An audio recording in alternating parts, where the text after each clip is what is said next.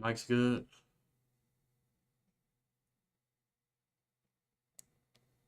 Mike's good. It didn't pick up all of that so far away. Can I turn up the gain? Mike's good. It didn't pick up all of that so far away. Which is peace. Can I turn up the gain? Yo. I think that's good.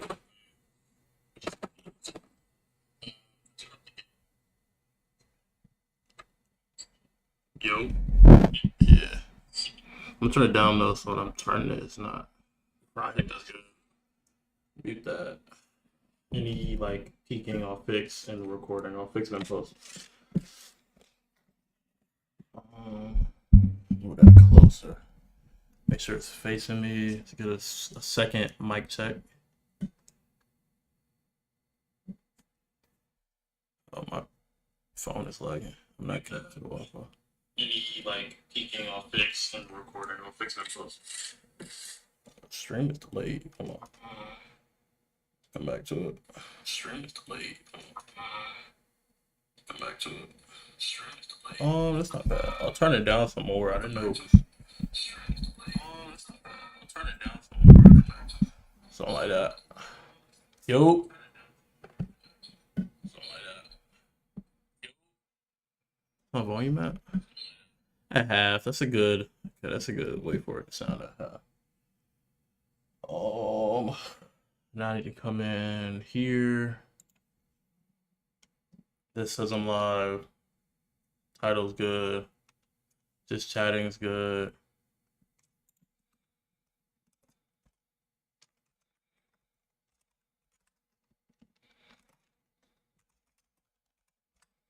I'm guessing when people come in, like, they can't see the. Like, if they're on PC, they'll be able to see the pen.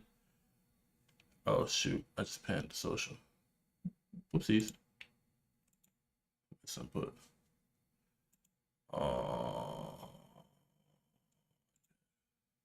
Pin this one instead. Skis. There we go. Twitch is good. It's saying the bitrate is like low, but the bitrate is 10K. So I think the bitrate is fine. Twitch is just weird with like bitrate. I don't think I'm supposed to go over a certain bitrate since I'm not partnered yet. Pop out. Control C. It's supposed to be a new chat every stream. I don't know how much of that is true. Because for YouTube, it says I'm not live yet. Try refreshing again. Let me check OBS. And OBS says we streaming on both. For some reason, the YouTube ain't live.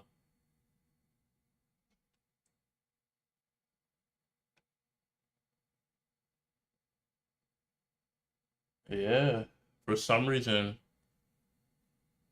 for YouTube people, like there can be no viewers because the John's just not live.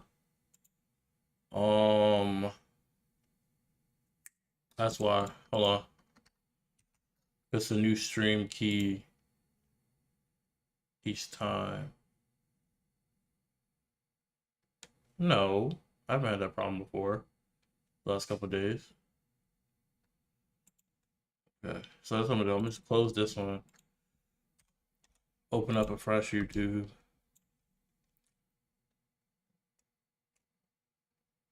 Oh, that's crazy. Prism's live right now on Dispatch. That's tough.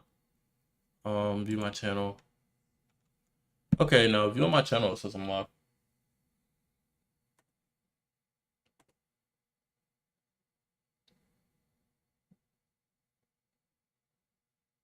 Yeah, it says I'm live. Let's click that. Yeah, no, it's good. YouTube just being weird. But we just get a new subscriber in the last couple of minutes, bro. We're just at 98. We're at 99. We're one away from 100.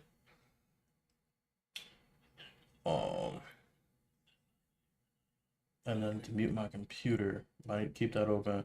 I gotta sneeze. I try to sneeze away from the mic, so we'll pick it up a little bit less. and then do the partial jump,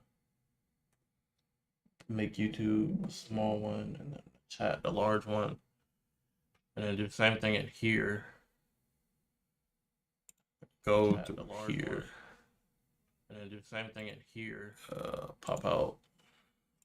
Go to here. Control C, and then do the same thing in here. Pop out. And then even if you close it, the pop out is the same. Like the chat has the same like link. If you close it, the pop out is the same. Like, the chat has the same like link. The pop out is the same. Boom. Bro said that as I put it up there, so it's not showing up. What's good, bro? Boom. Bro said that as I put it up there, so it's not showing up. Put a couple stuff in there to give it back. YouTube notification. Bro said that as I put it up there, so it's not showing up. Put a couple stuff in there to give it back. YouTube notification.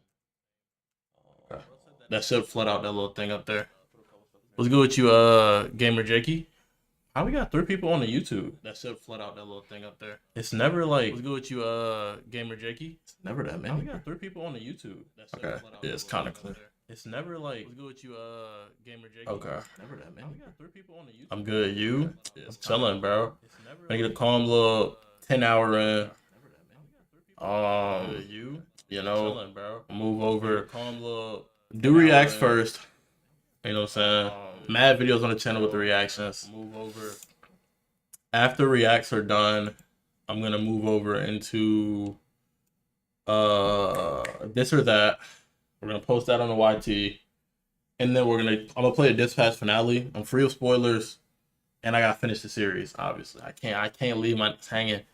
And then after that, I'm probably gonna hop on Rivals. I heard they dropped Gambit, bro. Damn, it's 1 a.m. for me. Damn. See, it's different time zones. See, I have friends where it's like most of my friends are either in my time zone or they're mad far away, or not mad far away, but the other way. So for them, it's always earlier. 1 a.m. is crazy. 1 a.m. is crazy. I mean, I'm not unfamiliar. I'm gonna be doing this job until 5. So if it's 1 for you now, it should be a 10-hour. At 11, I should still be here. So technically, you know what I'm saying? You'll be able to see some resolve from me. I might have to go till 6. I started so late. So Twitch is good. Other one's good. OBS is good. I don't have a second monitor, so I have chat up on a laptop on my left. So that's why I keep looking over here. That's how I see you.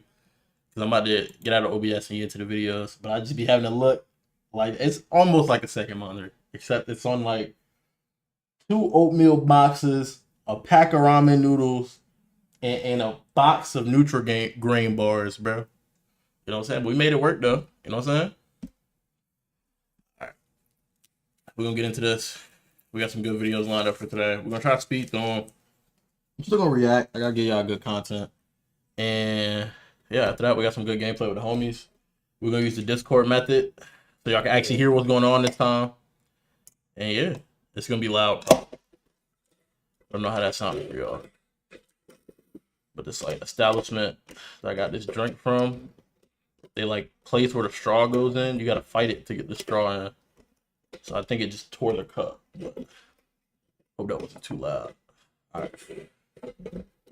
And straight into it. Ahoy, me niggas. As you. My dog, Beaksy, boy, he going up. He going up. When I first watched this, he was at 10K, bro. I'm proud of bro. The biggest man. RDC shit. Forward RDC. Ooh, it's debates though. Yeah, something I have to watch in my free time, I ain't gonna lie.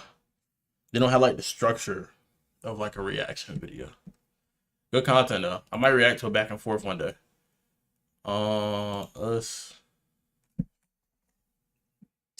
Something to let editor me know. Jiggle the glass a little bit.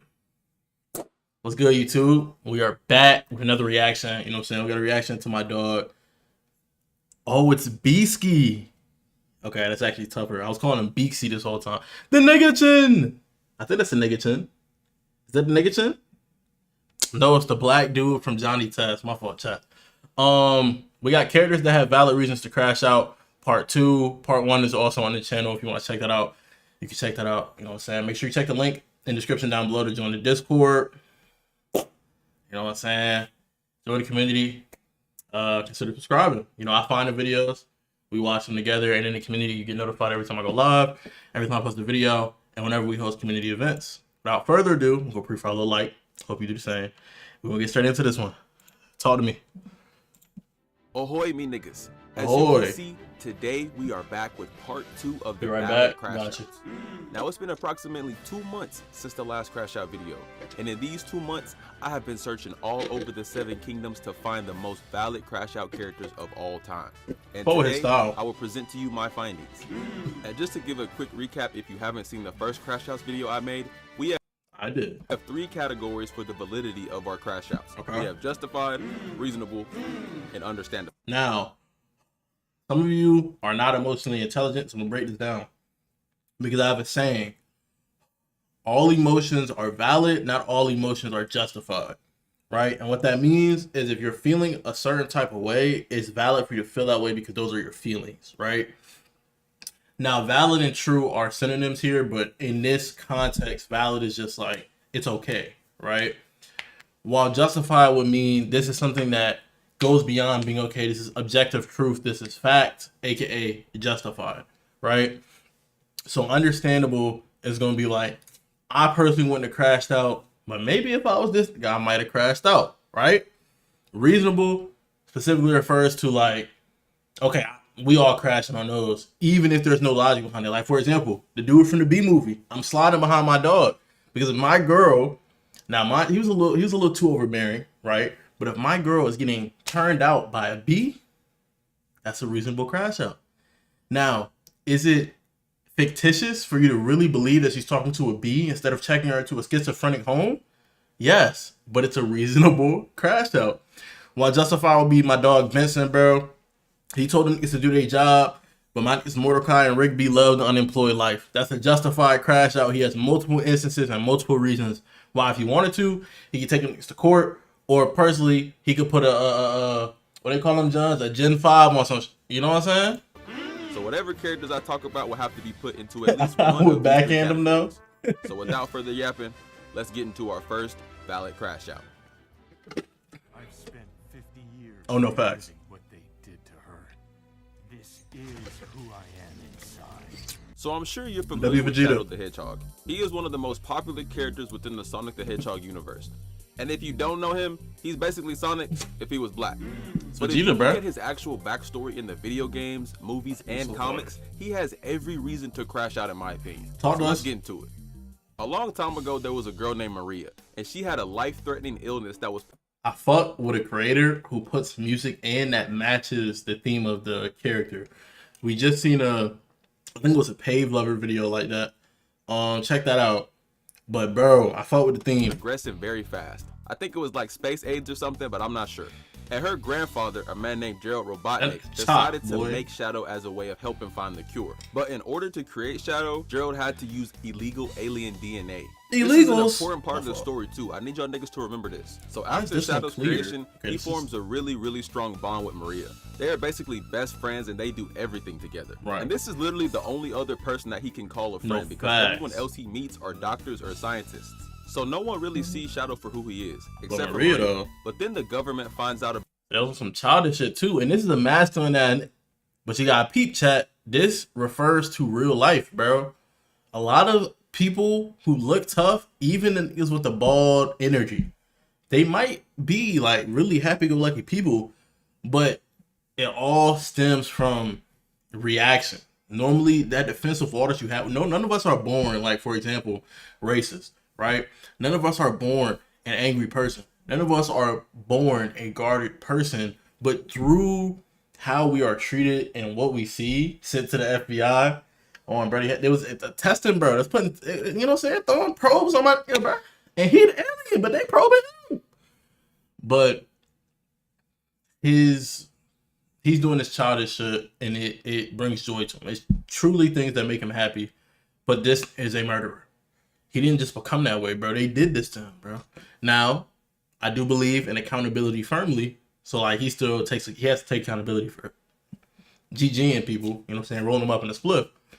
But those people that did that also have to take some accountability. About Gerald using illegal alien DNA to create Shadow.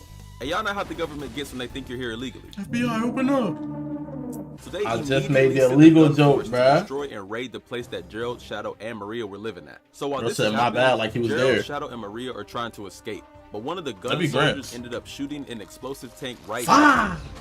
Also wanted to mention, there's 2 different ways this part of the story goes, depending on if you're going. Real quick, that's survivor's guilt. She died. It is his only companion. So like he knows they're not the same, but you feel like y'all are the same. But because of this body that he's cursed to have because they created him, she died and he got to survive. Off of the comics That and video shit, games or going off the I told movie. you. But I'm gonna focus on the movie version to make it easier for y'all right now. So unfortunately, Maria Magic Johnson has ended up dying. So now Magic Shadow has Johnson is lost his crazy. best friend and lost his whole purpose of living, which DNA would already toxic, put him boy. as a valid crash out in my opinion. Right. But that's enough of the history. Now it's time for the Talk to crazy me. parts. So after Over the this beat. happens, Gerald is blamed for the whole incident and sent to prison. Reasonably, and bro, then he's a Shadow was scientist. put in a cryo chamber by Gunn and taken to a place called Prison Island. And they kept. And this is how it starts, chat. In what society are we okay with something that's supposed to protect people being named Gun, bro? I don't care what reason these letters stand for. Gun? That's like if SpongeBob's friend song was the N-word. And then he just went, nah, this stands for needed companion, intelligent, grateful, guided assistant. Like, no, bro, that's, you know what I'm saying? We can't let stuff like this slip. His ass here for 50 years. He was isolated inside that little ass pod for 50 years, bruh. I've seen goldfish with more room than he had in that chamber. And No I know bull, Maria bruh. was looking down from heaven just like this. Release my nigga. Release my nigga. But then the prison system he was in ended up getting hacked. So this led to Shadow breaking out, and this nigga Shadow was in full crash And it was from Sonic blacking out the grid, no?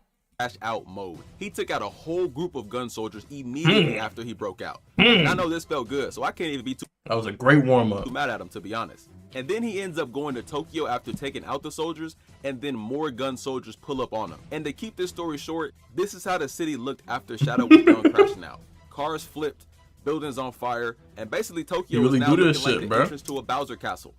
And later, Team Sonic pulls up and Shadow continues to crash He out. whooped and that beats nigga the hell tails, out of boy. him. That And he trailer- continues to crash out for a good chunk of this movie. And to make matters worse, Gerald ends up coming back, and due to Gerald being the only other person Shadow had some sort of bond with, uses He just Shadow's worked with emotions him. about Maria to Yeah. guilt trip him into crashing out even more. He breaks into a government building, then he ends up fighting Sonic again. Nah, Sonic was moving like Goku, bruh. Sonic was moving like Goku, bruh. He said, Tom, how could you? What Thorfinn said? How dare you take a man away like my father? I'll kill you for this. That nigga Sonic was about to slide. Again, and he damn near blows up the entire earth. I don't condone him destroying cities, taking out innocent people, and damn near causing the destruction of the world, but I definitely understand why he crashed out so hard. He was only created to Type cure shit. Maria's space aids, which he never got to do. He Space wasn't seen aids as anything more than crazy. an alien by most people. He lost the only friend he ever had. He got put in a fish tank for 50 years. They give him that Tai Gerald Lung manipulated treatment. him by using his emotions over what happened to Maria. And the way Gunn treated him from start to finish was awful. Cause how the hell are you gonna kill his best friend, then put him in jail? Y'all niggas killed her. Shadow didn't Y'all even do did this anything. shit. I'm like, what he say fuck me for? He's the victim here, and he still got locked up. If my only friend got W Dragon Ball thing. Oh my god! When I saw this, I wanted to cry, bro. I'm gonna go. Where do I sub? You can do the YouTube. You can do the Twitch. I'm J Rose Sly on all platforms. We post reels and shorts daily. smoked and the judge sentenced me to 50 years, I'ma crash out too. Get some good sleep, bro. It's 1 a.m, bro. I'll be here when you wake up.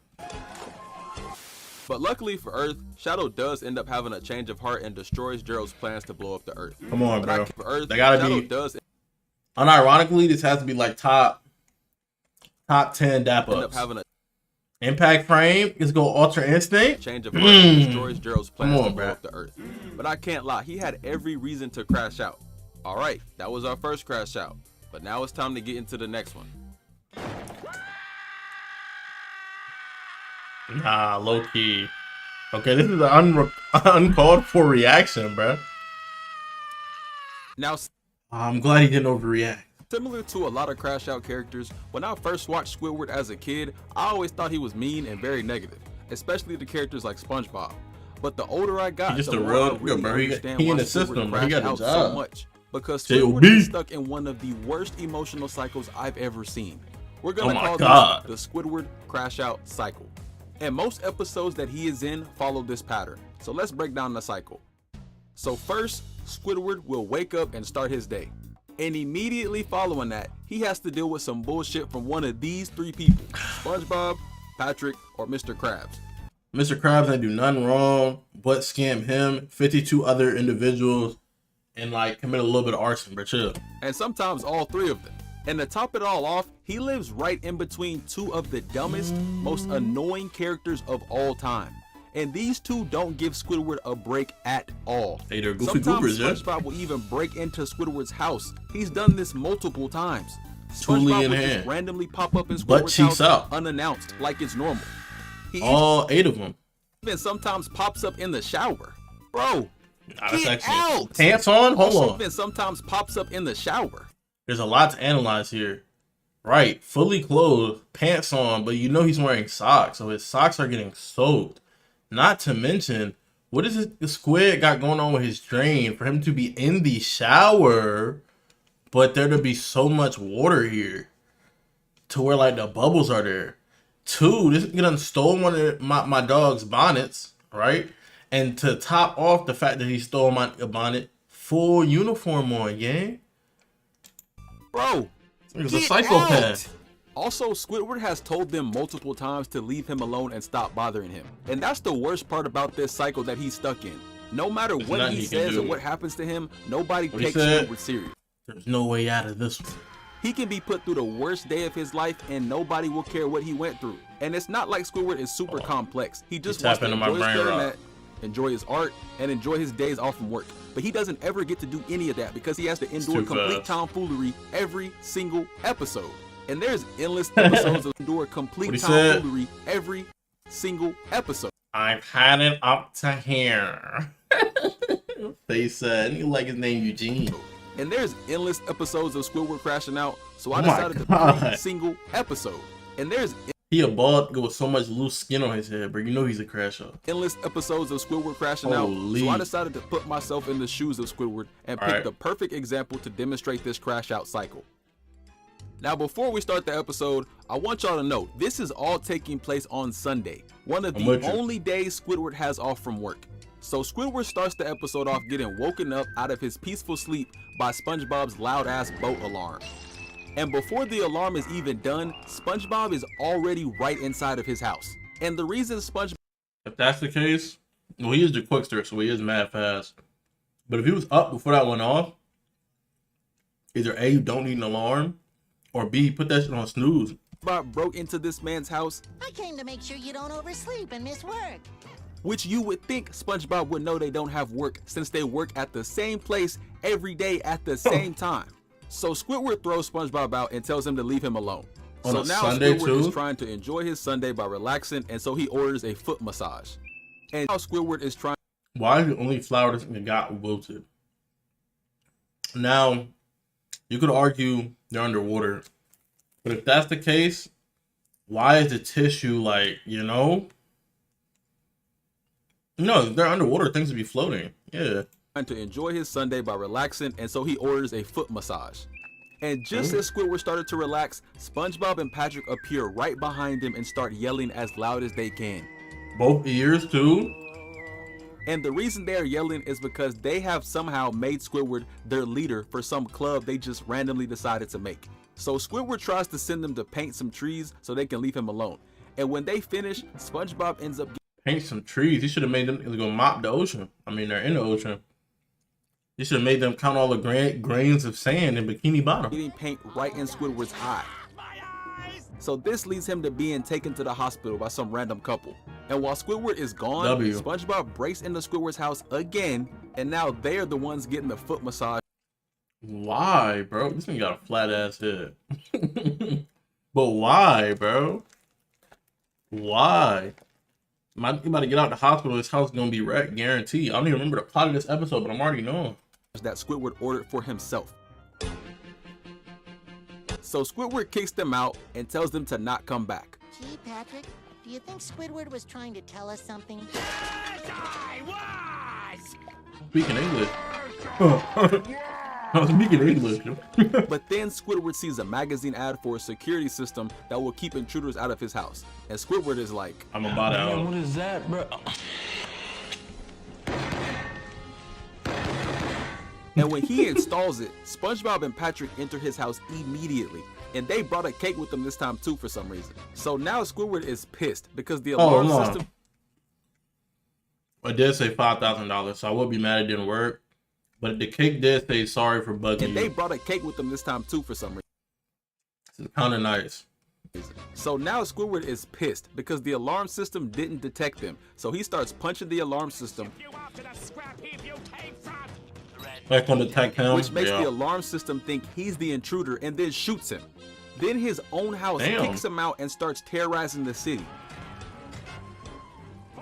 Terrible product. 12 seconds later. They make the house come back and land right where Squidward was laying down. Now we're at the end of the cycle where Squidward finally crashes out. House destroyed. We just wanted to... Get out of my house! But now the police and an angry mob of people are waiting outside for him. And turns out that his house caused so much damage It kicked me too, bro. I'm a victim. that he has to do community service every Sunday for the rest of his life. Nah, no more days off. Every Sunday for the rest of your life. Is this nigga serious? Nah. And all of Nah. Big Sponge and Pat might have sold that boy. this happened because SpongeBob and Patrick's dumbasses wouldn't leave him alone. And then we get the icing on the cake. Talk to me. One of those two? This'll be great. The three of us cleaning up Bikini Bottom. Yeah, I Y'all tweet, can't not tell gonna me lie. this isn't Crash Out worthy. And you would think SpongeBob and Patrick would eventually understand that Squidward just wants to be left alone, but they damn near annoy him every single episode. He never really leaves the cycle. He is the Benson of SpongeBob. I love this. I love this is what I arrive into. Every day. Yeah. All right, now it's time for the next Crash Out. Hold on, he might be King Yam. He just has to endure it every day. All right. I think we can make the case that this thing might be King Yam. Not only does he have a large schnoz, he has the width of nostril to where this John is like half the size of his eyeball. Like my eye is that big, right? So half it will be like these. Imagine my nostril was that big, bro. Each one, bro. He might be King Yam. King Schnoz. Now it's time for the next Crash Out. Shout out Big Squid. Or I will take it, boss. Not Just in my home. Witcher. Now, as a proud member of Team I ain't Black watching. and a supporter of Queen Rhaenyra, having to include Eamon on this video doesn't sit too well with Hunger me. Games, Witcher. But I'd be lying my Two. ass off if I said that this man right here doesn't have some valid Gotta reasons be to Witcher. crash out. Can't be And I Witcher. think a lot of people look at Eamon and see how mean and cruel he is later on, which I agree, he definitely is. But if you look at his backstory, especially in the House of the Dragon TV show, you can easily see why he became such Game a of the crash Thrones. out. So let's get into it. So when we first see Eamon, he's pretty laid back and to himself. But one thing that stands out is he is one of the only members of the royal family that doesn't have a dragon. His brother has one, his sister has one, and just about his whole family has a dragon besides him. Even without white hair, bro. Yeah, I crash out too. And this is where we see the first instance of some mistreatment towards Eamon. So the other kids decide to prank Eamon, and they tell him that they found a dragon for him to claim. And of course, Eamon word? is optimistic about this, because Yeah. he's been wanting a dragon for some Be time. mad. And when they show him the dragon they found, it turned out to be a pig with wings on it. Ain't no way. Boy, I would Yeah, I might slime out their entire bloodline on some Itachi shit, bro. No bull. beat this motherfucker. So they all set this up just to prank him. So this pisses Eamon off big time, because these are his own family members and his own brother pranking him about something that he's very sad about. Look, from my knowledge, it pains me what those writers have done to Game of Thrones. I've heard. It did produce one of the greatest actors of our generation, Moist Critical, Charlie himself. But to get back to my point, what the first ever character to chat? There's a skip button. No way. There's a skip button on the PC keyboard. What the fuck? Back to what I was saying. The dragon they found. Let me this up. Let me get y'all in the frame I was talking about. Now, with the accents I'm getting from Game of Thrones, it's clearly because it's old timey, right? But I think Britain. Now, tell me why this nigga who consumes beans and toast on the regular is in my face like these, bro. Mouth all open, nose scrunched up. How was your dad? Like stinky ass breath, bro. Back the and this is your brother. This is nothing you can do, bro. Because they're supposed to be dignified. They're supposed to be a royal fan. Like, bro, if this was me, he's catching an elbow and I'm hitting with my fault, older brother. You know what I'm saying? And if you try to fight back, yeah, I got that. Trust. Something that he's very sad about already. And they're all just laughing their asses off and he's just sitting there. Her Game of Thrones is good, though. So fast forward a little bit. They're at a funeral for Lena. And due to her dying, her dragon is left unclaimed. And Lena had one of the biggest dragons currently on Earth. Okay. Vhagar. So Aemon ended up sneaking out after the funeral. And since Vhagar is unclaimed and he has no dragon, Aemon was like, Oh, say less. Facts. So he gets on Vhagar and actually manages to win the dragon over and claim it. So now this kid has the biggest, most powerful dragon on the planet. On some Luke Skywalker shit. A reward considering he never got a dragon. But some of the best TV in history up to like season 6. Then the writers got tired of the show and speed ran to the end. It was horrible, but the journey to get there is amazing. You know what that sounds like? It sounds like CW Flash.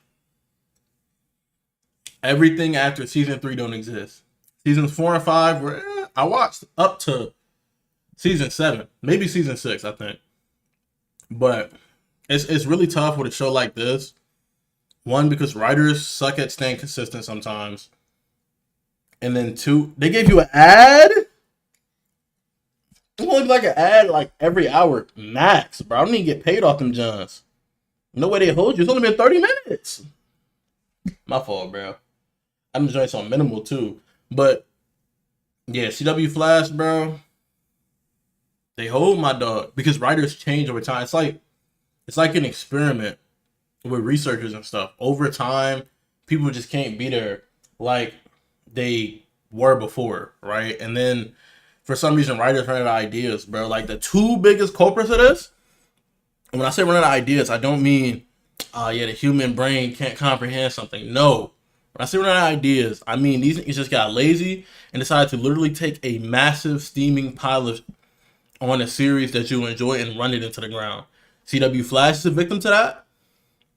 Young Justice is a victim to that. Those are my top 2 ruined shows by writers. I'd probably put Game of Thrones at 3 because I've heard the same thing. And I don't even watch the jump.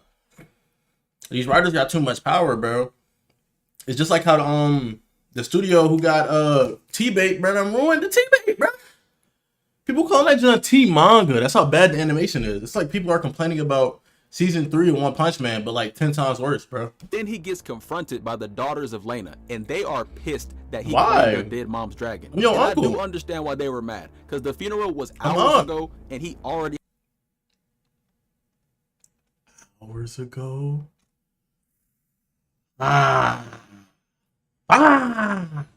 hopped on the dragon and claimed her. But in all fairness, there's not really rules to claim the dragon. Choice, if the dragon likes you, then it's fair game. Also, if it's unclaimed, I don't watch Game of Thrones, so I don't know.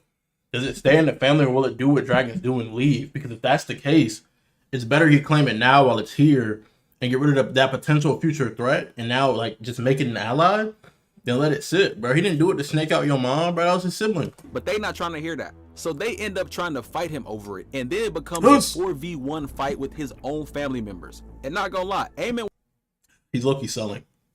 You're not supposed to throw. In that situation, you evade, you throw slight pushes, and you keep that up because they're tired. They're gonna get tired. They're tiny. They're gonna get tired faster than you will. Don't use any excessive force. You don't want to be seen. I've read enough manhwa. They may fly off, but they come back.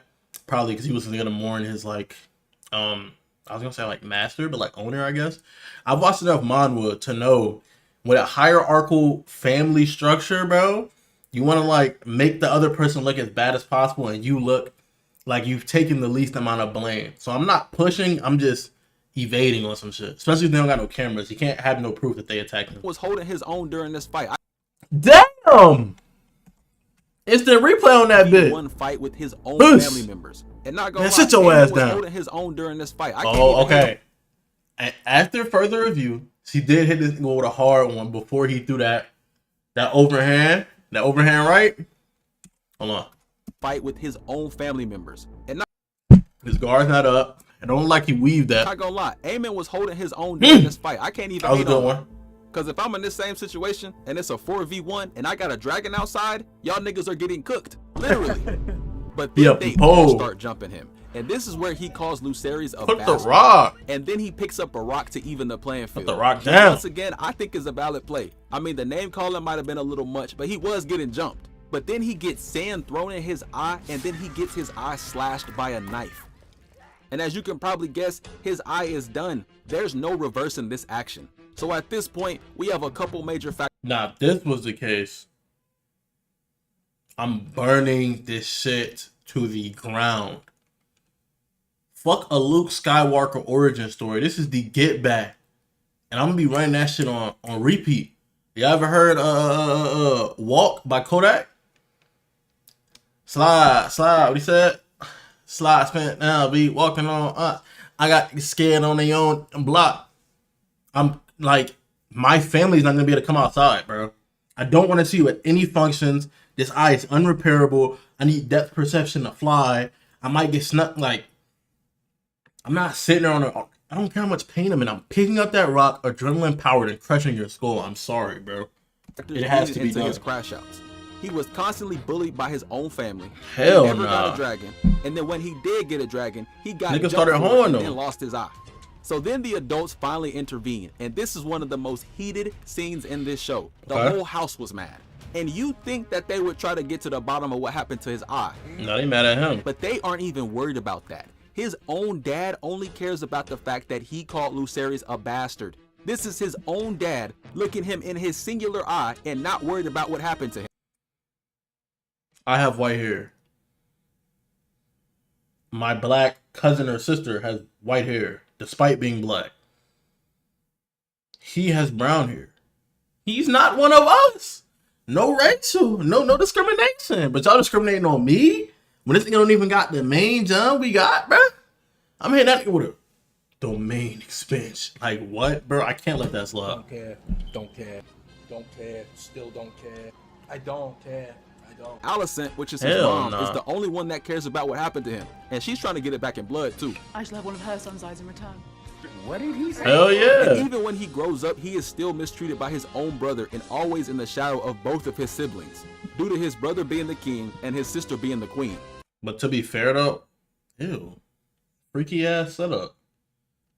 Anywho, like I was about to say, to be fair, though, in this situation, you just gotta use them shadows to like be on some, not some villainous shit, but some maniacal shit. There's a very big difference. I'm planning hella shit to where you think I'm a maniac the way there's no way you could have known this would happen. I know, bro. I've been plotting this whole time. I'm memorizing patterns. I'm writing all types of shit down, bro. And his brother is doing a terrible job at King. He don't know the language. He's always drunk. What? And he's really just not cut out for this position. And Aemon sees this, and so do a lot of other people. But there's nothing he can do about it. Which leads him to eventually become the crash out he's known as today. Okay. It's not gonna lie. After all Give me this, some he lore. starts crashing out hard. He ends up making Vhagar eat his nephew. He damn near kills his own brother, and then starts burning random villages out of anger. So honestly, I think I'm gonna have to put him in two spots: understandable and reasonable. Because I think it's reasonable to want to crash out after being bullied your entire childhood. Right. Finally getting a dragon, then you can't even enjoy that because 4 of your family. And it's in between because I like the crash out. I don't like the execution. We have to do it in that manner. Family members want to jump you. Then you end up losing your eye and nobody cares about you or what happened for the rest of your life. And then I think it's also understandable because the people he crashed out on were major factors in his childhood and adult trauma. But I don't agree with him killing people, obviously. But I do understand why he did what he did. All right, now it's time for our last valid crash out. Talk to me. Bro, erase this nigga.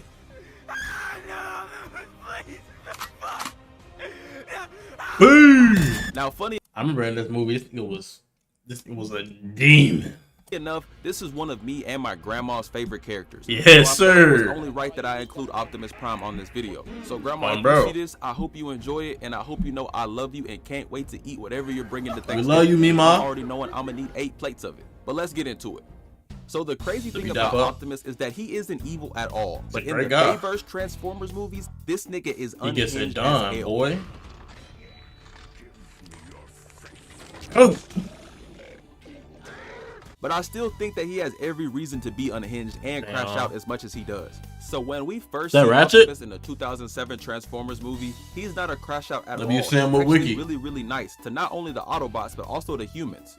The only time he really crashes out is when he sees a Decepticon or his arch nemesis Megatron. But in this movie, there are 2 major things that happen that I would say are very important into leading to his eventual crash outs. The first one is that he meets Sam Witwicky, who is the main character of this movie as well as an important person throughout this entire series.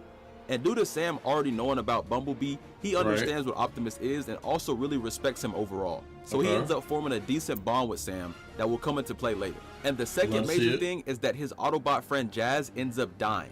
And Jazz got done so bad. He literally got ripped in half like he was nothing. By his arch nemesis too, the universe, they gonna do the black characters the worst. And he was a clanker too. Yeah, I know his screen time wasn't gonna be long even as a kid. Because there's not a lot of Autobots left from Cybertron at this point. The crew is extremely small. It's only 5 Autobots during this time. Optimus, Jazz, Ironhide, Ratchet. This is ironically how it goes, because their sizes really do vary. And Bumblebee. And I guess we could throw Sam in there too, since he's usually with him now. So the fact that Optimus lost his first lieutenant and one of his only friends at the time definitely played a part in turning Optimus into the unhinged 18-wheeler that he later on becomes. So now we move on to the second movie, and this is where we really start to see Optimus change. So during this movie, a Decepticon leaves a message for Optimus saying, "Fallen shall rise again." Man, so stupid. So. And this leads Optimus to try to get Sam's help finding a fragment that can stop all of this from happening. Like the shard, and the reason Optimus asks Sam is because Sam is the only human he can trust right now. But at this point in Sam's life, he's in college and pursuing other things. So he ends up... I don't like the fact it's great acting. I don't like... At this point in Sam's life, he's in college. The fact that he conveyed fear and like freakiness in this one scene. And pursuing other things. Hey, but what Bumblebee said? Super freak!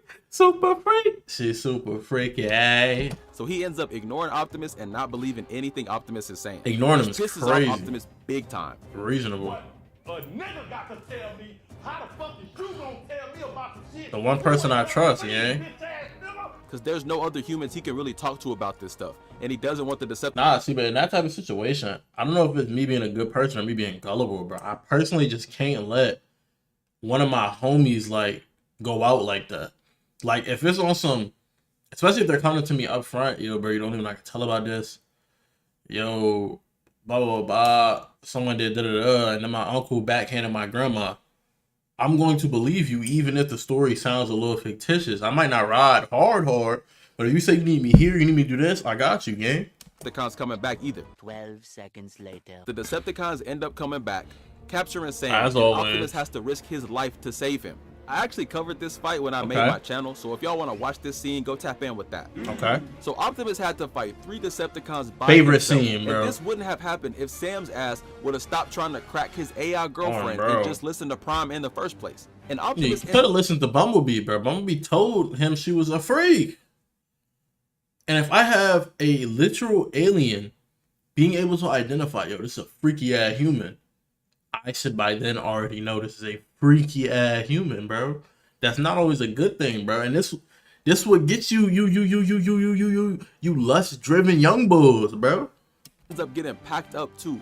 So at this point, we have 3 major contributors. Don't even worry about it, bro. Optimus gonna get his shit back in blood. This is my favorite scene. Sam not listening, and him getting jumped to death by his biggest ops. And this is Peak where we reverse see jumping. his first crash out.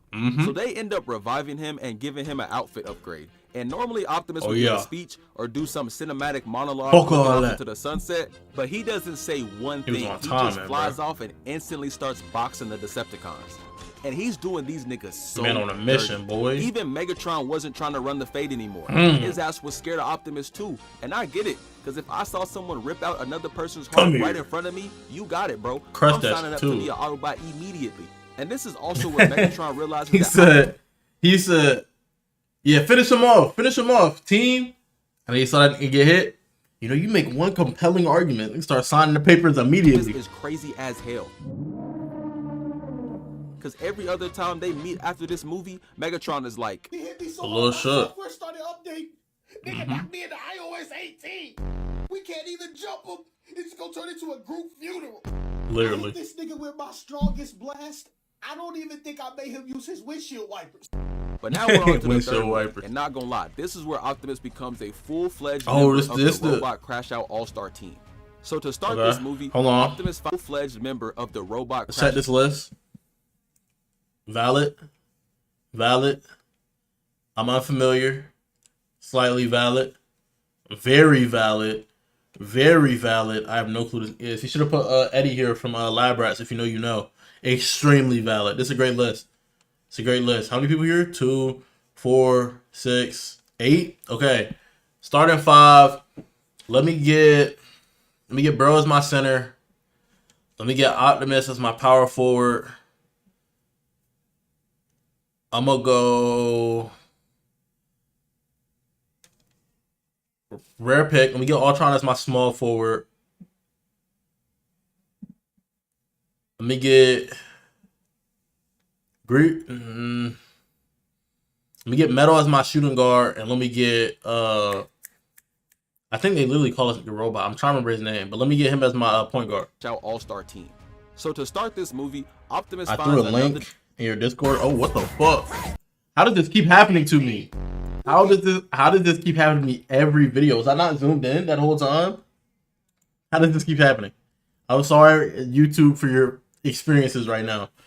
I do take recommendations. I typically do them before, like, I start the reactions, but I'll just check it out right after this. I ain't even worried about it. Of the Decepticon hidden on Optimus. And then to make matters, Cybertronian in this movie, Optimus finds another Decepticon hidden on Earth. And y'all know how the side. So to start this movie, go back. This becomes a reaffirm this list member of the Robot Crash Out. Center, power forward, small forward, shooting guard, point guard. No. Yes. He's fast. Trust. All-Star team. So to start this movie, Optimus finds another Decepticon hidden on Earth. And y'all know how the Cybertronian gang beef goes. So this immediately pissed off Optimus. And then to make matters worse, it turns out the government has been lying to him and hiding the fact that there are other Autobots on Earth. And I don't know why they did this to my nigga Optimus, because he's the leader of the Autobots and has been looking for his friends since he got. I am specifically fighting against opposition that is trying to take your planet over, bro. Don't make me get to backhand it, shorty. There. And they've known about this for years and didn't tell them. So Optimus goes to retrieve an Autobot named Sentinel Prime. This is basically Optimus Prime's OG. That's like his big bro back on Cybertron. They got a secret handshake and everything. So when they linked up, Optimus thought it was finna be a great time. But then Sentinel ended up not only betraying Optimus, but also killing Ironhide. And before we can... Random, but I did not know I can go into my view and start out predictions from my phone. I did not know that, chat. We finna go crazy from now on. No bull. We starting crazy gambling. Prediction networks. Continue. Ironhide is also another black character. I just wanted to throw that in there because I'm starting to find this a little suspicious. You don't find that suspicious? But yeah, so Sentinel betrayed Optimus and packed up one of Optimus's closest friends. So as y'all can see, the events causing Optimus to become a crash out are getting pretty outrageous. But don't worry, there's still more stuff that happens. So after all this, Optimus and the Autobot crew get deported and exiled from Earth, and all the Decepticons take over the city. And mind you, these Autobots spent years protecting Earth, and now not only did his OG betray him, but the humans that he risked his life for countless times also switched up on him too. And this causes Sam to start tripping. Yeah, it automatic your Lamau. I just took it off. I think it was like a filter thing that was just on my screen. I said it because you accidentally clicked. Yeah, I don't know why that keeps happening. The first time was literally my keyboard. I think I clicked like end or something, or I clicked the arrow key on accident and it automatically went to the next. YouTube literally has updated their thing, like the UI, so it's more like you're more immersed. So now things are a little weird. But now, if his ass. But I turned the thing off, so now I can see it, and it's not like it didn't pop up on screen just for me looking at chat. I couldn't see it for some reason, but I fixed it. And I figured out how to start up Predix, so we couldn't start gambling midstream. Allegedly, YouTube. But locked in during the second movie, we wouldn't be here right now. But Optimus does end Don't gamble, kids. up coming back, and this nigga is in full crash out mode. We will kill them all. We will kill them all. As soon as he steps on the scene, he starts destroying my. everything in his way. Hold on. That's a good As soon transition. as he steps on the scene, he starts destroying With the everything jet in his blaster? way. And I can't blame him one bit. Optimus has been through literal hell and back. Facts. And now he still has to save the Time to day slide, again. nigga. And during this, Megatron is not. Hey, bro, because the heroes, rain, sleet, or shine, we get it done, bro. Shout out to Tim and T. What was it, 2012? What they said in the intro? Because the good guys win and the bad guys lose, trying to bro. fight him at all. That's He heard Optimus was still alive and started having flashbacks to the second movie. Look at his brain meat, bro. He heard Optimus was still alive and started having flashbacks Look at this. Look at this cranium. to the second movie. But then Optimus and OG Prime start boxing, and Megatron Yes, comes to try to sir. help Optimus. Nigga's so scared he switched sides. Optimus not trying to hear nothing Megatron gotta say. He ends up bro. annihilating Megatron. Nigga, you literally ripped Jazz in half, bro. There is no talking, bro.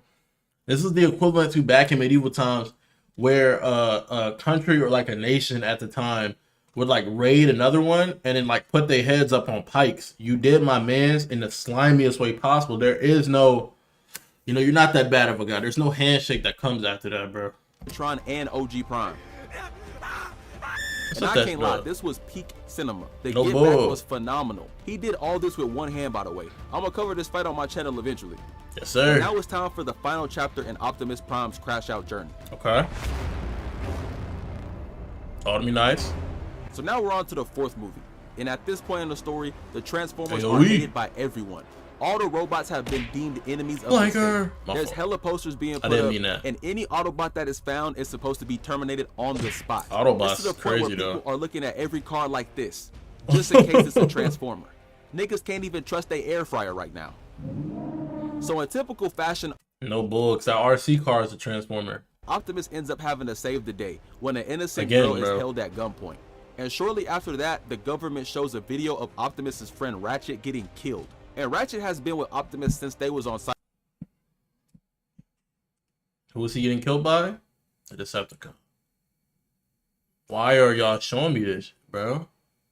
I literally felt that. I felt like my heart sink, bro. And you expect me to have compassion and mercy left for you? Because I'm the good guy? I could rule this planet with my pinky. And y'all only come after me because Megatron's gone. Can't stand it, Cybertron. bro. So the fact that they killed his day one homie and then recorded it sent him into unspeakable levels of rage. No He ends bull, up busting bro. into the building where they have Ratchet's body, and him and the Autobot gang are going Sliding, crazy. bro. They shoot up the place Hold and on. they have Ratchet's My nigga clean. He got the trench coat. body, and He's all him and the metal. Autobot That's still gang are going flowing. crazy. They shoot up the place and destroying the whole building. And Optimus damn near takes this man. Don't point at me. And to make all this worse, they also use Megatron's body to recreate another evil robot named Galvatron. He got that shit on though. So just when Optimus thought his arch nemesis was gone, he ends up coming back fully upgraded, and he got a crew with him too. So as you can guess, this Y'all are leads Optimus to wildin'. crashing out again. He goes to get literal dinosaurs to pack up these new evil robots. And Oh, that bro. Megatron DNA is still inside Galvatron, because he sees Optimus doing all of this, and he already knows to run away. And there is another movie after this, but Hey, I may be robot, but I'm at least 25% hoe. I know when I'm about to get beat. that one's kind of trash. Like, what So the yeah, I fuck? think that's why I would put Optimus as a valid crash out. I'm gonna put him in the justified category. No But bull. He low-key could be put in all of these, to be honest. But I think he fits here the best. He lost so many friends along the way and was never respected by the humans that he literally sacrificed his life for. Everything multiple for it, times. bro. And if I put myself in his big ass robot shoes, The same way they're making a new Megatron, y'all can just get me upgrades. If you're really that afraid of me, not saying y'all gotta kiss my boots, because I've never done nothing evil to make you afraid of me. But you can just make upgrades, right? And then you can become friends with all of us and then go like, yo, let's make a pact. If one of y'all goes rogue on some Batman, on some Justice League, if one of y'all goes rogue this group of like the most elite of the team, we're gonna give y'all upgrades, and the other like 4 or 3, however many, are gonna slime out the one that turn. Type tag. And then you don't have to do something that's gonna betray trust and make someone want to eviscerate your entire civilization. I'd be crashing out too. I saved y'all countless times, and y'all still acting like I'm the threat. They couldn't even give the Autobots a private garage or anything. You feel me, bro? They just had to hide in plain sight. So to recap every reason why Optimus was a valid crash out, he lost his friend Jazz. Look at this whole list, bro. The Decepticons came back. He got jumped. The government lied to him. OG Prime switched up on him. Ironhide died. Decepticons took over. He was exiled from Earth. He lost an arm. Autobots were the enemies of the state. He lost Ratchet. Megatron came back as Galvatron. And he never got the respect that he deserved after everything he did for the world. I'm crashing too, bruh. So yeah, that concludes today's Yap session. I hope y'all learned something new today, but I'm tired of talking to y'all niggas. Cue my outro music. No, I'm real talk. I'm busting out some baby Kia on my speakers, my massive speakers, bro. I don't want you to, you know what I'm saying? I don't want you to be able to go anywhere on this planet and not hear the fact that I'm bumping baby Kia, bro, because I'm crashing. But as always, did I do an outro? Is this the first video? Did I do an outro for the last one? As always, appreciate y'all boys for watching. Make sure y'all stay happy, healthy, and hydrated, and I'll catch you guys in the next one. Peace. I'm trying to remember. Did I do an outro? This is the first video. There was just so many parts to the video and it kept clicking out. Okay. I'm about to say, I really felt like I did another video and I didn't do the outro. I don't think I got anything on my Discord that'll get me banned.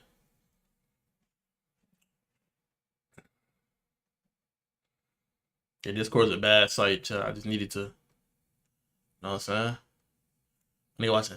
Quabada. It's not nah. You know what I'm saying? You watching that? What is that PFP? That's Jimmy Neutron's mom? Hold on. Oh, it's Nero from Black Clover. I thought he was on some. Hi, Jimmy's mom. I thought he was on some Carl Thomas. I gotta get back in that. I gotta get this dispatch trying to have to react. We got a lot of shit in here. I think I watched all of these because all of them were shorts. We don't really react to shorts, but I've never made that specification. And this is the starters, no? Let me see. It is. I knew that name was familiar. I knew he was my dog, bro. I was really trying to put a pen to it. Who we got? Who the fuck is Citizen? See, that's why I don't appreciate the roles right now. We giving this every role. Hold on. Let me get you right. Get you right. Put you on my dog Helios. Let me get you right, twin. Get you a little gold, you know what I'm saying? Drip you out real quick. Okay.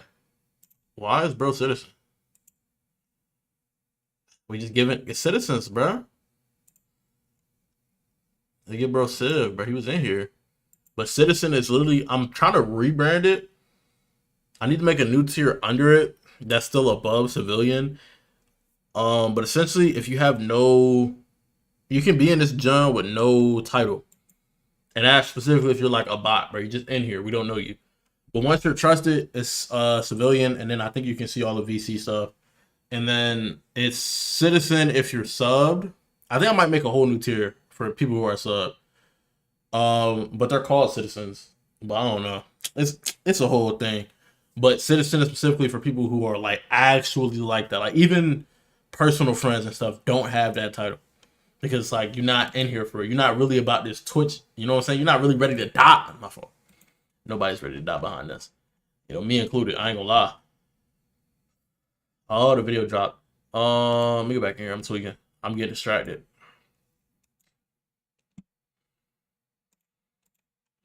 Just a Wolverine? Oh. I immediately thought that shit was Wolverine. I saw like a brief clip of that face, bruh. Immediately thought that was Wolverine. 5 minutes, chat. Like, come on, bro. Why would I not do reactions? Why would I not give a quick little react?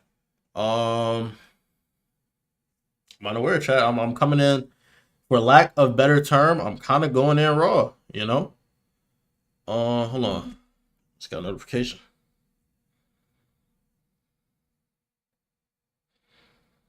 Oh, that's not crazy. Someone just sent me a video. Pull Twitch chat back up. Over here. We love the drip. Jimmy's, huh? Okay, I'm lost. Jimmy's Mall. Yeah, he knows ball. That new Wolverine game was crazy. I'm saying, like, I love when developers know what they're doing, bro. They're like, oh yeah, we're thinking about not including blood in the game. It's a Wolverine game though. Like, I love when developers know what they're doing and just want to put time. Like, it used to be a time before making stuff was so like easy to do. Not making good stuff, but just producing anything. That we're at a point in life where people are comfortable with just producing anything to say I did something, right? I wish we were back at the times where it was all type timing where when you produce something, because you're only going to produce like 10 to 15 things in your lifespan, if you really dedicated, you knew your name was tied to it. So you always want to put out your best work, bro. Nowadays, gaming companies are just putting out whatever. One, for the check, and two, because no matter what, if they make something good, all the like bad, I don't want to say aura, all the bad like reputation, all the bad rep, all essentially the karma on their slate will be cleared with one game that is just where it should be. Because we've been getting, like, you know what I'm saying? I'm sure they have is in the board meetings. Their marketing strat is we're still making money. We keep dumping bad games. The bar is gonna get so low that we drop this mid game and we're good. Most of these types of things is usually pressure coming from the CEOs and publishers. My fault. Yeah, you're right. Because developers are not. Because that goes back to the anime joint with the fact that an anime can be good, but it'll come out as ass, and it's because of like the studio, not necessarily the people animating it. And sometimes it's not even the studio; it's people above them that are giving them the budget. If that makes sense, I think it's the same thing. L Twitch ad, I'm out for a minute and a half. My fault, bro. They keep subbing my out, bro. That's my goat, bro. Oh, could I give subs? Would I be able to use my Prime to give bro a sub? Is it possible? Hold on. You pick somebody? I don't want to gift a sub and then it's just a fucking random, bro. Nah, I don't. They're not letting me use my Prime, bro. GG's. What was I doing? It's a distraction. All right, YouTube. We got a reaction to Welcome to Noxus. 2025 Season 1 Cinematic from League of Legends. I'm not a League guy myself. I'm not a League guy because, okay, it's crazy grammar here. I am not a League guy because I don't like the game. I'm just not a League guy because I haven't, played it. I was not a D&D guy before I delved into the worlds of D&D and realized it was actually kind of tough. It just gets a bad rep. I think League of Legends is in the same category. We're going to watch this. Was recommended by a viewer like you. You know what I'm saying? Shout out PBS Kids. Sponsored by viewers like you. You know what I'm saying? And we're just going to check it out. Appreciate y'all for tapping in. Check the link down in the description. And I got y'all. Talk to me. Yeah, I was waiting until you came back. Trying to stretch out the intro. Noxus is where the strong gather. Off rip, I feel like a music fan. I'm pausing this first few seconds about to say it's peak. I like the eye dilation. I like the detail. It looks very hand drawn here. Yeah, talk to me. It seeks the fearless and defiant, calling them here to answer one simple question. Are you strong? I love symbols. I feel like there's an Easter egg there and I don't even know the game. That's a face. Potentially. I don't know ball. And that like was starting to shape a heart. I don't know. I'm just throwing shit out there, chat. I genuinely don't know ball. I like the description on the characters. Not description, details. Music's good too. This is done by the same people who did the League of Legends show Arcane. Okay. Oh, this is gonna be a new show? Oh my god. Come on, run that back. I need to hear that beat drop from the beginning.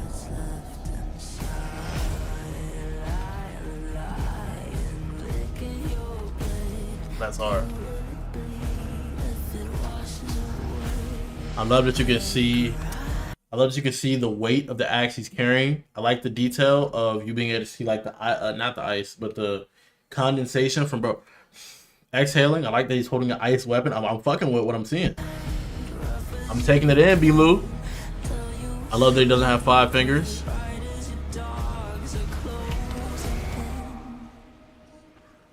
It's like the joint from the Deadpool and Wolverine movie.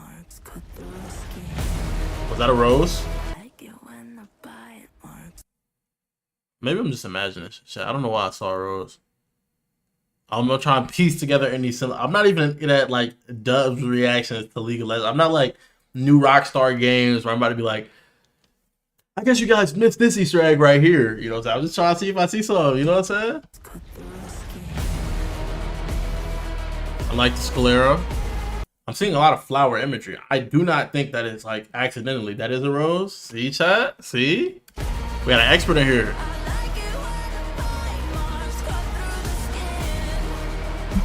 Like the symbolism. Everybody here is wearing a mask.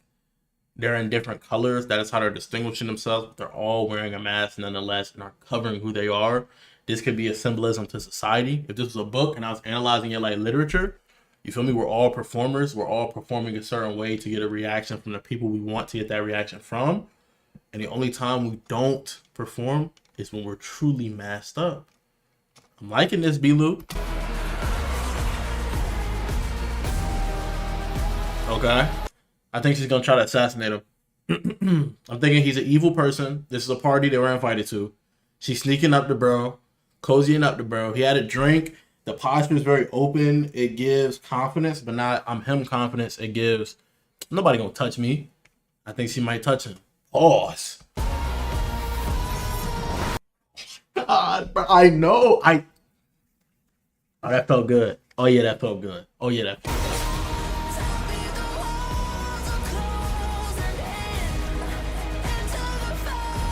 Spider people? Okay. Who protected them? Oh, her. There's more people back there. I fought with it. I like the design of how like her coiled up. I like that. Weave. Good parry. It's ice, gang. You don't got no secondary? This would be the perfect time to like, oh no, put your body weight into it. Either that or very risky move in combat. He doesn't have a body mass for it, but if he did, you would loosen the grip on one of your hands, slip a shoulder in. It's just me personally. Get low and try to get to where the ribs are, and then now that you have it in reverse grip, you can pull with a certain amount of momentum because you'd be able to take this arm. It's just a physics thing. That's how I'm thinking of it in my head and get a little bit of torque.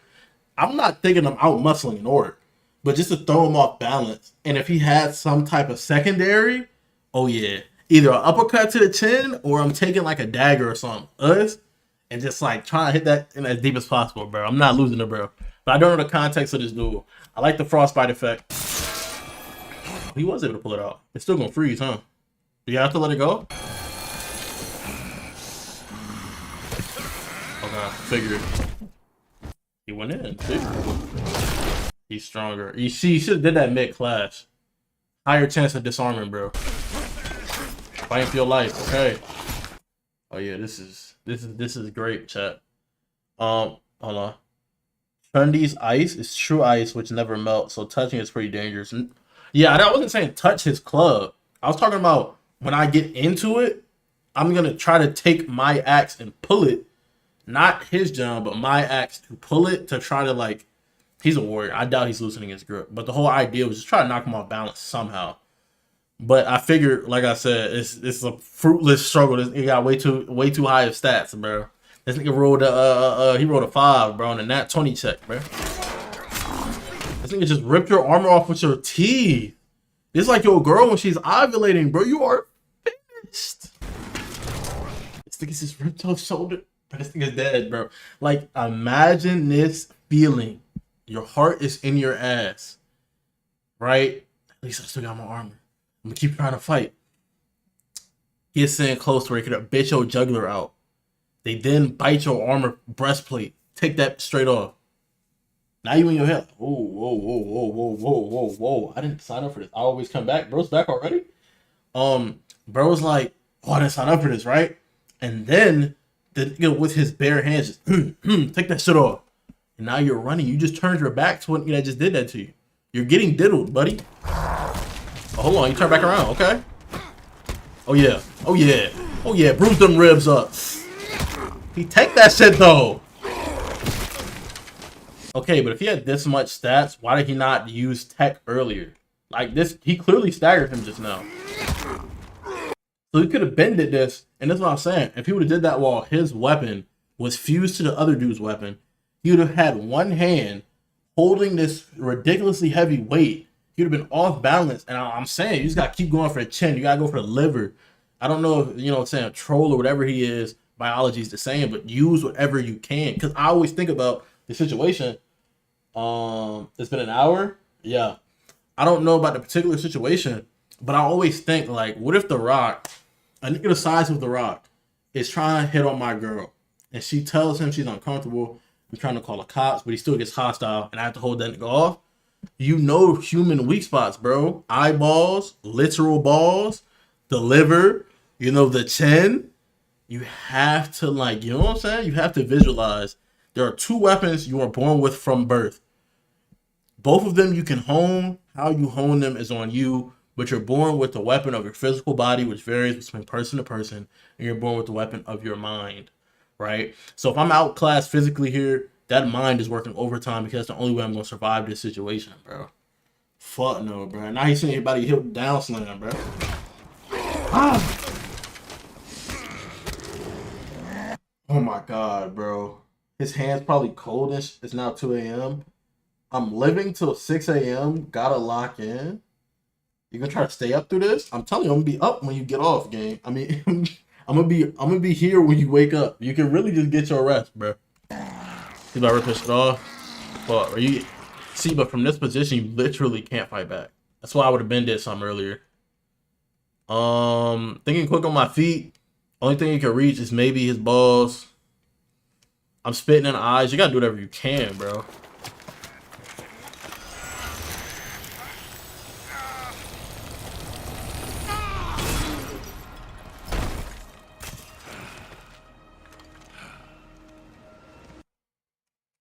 But if you had this strength, like, what happened? Five Nights at Freddy's? Shout out for now. I fought with the hair and the, like, face tats, I guess.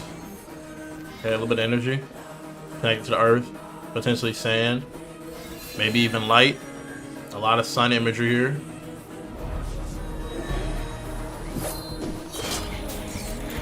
Okay.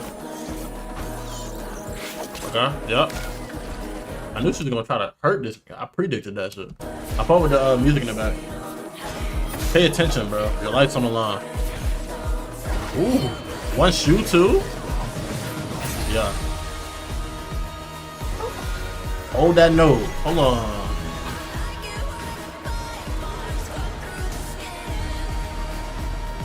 Fuck them shackles. Hell yeah. I'm assuming she has to do something. She's not walking with any urgency. Very cinematic. He just permanently damaged his arm, grabbing his axe like that. What a G. Yeah, I was about to say, like, that was a risky maneuver.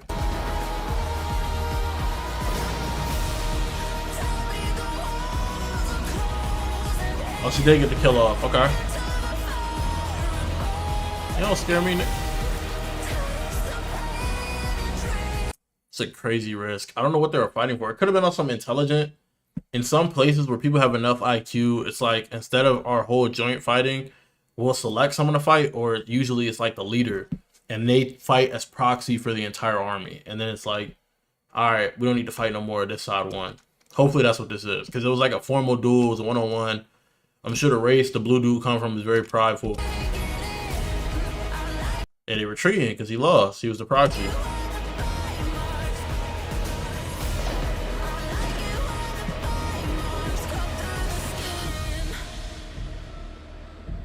Foresight, maybe?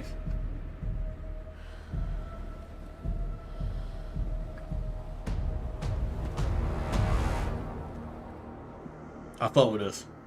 There's more. I like the so far, just off the rip, I like the what's what I'm looking for? Not synergy. It's right there, bro. Imagery. I like what it's the imagery, the scenery. I like the connections they're making. This ending part is the real show hint at what's coming next. Oh, bet. So I gotta lock in. But I'm liking that as someone who's not even like invested into the series, I can kind of piece together what's going on.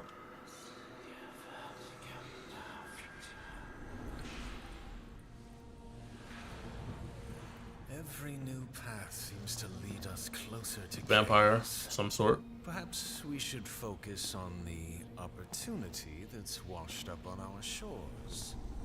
Unforeseen turns are simply. It wasn't a face, chat. It was a creature. Like getting a full picture, that's a creature. I knew. See, I knew it wasn't just like some design, bro. Unforeseen turns are simply part of any path. Unforeseen turns. Yes, but something's related to Future Sight, bro. Because I don't know a lot about Arcane, but I do know. I think the dude Echo can like see into the future or something like that. His powers are somewhat related to time, and I know he has like a voice line about how like you know what I'm saying you only get a certain amount of time or some shit like that. Something along those lines. darling, is a step too far, even for us. Piltover was a lesson, Vladimir. Calamity is Putin. always approaching. In some moments, its arrival is more imminent than others. Our next move must be bolder. Okay. Not safer. Huh. Two different like spectrums to how they think. You know, one of them is like on the type of timing where it's like when you're in a corner and you still have options to like pull back, you know? And she's on that type of time where like a rat in a corner strikes the fiercest. If we can get out of the situation earlier on, we won't get bottlenecked. And despite one seeming more like not intelligent but more foresight based, they both are thinking in like towards the future. Because the person who wants to get out of it as soon as possible is not being impatient, but they know that if they're in a situation where they're in a corner, someone's hoarding them, they're leading them to that corner. The longer I move how they want me to move, the further into this corner I'm going to go until defeat is inevitable, while the other sees it as we still have opportunity, we still have options, so we shouldn't push. I like that. I like that a lot. We can get a like, I ain't gonna lie. And appreciate y'all guys for watching. That was Welcome to Nox's Bite Marks featuring Taya, one of the two. 2025 Season 1 Cinematic, League of Legends. And yeah. I guess see y'all in the next. Peace. Happy, healthy, hydrated. But I forgot. Peace. Alright. I seen another Discord ping, so I'm assuming you sent another one. No. I don't, come on, bro. A little bit of suggestions, bro. I'm not. Come on, bro. What's it here for if I'm not gonna use it? This dude sent hella shorts, which is like, it wasn't really conducive to the stream, just for the fact that I can't post a reaction to a 30-second clip. But this is something we can still post. We can still give content to people while still me provide content to you as a viewer that's here in real time. So what reason do I have to be a dickhead and go like, nah, bro, I'm not gonna do that. You feel me? I hate when my y'all saw that too, right? I hate when my mouse does that. It like double clicks, bro. Close both tabs, bro. That's just sinister. But yeah, let's check it out. I was gonna do, I don't remember how many reactions I was gonna do, but I know how far I was gonna go. So I think I'm gonna just should be here. There we go. I know how many reactions I was gonna go, so I'll dock 2 off the list. Let's go back here. We're gonna go to the Viltrumite John. So we'll stop doc 2. We'll stop here. And then we come back to reacts tomorrow. It'll be a lot more short videos, long video, and then medium length videos, and then shorter videos. So it makes a nice cadence to it. So I'm not mad at it.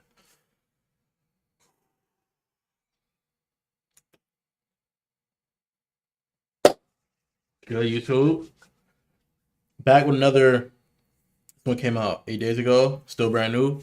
8 days ago, brand new League of Legends reaction. Twilight's End 2025 Season 3 cinematic. You know what I'm saying? For my dog, Odd, bro. Shout out Odd. You know what I'm saying? He's in the community. You could join that community. Discord server link down below. I didn't even mean to thread it together, but it comes that easy. Just like subscribing to the channel so I can find the content and bring it to you. Let's lock in. Let's emerge. Shout out Riot Games.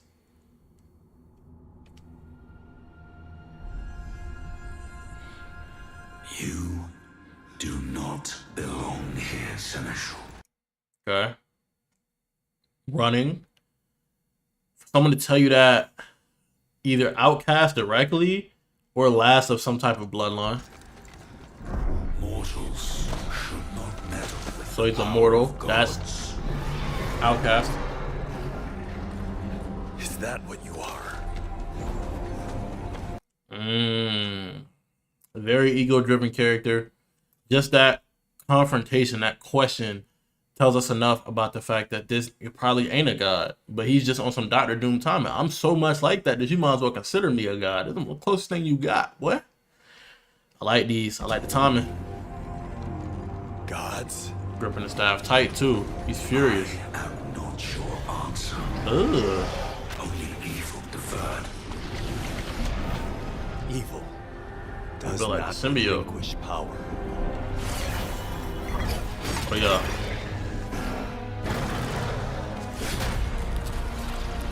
Okay. Corrupting life. You must have known you could not hide forever. The weave. Okay. Fucking with the counters you throwing. I like that this thing is like a symbiote, but like it siphons away life force, or either like emits that like decaying ooze. One of the two. One returns from beyond the veil. High IQ plays.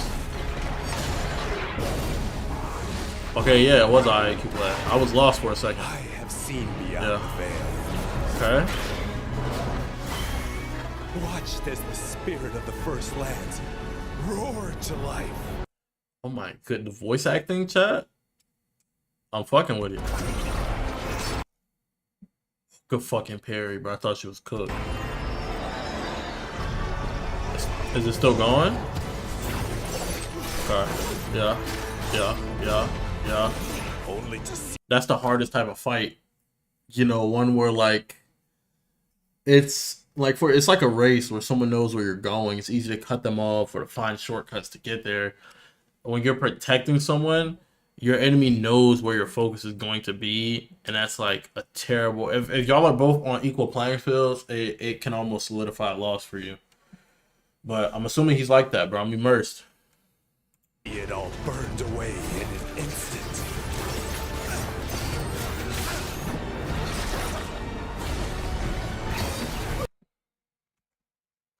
Intentional? They came from behind her. Were they coming from behind her before? Only to see it all burned away in an instant.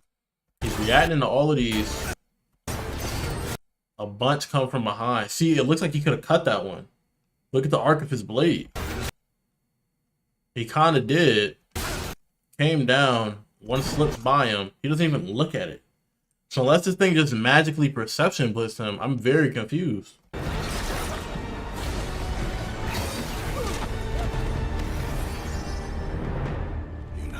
Fallen, and the temple's defenses are destroyed.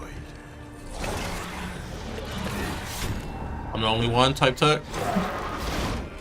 Show me some now.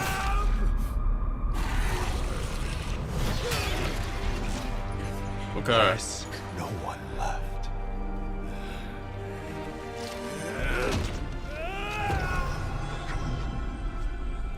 So is he letting the energy flow into him to like control it type tech? Your power will darken the world. And that's how he's having this conversation? With or without your permission. Allegedly? You know not what you ask. I know exactly what I ask. You sacrificed everything to save this world once. Let me ball, man. The same. I cannot hold him It'll be resolved. I like how all the important beings have like this golden energy on golden markings. That's very significant to the plot. In some way.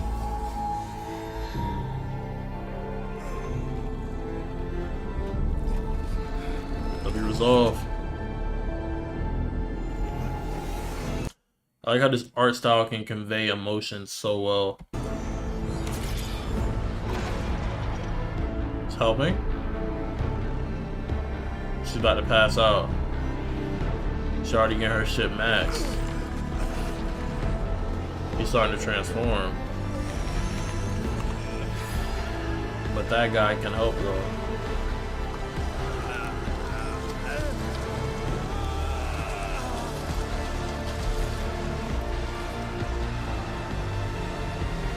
Help her make it worse. She can like control his body or something. That's a thing, like the other dude had the thing on his forehead. I think he's controlling the body now. So my guess is he's like the originator of this energy. They're perverting it because the other girl has the golden markings as well. He said he's seen beyond the void. So he has the ability of a seer, right? Which is typically portrayed by a third eye, but he didn't have a third eye. He did spiritually, not one physically, while this guy had the golden thing on his head. And this, either that thing's an eye that was closed because it's on some, I'm a higher plane being, but I'm ignoring the struggles of those below me. Or symbolically, it's literally like now I have this eye, right? It's like a mixture of the golden plate and literally the mental third eye or spiritual third eye the guy had. That's my guess. He has the staff.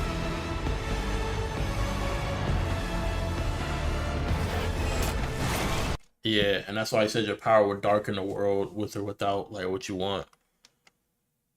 So now I'm assuming, taking over, and he's like, he now has a choice. Through this method, he was given a choice.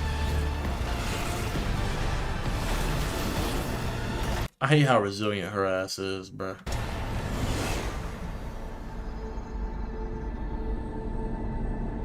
I'm back, baby.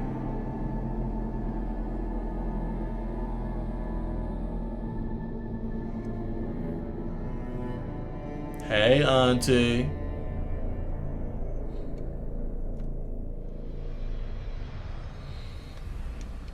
I fuck with that heavy. All of them got the little post credit? They do. Maybe. It's about 15 seconds left. Okay, they all do. Fucking with it. So I'm assuming like a clone of her. Not like a clone, but you get what I mean? Like not a vestige either. Like a lackey. Lesser version. I don't know what I mean to say. Like not subordinate. It's the word I'm looking for. Substitute. Something like that. Even demons can be undone. Yeah, and the dark sclera, golden eye combo. Something symbolically being said there as well. And I'm guessing they're in like a realm outside of time, so to speak, so where they can see its flow, and they're still interfering. And I like that. I like that. It's very interesting premises. You know what I'm saying? If I was far off, I'm saying, correct me if I was wrong down in the comments below, you know what I'm saying? And if you was caught off guard, how much ball I know despite knowing nothing, you know what I'm saying? Shout out to you, and shout out my dog I for recommending the video. As always, make sure y'all stay happy, healthy, and hydrated, and you know what time to see me next. Peace. Let's get back into it.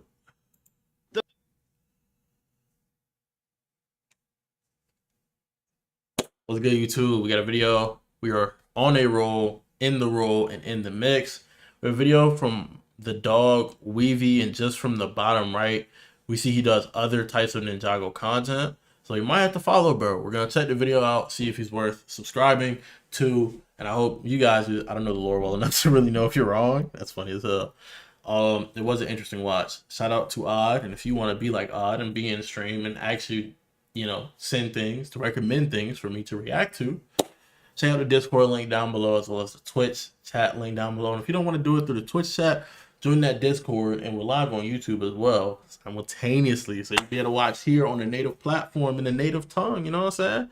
As always, gonna pre-fire a little like, and yeah, we're gonna observe to see if we subscribe. And as always, I would recommend you subscribe to me so I can find the content and we can watch it together. Without further ado, we're gonna be looking at Master Wu, Ninjago's most problematic character. If you know anything about Ninjago, it's a well-debated topic. Let's talk about it. The first ever character to appear on the show of Ninjago was Master Wu. I hate that you can't find the pilot anymore. I fuck with the pilot so heavy. Him walking up to 4 weapons in Ignatia will forever be iconic. The GOAT. And even outside of that, Wu has taken on a massive role within the show of Ninjago. He has had many fantastic scenes and many amazing moments. He is a vital aspect to the show. But the thing is that over the course of the years, there has been a lot of criticism surrounding Wu regarding how he handles the ninja, how he has handled villains, and how he has handled certain situations across the board. Yeah. So in similar vein to my video about Misako, which got so much more love than I could have ever expected, I'm going to do the exact same for Wu, analyze a fairly controversial character, and decide whether or not he should have the criticisms that has been lent to him. And honestly, I think I'm going to be a lot more positive in this one in comparison to Misako. So let's sit back, relax, and let's take a look at some of the main criticisms when it does come to Master Wu. And let's provide some sort of argument as to how you could take a... I like how from this angle, his staff looks like a breadstick. Like that looks like a Subway roll, unironically. Away those criticisms and truly decide whether or not Wu is a bad teacher or even just a bad person in general. No, he's not a bad teacher. Only claims people can make is like his students that eventually become evil. But in situations like that, you do blame the master, the sensei, but you also blame the student, especially if the sensei has shown their ability to cultivate like good disciples. For example, obviously there's nuances to everything, but if I'm raising children in this hypothetical and I have like, let's use a crazy number, let's say I have 10 children, right? But only one of them becomes like a crazy individual, that signifies there's something wrong with the parenting, as I couldn't consistently make all 10 of them. Instead, it's only 9 of them that are like adding to society in some type of way instead of taking away. But it also states a little bit that like there's something a little off about this one person as well. It goes both ways. But as a teacher, bro, the wisdom he dropped, iron sharpens iron as brother sharpens brother. You get Wu? Stop it. That's big Wu. Now these criticisms in question all come down to one recurring theme, and is how a lot of the villains are related to him around him, whether it's the ninja, whether it's the villains, whether it's allies, or whether it's just simply put civilians. There is a lot of different instances where Wu's treatment of those around him really does call him into question. Show me that, bro. I don't remember. There have been multiple instances of Wu doing something towards the team as a whole or to one of the ninja individually that just really never sat right with the community. Really? There are a lot of these examples that have to do with the ninja that also have to do with the villains, and some of them it's only the villains that I know about. As of now, there are 2 very big examples for how Wu compromised the team as a whole simply down to his own actions. Okay, talk to me. The first one is without a doubt. Also, respectfully, if you have a good teacher and they have no flaw, that's not a good teacher. There's something you're not being told. Moro. The thing is that the ninja were beyond unprepared when it does come to the Master of Winds. True. The ninja just simply never even knew that Wu had a student before them, and it did cause a lot of different issues when it did come to Season 5. Yeah. And Wu just kind of never really cared about the fact that he just didn't tell the ninja about Moro. But the thing is that it is ultimately defendable. Yeah, because like, it's like a blemish on his name, and an ego aside, he feels like he failed. Like that's a me problem. I took you in and elevated you into becoming ninja and growing into responsibility, and I don't want my burden to be your burden. And it's like, you would argue that's not very wise with so many proverbs, but at the end of the day, I'm human, right? So it's like, if you're going to fault a guy for being human, even though he's a great teacher, and mind you, if this lens of being a great teacher wasn't on him, you wouldn't find this reason to fault him. For example, celebrities, people hype up celebrities to a point that's unrealistic, to the point where they do some regular human thing, it's hella controversy because you have a platform, because you're seen as good as what you do, your actions can influence other people. But on a smaller scale, anyone's actions can influence other people. But obviously, there are nuances there. You know, you get to a certain platform, yes, you're influencing hella people. But in this case, I think you wouldn't question this bad decision making if it was anyone else making it. But because this is someone you see constantly making, not constantly, because like people make the complaint, so it's not constantly making the right decisions. But for the majority of what we know about his character, he makes the right decisions. The problem is him and Garmadon represent the yin and yang. And for that to be the case, Garmadon having that good inside of him, Wu has to have some type of evil in him. Not a literal evil, but an imperfection. Because if that wasn't the case, it wouldn't be good storytelling. It wouldn't be able to, in a nuanced way, interact with the reality of the fact that we're human. We make mistakes. We're gonna fall down. We need to get back up. You'd be preaching to people that you don't relate to. That means you've obtained this knowledge via someone else, and it's only knowledge, not wisdom. Wisdom comes from the application of that knowledge, the nuances of that knowledge, and the understanding of the concept behind it, rather than just, hey, bro, the sky's blue. You get what I'm saying? So I defend him on this position, even just with that, and that's like a me haven't watched the show in a minute, not really knowing a bunch of lore. That is just the most basic defense I'm giving him as a human being.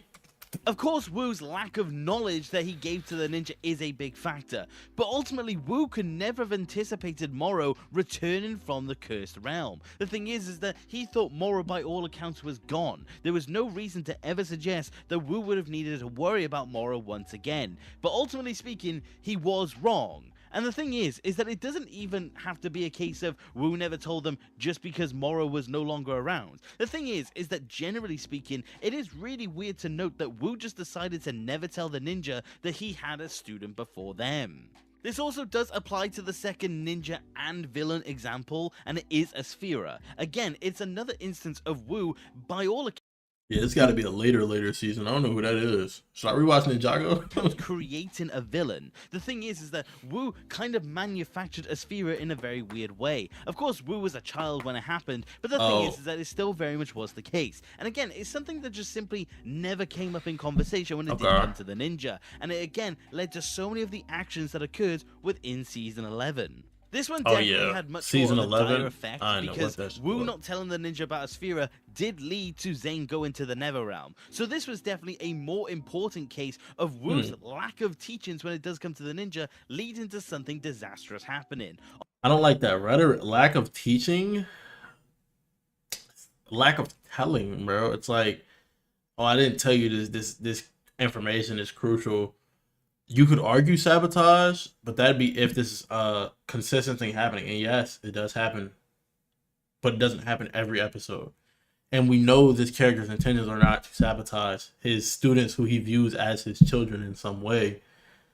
So it's like, you couldn't consider that sabotage, bro. It's the mistakes of an old man, the mistakes of a human. Honestly, it is a very big example on why people don't think Still a mistake, exactly a good for person, sure. or at the very least a bad teacher. Because you're a bad teacher for not telling me this little piece of information.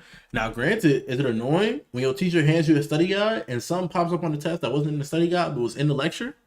Yeah. Is it annoying when they didn't cover in the lecture but it was in the textbook? Well, you don't read the textbook, you just go to lectures? Yeah. Is it annoying that it's a principle that like you didn't cover at all, but it's something that you could in general figure out? Yeah, but I'm not calling my teacher a bad teacher for that. That's just a couple examples of them not being on their A game and incorporating the material into the lecture as best as possible. You don't use that to go, oh, you're a bad person. And that's why I think the bad teacher angle comes from. The group of people that are actually reasonable enough to know making mistakes doesn't make you a bad person, but they still have some level of anger they want satiated. So then the argument becomes bad teacher when it's like, he's a very wise teacher, bro. He's done great things. But yes, this lack of giving information can be characterized as like bad. I can agree. Like, it's kind of fucked up. But the fact that he didn't do it intentionally is just more of a like, damn, something bad happened. We have to move on. The lack of lessons led to so many disastrous consequences. But again, with a Sphera, you could still argue the fact that Wu just simply would have never have needed to tell the ninja about her. The thing is that she was locked up for thousands of years. Again, Wu probably just assumed that she would never have been a factor at any point of his life. It's really weird to think about, but I honestly do kind of understand the side of Wu here. It's honestly by all accounts weird. The fact that the ninja just simply never knew is weird in both instances. True, but yeah. the thing is that strange. it is a case of he probably just didn't assume it would ever be a factor. So it's definitely... And that's a huge teacher thing too. It's like, this isn't someone they would have to fight. This is someone that just came up. So they did have to fight them, but this isn't like, oh, this is going to happen regardless. No, this is like a rare circumstance. So it just is one of those things, again, where it's like, as a teacher, they control what you get to know and what you don't know. Not in like a, you know, they limit your knowledge, but in the sense of, if you're not motivated to figure something out yourself and make some shake yourself, that's where your knowledge will cap. And if they have to condense all this other information that's made you the great, beautiful person you're becoming, and then you go, you could have did that better. Yeah, that's true. But don't forget to be grateful for the work you've been putting in to become you. And retrospectively, they put into you to help fertilize the you that you've grown into.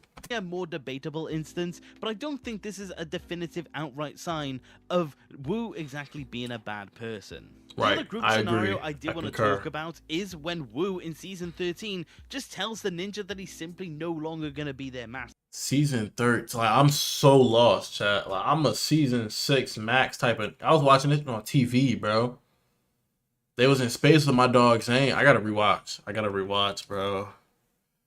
Oh, I'm added to my list right now. Of course, he has done this a couple times in the past, but this time in particular felt extremely weird, because not only was he just refusing to teach the ninja anymore, the thing is that he was just telling them to go and do their own thing. He, by all account, gave up, and of course you could attribute it to Wu's mental health, but the thing is that in this instance, he was just kind of being selfish. Wu just kind of refused to interact throughout the course of season 13. Again, of course it was his plot and it was this whole thing of getting back in the groove, but it really did come across as selfish, because regardless of the fact it was a plot for Wu in the season, it does really represent Wu in a very different light. Yeah. It just shows Wu as being a bad teacher. But again, you can see Wu... I'm gonna stop pausing. He's making the argument for the video that he's not... I'm gonna let it go. Whose point from a certain perspective. If he simply was in a bad place mentally and he also believed that the ninja was strong enough without him, I can understand why he justified it to himself. But I definitely think this is a more definitive instance of Wu being a bad teacher at the minimum. It's really interesting to think about because it does show that even though Wu is a wise teacher and he has done a lot of good for the ninja, there are so many instances of him doing bad. Because whilst those group examples do exist, I do want to give one particular example to one particular scene from the show. And honestly, this one did change a lot for me when it does come to Wu, and it's from season 6. Nia has a scene where she's talking about how she felt like she never had an identity. And the thing is that Nia talks about how she wanted to be Samurai X, but Wu told her no, she had to be the Water Ninja. And the thing is that you can attribute this to being Nia's account of it, and you may call the validity of it into question. But if we do take this conversation between her and Wu at heart, the thing is that this never happened really in season 5. Of course, Nia wanted to go back to being Samurai X, but she never actually has that conversation with Wu as far as we know, and it sounds like Wu just wanted specifically to become a ninja. So it honestly sounds to me like Nia and Wu had a conversation about her identity between season 5 and 6, and she wanted to become more than just the Water Ninja, and she wanted to continue on her own mantle. But Wu sounds like he refused to let her do so, and honestly, if this is the case, it is extremely weird when it does come down to it, because it's basically Wu telling Nia that she can't be who she truly wanted to be. Of course, it does work out in the end, and she seems fairly comfortable being the Water Ninja now, but at the time, it sounds like Nia just didn't really want the mantle, but it sounds like Wu didn't really give her much of a choice. This does retroactively kind of give Nia a lot of reasoning for how angry she was in Season 6. Of course, we get to hear about how frustrated she is throughout the course of that season, but it definitely does add an extra layer of meaning. It definitely does give this further impression on where Nia was at. And if you do consider the idea that she wanted to be Samurai X, but she was not allowed because of Wu, it really does change your perspective on a lot of different aspects. But in particular, how Wu treats the ninja in general, because it really sounds like he just straight up told her no. I thought with his accent heavy, I'm not gonna lie.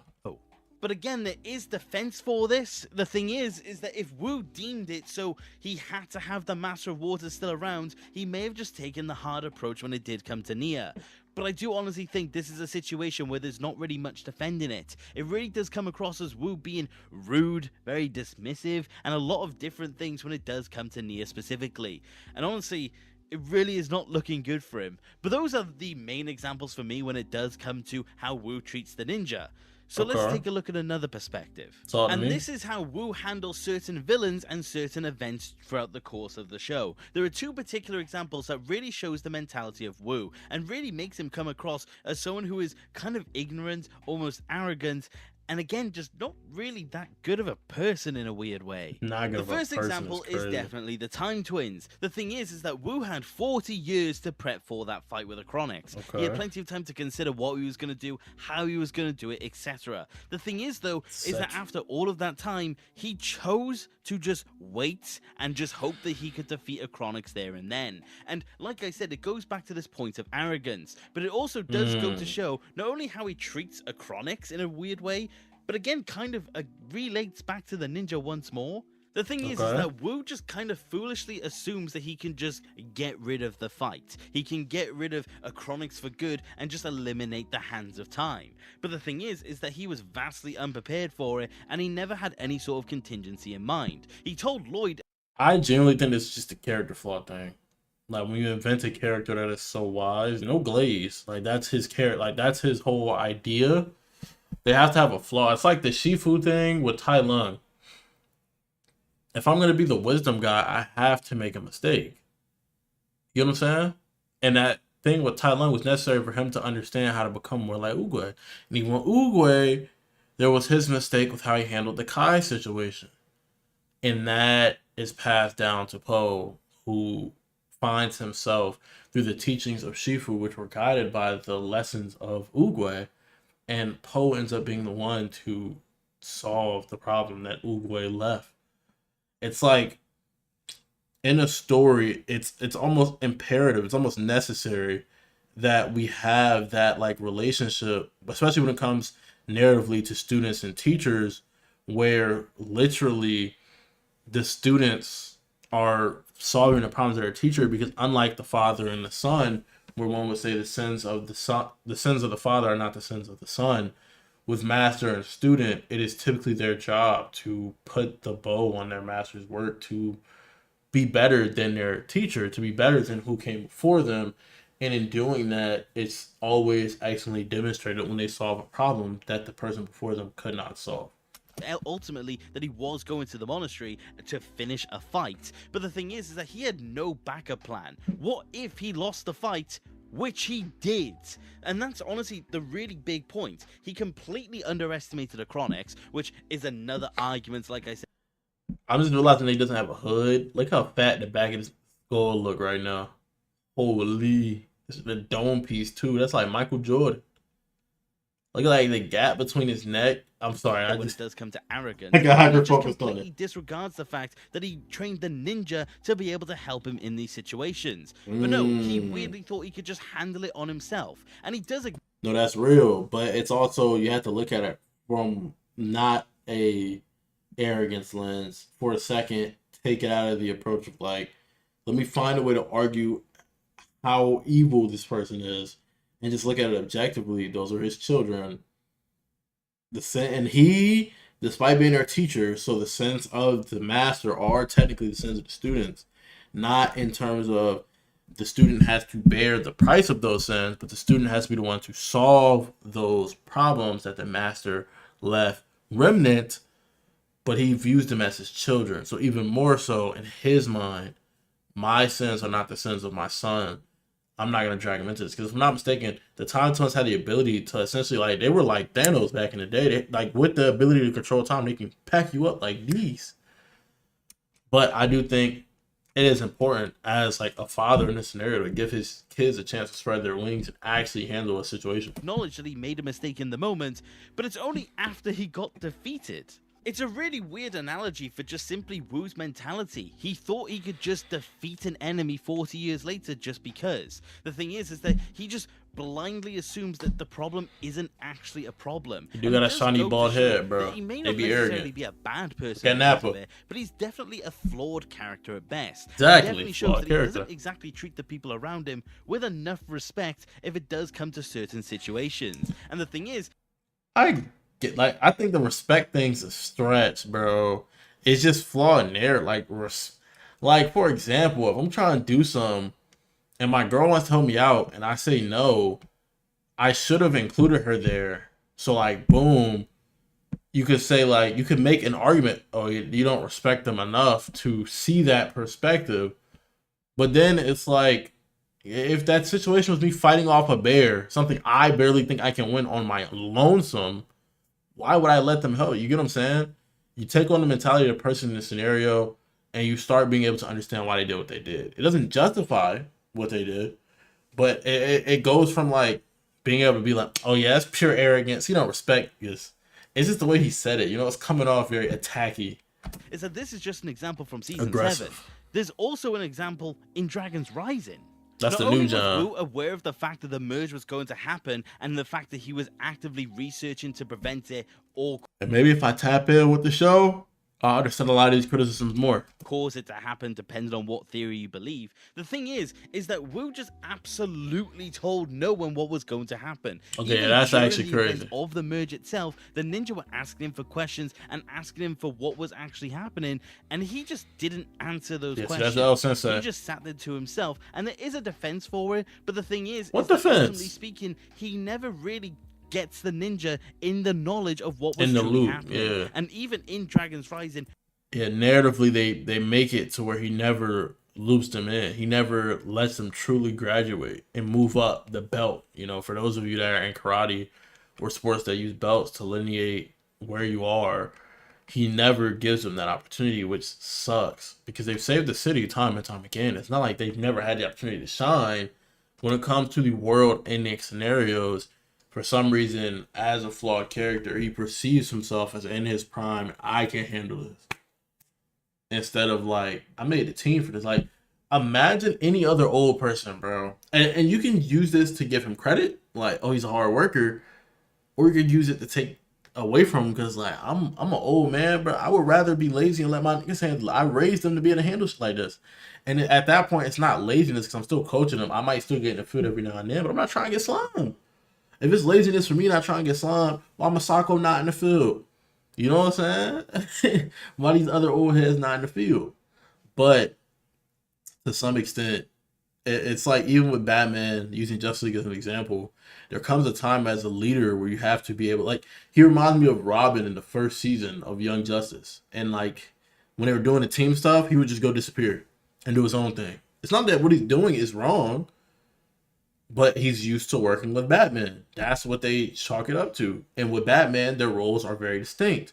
He is used to coddling the people he's with because they're incompetent. No glaze, no meat suck. But he's had to do a lot of this stuff on his own. His other half, Garmadon, was a villain. It's on some Optimus Megatron. So that being the case, in any team, his mindset is like, this is how I do things. It doesn't excuse him for not putting people in the loop, but like, I think that's some of the reasoning there. When as a leader, you have to get on the Nightwing or the Batman timing where you have to be an adequate leader, you also have to be able to utilize the forces and resources available to you efficiently. And that's something that he's struggling to do. Now that's as a leader. As a teacher, it's two different things. That's why when I hear bad teacher, I go, what, bro? What? But if you said bad leader, yeah, I'll take that argument. years later, they're still trying to piece together what Wu already knew. It goes back to this ultimate point of just Wu believing that these threats are just nothing to him. He can do it on his own. He doesn't need the people around him. Yeah, I think that's like a lack of trust in his companions, which you can chalk up to PTSD or something of those natures. It don't make it any better. Appreciate the blessings. But I wouldn't say like, oh, he thinks everything is nothing to him. He can handle it. Because from what I've seen, at least where I am in the show, whenever something comes up, he's still like, oh my God, this is crazy. This might destroy the world. You get what I'm saying?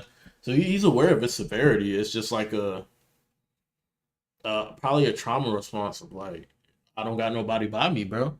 Again goes to speak to arrogance about Wu. Honestly, it is really interesting to see that he just consistently believes that he can do whatever he needs to, and it doesn't matter who's around him. It is really jarring when you look at it in this frame, because you look at this character who's meant to be this all-wise master, and you see him make these decisions, which ultimately is the exact opposite. But like I said, there is, by all accounts, technically a defense to it. When it does come to the merge, if you believe he was trying to prevent it, there's not really much of one. But if you believe he was trying to cause it, he wouldn't tell the ninja that. The thing is that he just wouldn't let them know at all. And in the event of the Time Twins, maybe he assumed that the fight was going to play out very differently. Maybe he didn't realize that the Time Twins simply wouldn't have aged within the time vortex. So he thought he was going to continue to face someone that was his own age. There are a lot of different hypotheticals that you could consider, that Wu considered, but ultimately speaking, it definitely isn't something that's very defendable. Because even if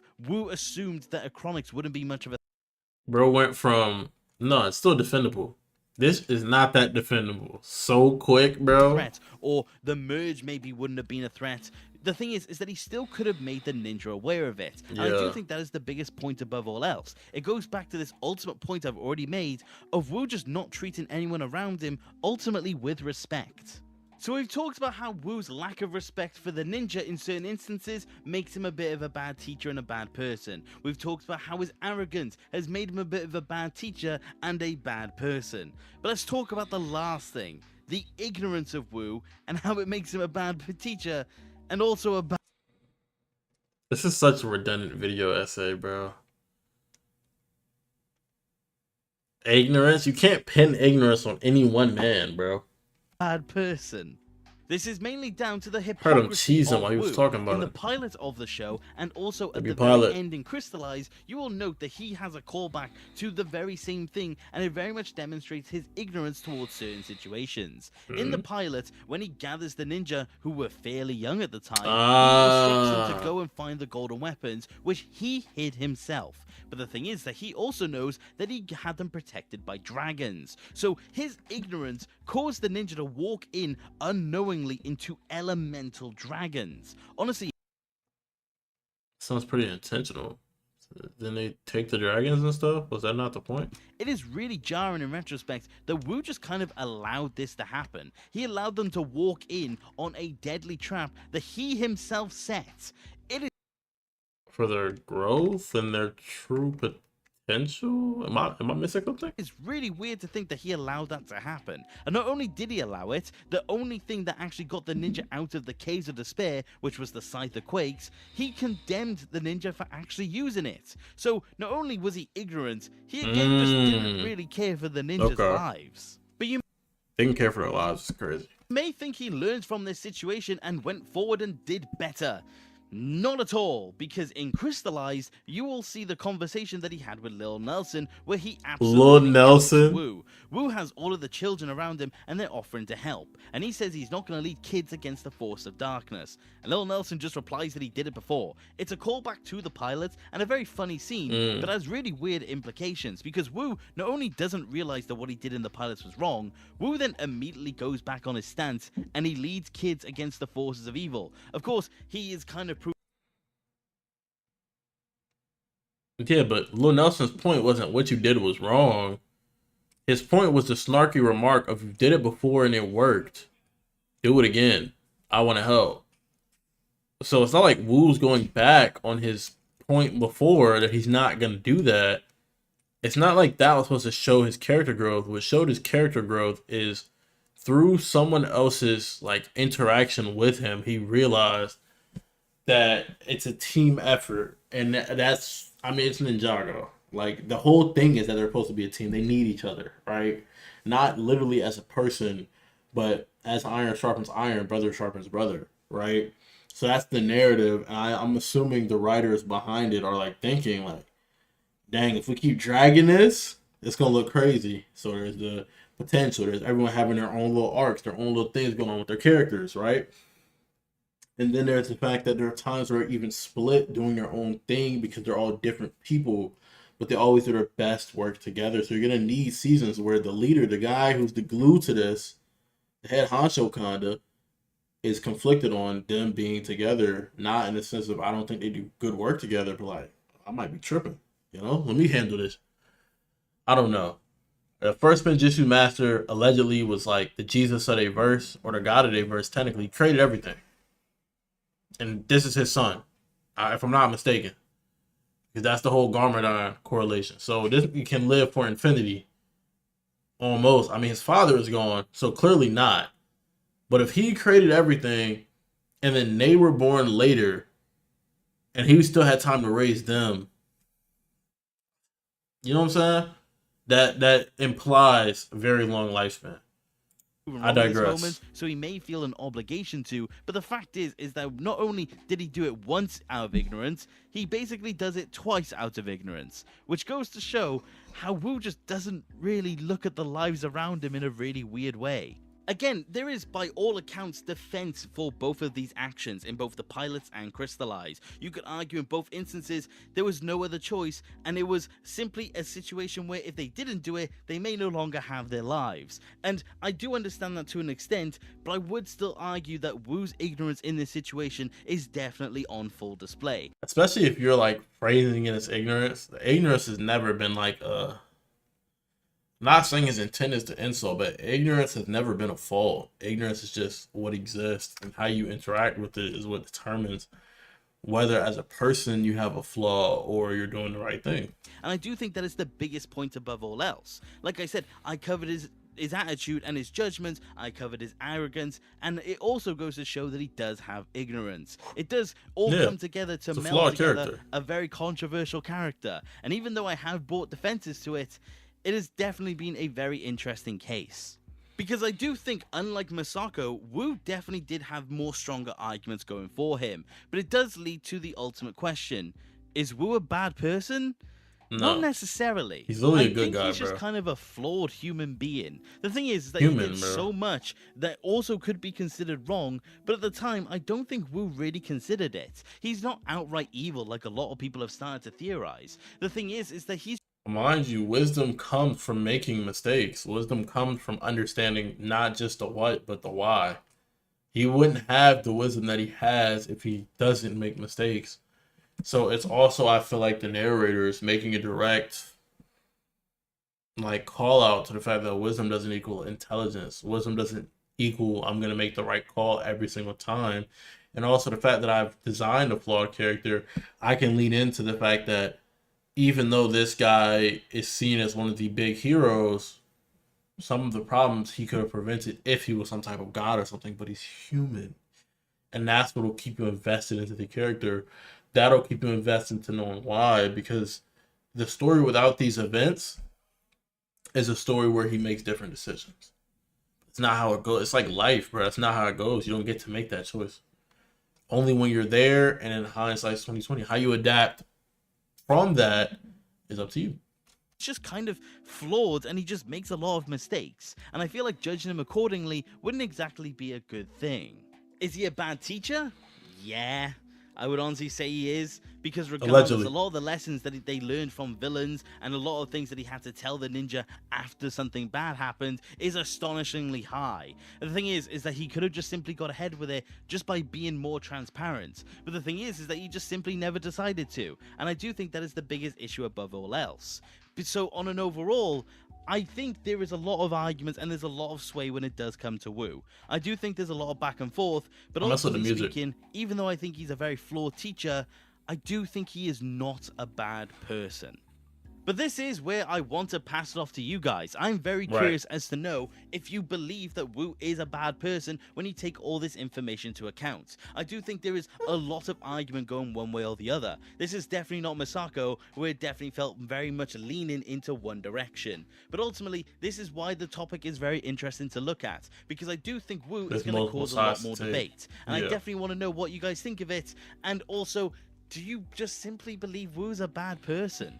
Because in the end, no matter how you look at it, Wu has done many, many, many good things throughout the course of his life. He does do bad things, but that's just simply how it goes down. I do think at the end of the day, he is a good person. He's just flawed. But that is why I want to pass it off to you guys. And I do hope you enjoyed me taking a look at Wu when it does come to this video. Let me know if you want to see more like this, because this is a definite fun topic to explore. And I do hope if you did enjoy the video, you would consider subscribing. I would love to have more people to discuss Ninjago with. And also, if you do want to support the channel any further, which you don't have to, you could always consider becoming a channel member. You could join the legends on screen, and in a particular shout out. Great guy, man. Shout out Weavy, you know what I'm saying? Still kind of goated though, that's actually funny. Shout out Weavy, and I think he's flawed, and I think that's what makes him human, and that is arguably one of the things that is going to make his character as good as it is and makes it more compelling. Appreciate y'all boys for watching and staying tuned. You know what I'm saying? That was Master Wu, Ninjago's most problematic character. And let me know down below whether you maybe agree or disagree with my take there. And as always, catch you guys in the next. Peace. Oh, I don't know, chat. This is mind you, this is the second video we've done. It's been 2 hours, gang. It's been a little over 2 hours. That is only technically, no, it's the third. No, because the Optimus Jones was all in the crash out. So second, and then include the other two reactions, that's a total of 4. I was aiming for 7. That's going to be 15. This one's going to be 10. So that pretty much take us to, I'm trying to like do the time math. 10, 10:15, like 10:40. And then Liwu Fufu till around 12. I guess I don't like starting Dispatch so late, bro. It does get into the mood because it's the finale, but like, fuck, bro. I don't know what the premise of this video is going to be. What's good, YouTube? We have a video from my dogs, Fire. I do not know what the premise of this video is going to be. I genuinely pray it doesn't spoil me because we're playing the finale later today. But we're going to trust the dog, Zeph. If I detect a spoiler, I'm on that mute button like a hawk. As always, I'm prefer to like. You know what I'm saying? As you see, I'm subscribed and I hit that bell. If you're subscribed, consider hitting that bell. You know what I'm saying? So you can actually get the content. YouTube makes it on personalized. Turn on all the notifications. And if you've enjoyed the content so far, I appreciate you for sticking with me. Check out the Discord community down below so you can actually recommend videos and see any community events and interact with yours truly. We're live both here and on Twitch. Without further ado, let's jump straight into it. Talk to me, Zeph. Is that Phantom? Everybody was on Dispatch, but this game was fire. I'm gonna show you how to make. Y'all saw the freestyle.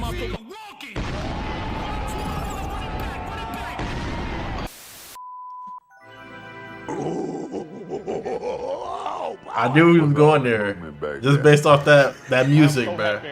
I know Zeph too well. Yeah, this nigga loves playing with some snow, man. Me personally had to pass on the true football weather. I respect it though. Nigga, that is right. You can't fuck that lad, dog. Dispatch is the newest game out, and I'm oh my god, bro. Oh my. This nigga, hey, bro, this is Zeph, bro. He'll always do it, bro. Tell you right now, it's some complete and utter peak. I can't even hold you. This is a choice-based Telltale style superhero game. Shout out Telltale. Shout out like crazy. And shout out Telltale. Shout out Critical Role. Shout out Invincible. Shout out Ad Hoc Studios. Shout out to y'all, man. It was tough. Not only does the presentation of the game really feel like a show, it's also a dating sim with 2 bad bitches. And a lot of y'all playing the feel like that was a spoiler. I feel like that was a spoiler. I feel like that was a spoiler. Like, nah, this game is crazy. I see niggas who have never played a game without a gun or a ball in it, ready to lose their life defending Blonde Blazer. The only thing that would make this perfect and add a cherry on top is her calling me the hard R.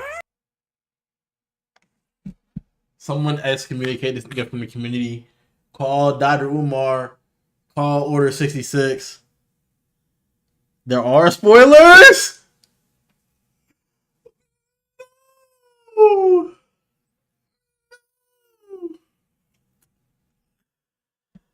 W Mans though. W Mans. I'm not mad at it. I was gonna be mad at it, but I'm not mad at it. W fucking Mans. W Mans. I saw that the Power Rangers came to. Shut up the hard, bro. We fought the niggas in the community. I was gonna be playing a pause game. I don't know if they happened yet, but I found a bit on my own and went ahead. Okay, but nah, there was like a slight spoiler of a scene, maybe, but he didn't talk about anything in the game yet. But I figured he would. I saw that the. I accidentally hit the space bar because the video dropped after the last episode dropped. But I was a little scared about it too. You know what I'm saying? So I'm gonna cut that just for not argument's sake, but for safety's sake. Okay, we're gonna get into. Okay, hold on. Let me give y'all some energy, man. What's good, YouTube? We got a video from Aaron. Okay, hold on. Issa Nason. San. The E is like a little silent. Isan Nasa. But no, I think I said that with an accent. There was no difference. Yeah, the best Red Ranger, no debate. We get back into Power Rangers. We getting back into the source material. I saw the Ninjago video, bro. So we're gonna tap in. You know what I'm saying? As always, gonna pre-fire a little light. We'll get straight into it, bro. You know what I'm saying? Make sure you check the Discord link down below. Make sure you subscribe. Turn that bell on so I can find videos like these. I can bring them to you and we can watch them together. Talk to me. I saw that the Power Rangers. It better not be no Jaden and Sheba Glaze. What the up the blade? What the fuck? Rangers came to Fortnite recently, wow, and it reminded me he hitting that one is up. The greatest Red Ranger of. This is a very controversial take. Of all time. I'm hear you out. I haven't watched SPD in a minute. First scene is the very first time he becomes the Red Ranger. He kind of sound like Jack Rico. Chooses not to be a Ranger at first, so the other four go out and get their asses handed to them. Yeah. Now, what was this? Yeah, there's no reason I'm doing this in the fight. No way it has me in this pose, bro. I'm hanging up the cape right there. Supposed to do. Keep in mind that Sky, the W man, the ending had. Oh yeah, W. Blue Buffoon you see doing Blue Buffoon this was wanted to be the Red Ranger like his father. I do know about that. That ain't I still no remember Red that. Ranger move, bro. You need to be demoted. That's some Park Ranger shit. I'm trying to figure out the order to watch them. I'm gonna start off with Mighty Morphin because I'm pretty sure that's like definitively like the OG series, especially because I got my dog be hitting the body roll that black, and it got our GOAT, rest in peace, Tommy Oliver, bro. The GOAT, bro. So I'm starting with Mighty Morphin, and then I'm gonna go from there. I might do Jungle Fury early because it's just peak. Dog. That's why Kruger ain't pick you. W. Kruger. Anyway, Jack sees Z getting sparked into oblivion because anyway. That's slow ass turn. He got locks? Yeah, Kruger got locks too? Into oblivion because the three already trained Rangers are ass. So he decides to make an entrance. That's actually nasty work. I remember this too. This is the first episode. Immediately kicks this guy most untrained guy set of boxes and sends him rolling like a thing actually that gets the rolls. job done. This is already impressive like a thing that rolls. Jack did this to him without a Ranger. Got him rolling like a rolling pin. Got him rolling like a roly-poly. Got him rolling like a skateboard on wheels. Quite redundant, but better than rolling like a rolling thing does. Suit on. The best hit the other four did was a double strike from yellow. And they had to be transformed to do it, and they barely knocked him down or sent him any distance. Jack transforms, and already the show itself lets you know he's that guy. He don't even. He's not trained. Oh yeah. They I gave like this red. dude 11 cuts of him posing, Boom, and boom, this boom, dude boom. styled on Bluehead even harder and let the sirens off on him. He said, SPD. He said, watch out, nah. Don't hurt yourself. SPD.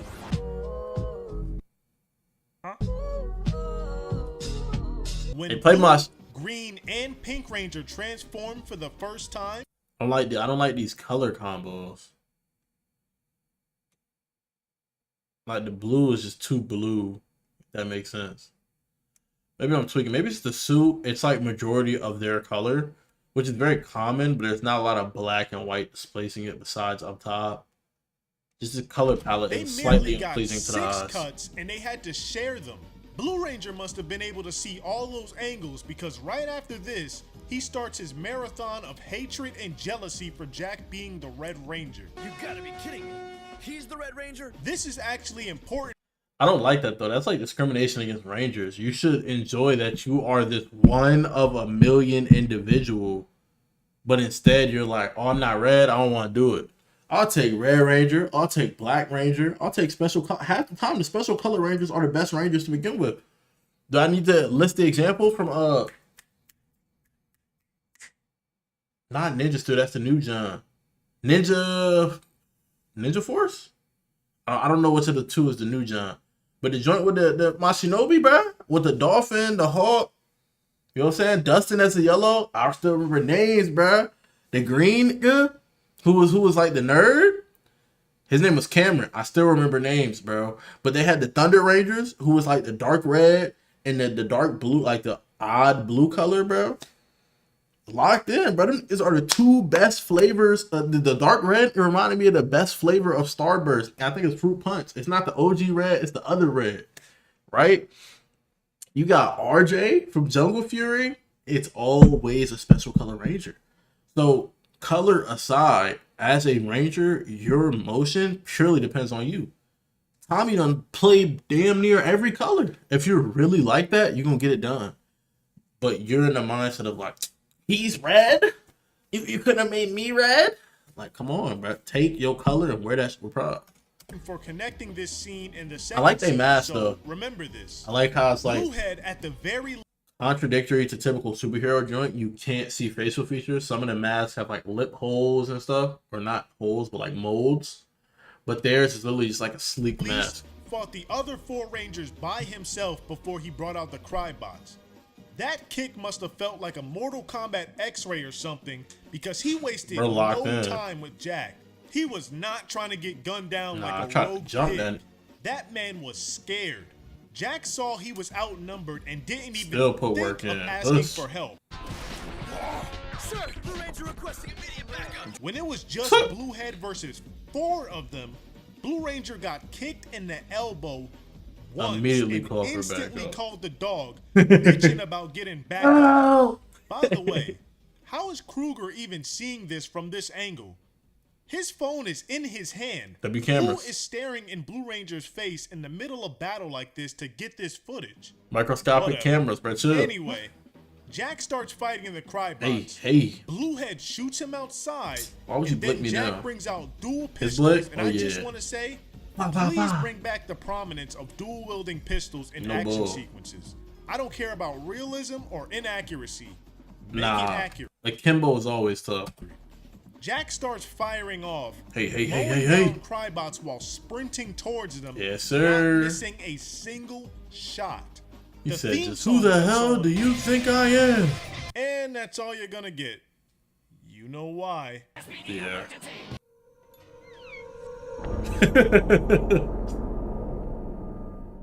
Literally. Which you know means he's about to start going crazy. And No sure bull. enough, His theme this music red started man playing. hits the hardest. About to start going. I do like that both his pistols are different. Long barrel, shorter barrel. This joint has one thing there. This joint has 2. And they look like tires. It gives me the idea that this joint has some type of rapid fire function. I fuck with it. This handle's slightly longer than the other handle.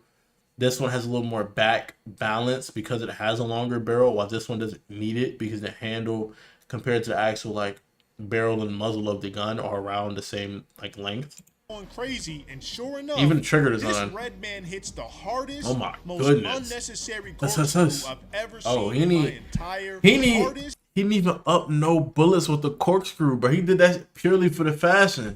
Most unnecessary corkscrew I've ever seen in my entire life. Spider-Man landing? Not a blast fired in that On, bro. Just He could have. a chance He to genuinely. life. Not a blast fired in that. Genuinely, right here, he's aimed at this. He could really eviscerate him, bro. He's choosing not to get crucial shots off for the motion because he sees that explosion back there. Just a chance to flex. Oh my because goodness, it's possible. bro. And right before he does it, that's without actually tough. looking, he fires one blast off to the side to create an explosion. Oh and I can't tell if he did it to look cooler literal or to form, dispatch the Crybots next to it. So I'm just gonna say both because he succeeded at both. He continues to fight the Crybots and decides to hit another disgusting move. Throws a Crybot onto a crate and handstands off of his body so he could shoot more Crybots got super move. upside down. This is already a top 5 power bots upside. You know how much arm strength that requires? He's holding his weight. It's like doing a plank, but if it was like a handstand plank of sorts, where your entire body is just on that arm. Down.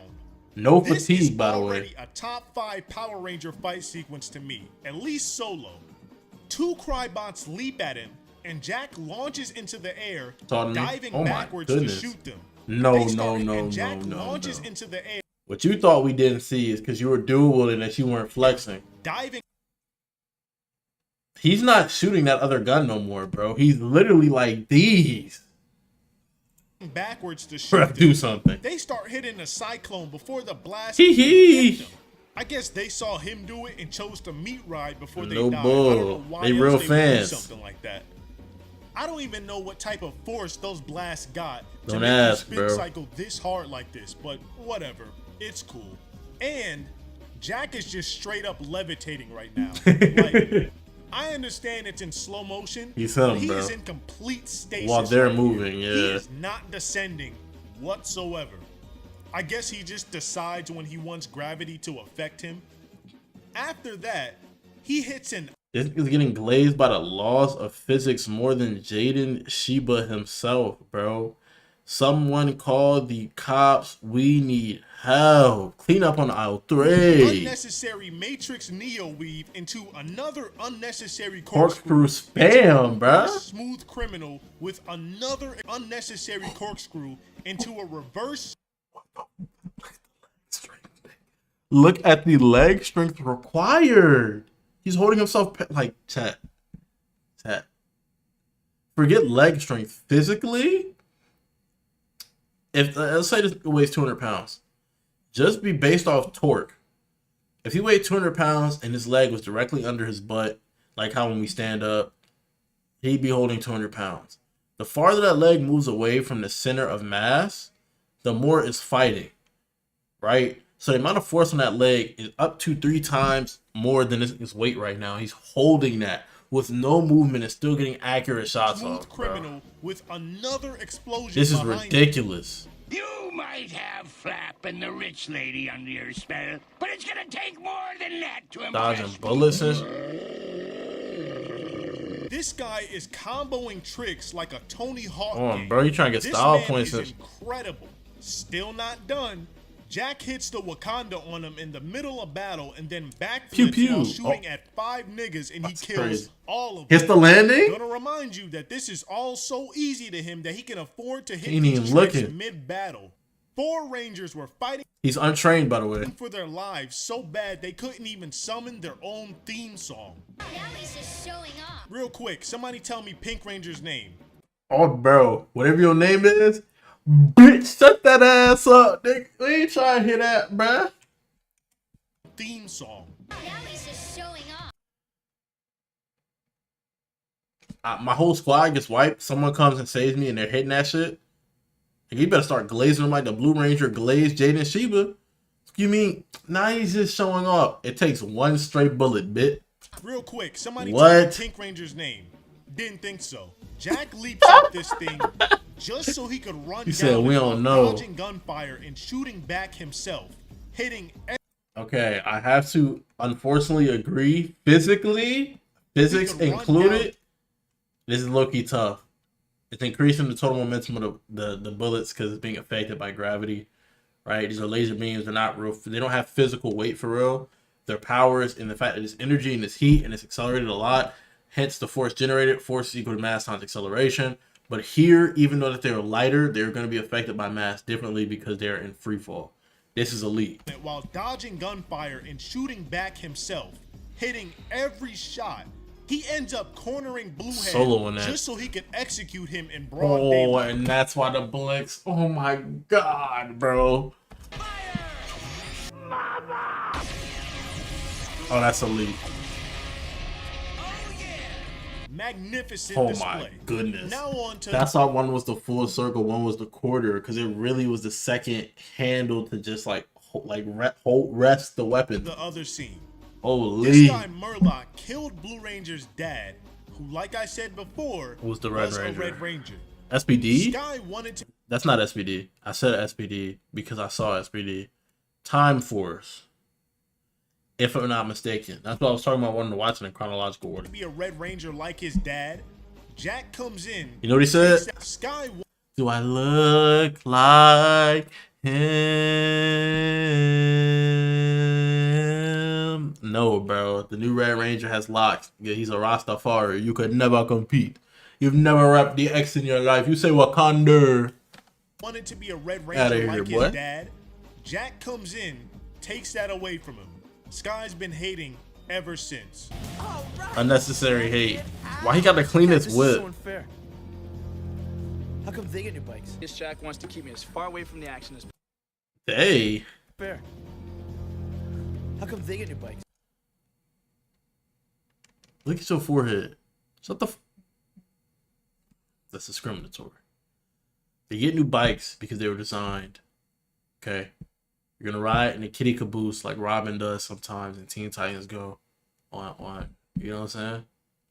You're not gonna complain about it because your job is to be a ranger, become stronger, to help people, to uplift. And you know one thing that can really not uplift me after I receive something nice? How come he gets that? Isn't that fair? Let me see you hit a corkscrew mid-combat, bro. This Jack wants to keep me as far away from the action as possible. He feels threatened by me. He knows that I should have been the Red Ranger. In this, nobody feel threatened by your bum ass. Oh my god! Like your suit don't even fit like everybody else fits them. This can look more like your dad than you did, boy. This episode, they got Murloc cornered, and the best Red Ranger assesses the situation and gives Sky his morpher so he can avenge his father. And he slides for you because you're not willing to put in that work. Like I'm painting my entire suit red. It doesn't matter. And when I pull up, this is for Gohan. What? And this nigga gave you the morpher anyway. There was no reason to hate. Red Ranger. Sky beats the brakes off of him. Got the red and the blue. That's tough. Closure to your biggest hater is highly respectable. Highly commendable. I got a wedgie, bro. I'm sorry, Chad. I noticed it. Jack gives Sky the best double entendre to help him be proud to be who he is. Saw to me. All I ever wanted to be was just like him. So look. My fault. He was my hero. Sky. Heroes come in all colors. What more than these two scenes can you ask for from? Not only do heroes come in all colors, you're his legacy. And the fact that red, blue, and green are primary colors, you are primary, you are necessary, right? And besides that, I like that he let you take the morpher to do him in, but this isn't your dad's suit, right? So it's not as tough. It's still cool. Don't get nothing twisted. But I think the best thing you can do for your father, a Red Ranger who got smoked in the line of service, a leader to his team, is to help this nigga become a better leader. You're trained, you have the experience. He's from the streets, right? Y'all both see things differently, but that can be our greatest strength. But you not being able to assess that is not something I feel like your father would be proud of, bro. I'm a Red Ranger. Skill and leadership on full display. And besides, y'all should have known he was the best. He got #1 on his body. That's all I got. We got number 1 on his body. Was tough. Yeah, we subscribing to my dog, boy. Shout out to y'all. We're at 99 subs. We hit that I'm not gonna say way too quick. We hit that really quickly. By the time this video's uploaded, we might be at 100, bro. So I appreciate y'all for all the support. I'm probably gonna drop another long form video for the 100K special. And I said 100K. I'm moving too fast, chat. 100 special. But as always, make sure you guys stay happy, healthy, and hydrated. And you know what time to catch me next. Peace. Now, you got good videos. I'm probably gonna add some more to this joint off stream. We skipped this, so we have to do these two. Let me real quick. I heard about Speed Racer. Hulk. I like that.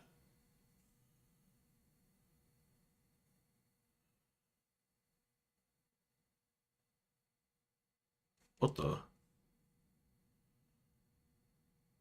Okay. Okay. I like what I'm seeing. I like the over analysis series. See a lot of short form content too. See, I like that. I like that. I like that. I like that. I like that. Turn me up. Oh my, this is so real, bro. Holy, let me get back into it though. I'm tweaking.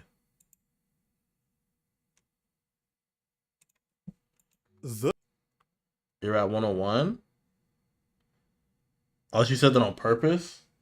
10. We literally before I sparked up stream, we're at 99.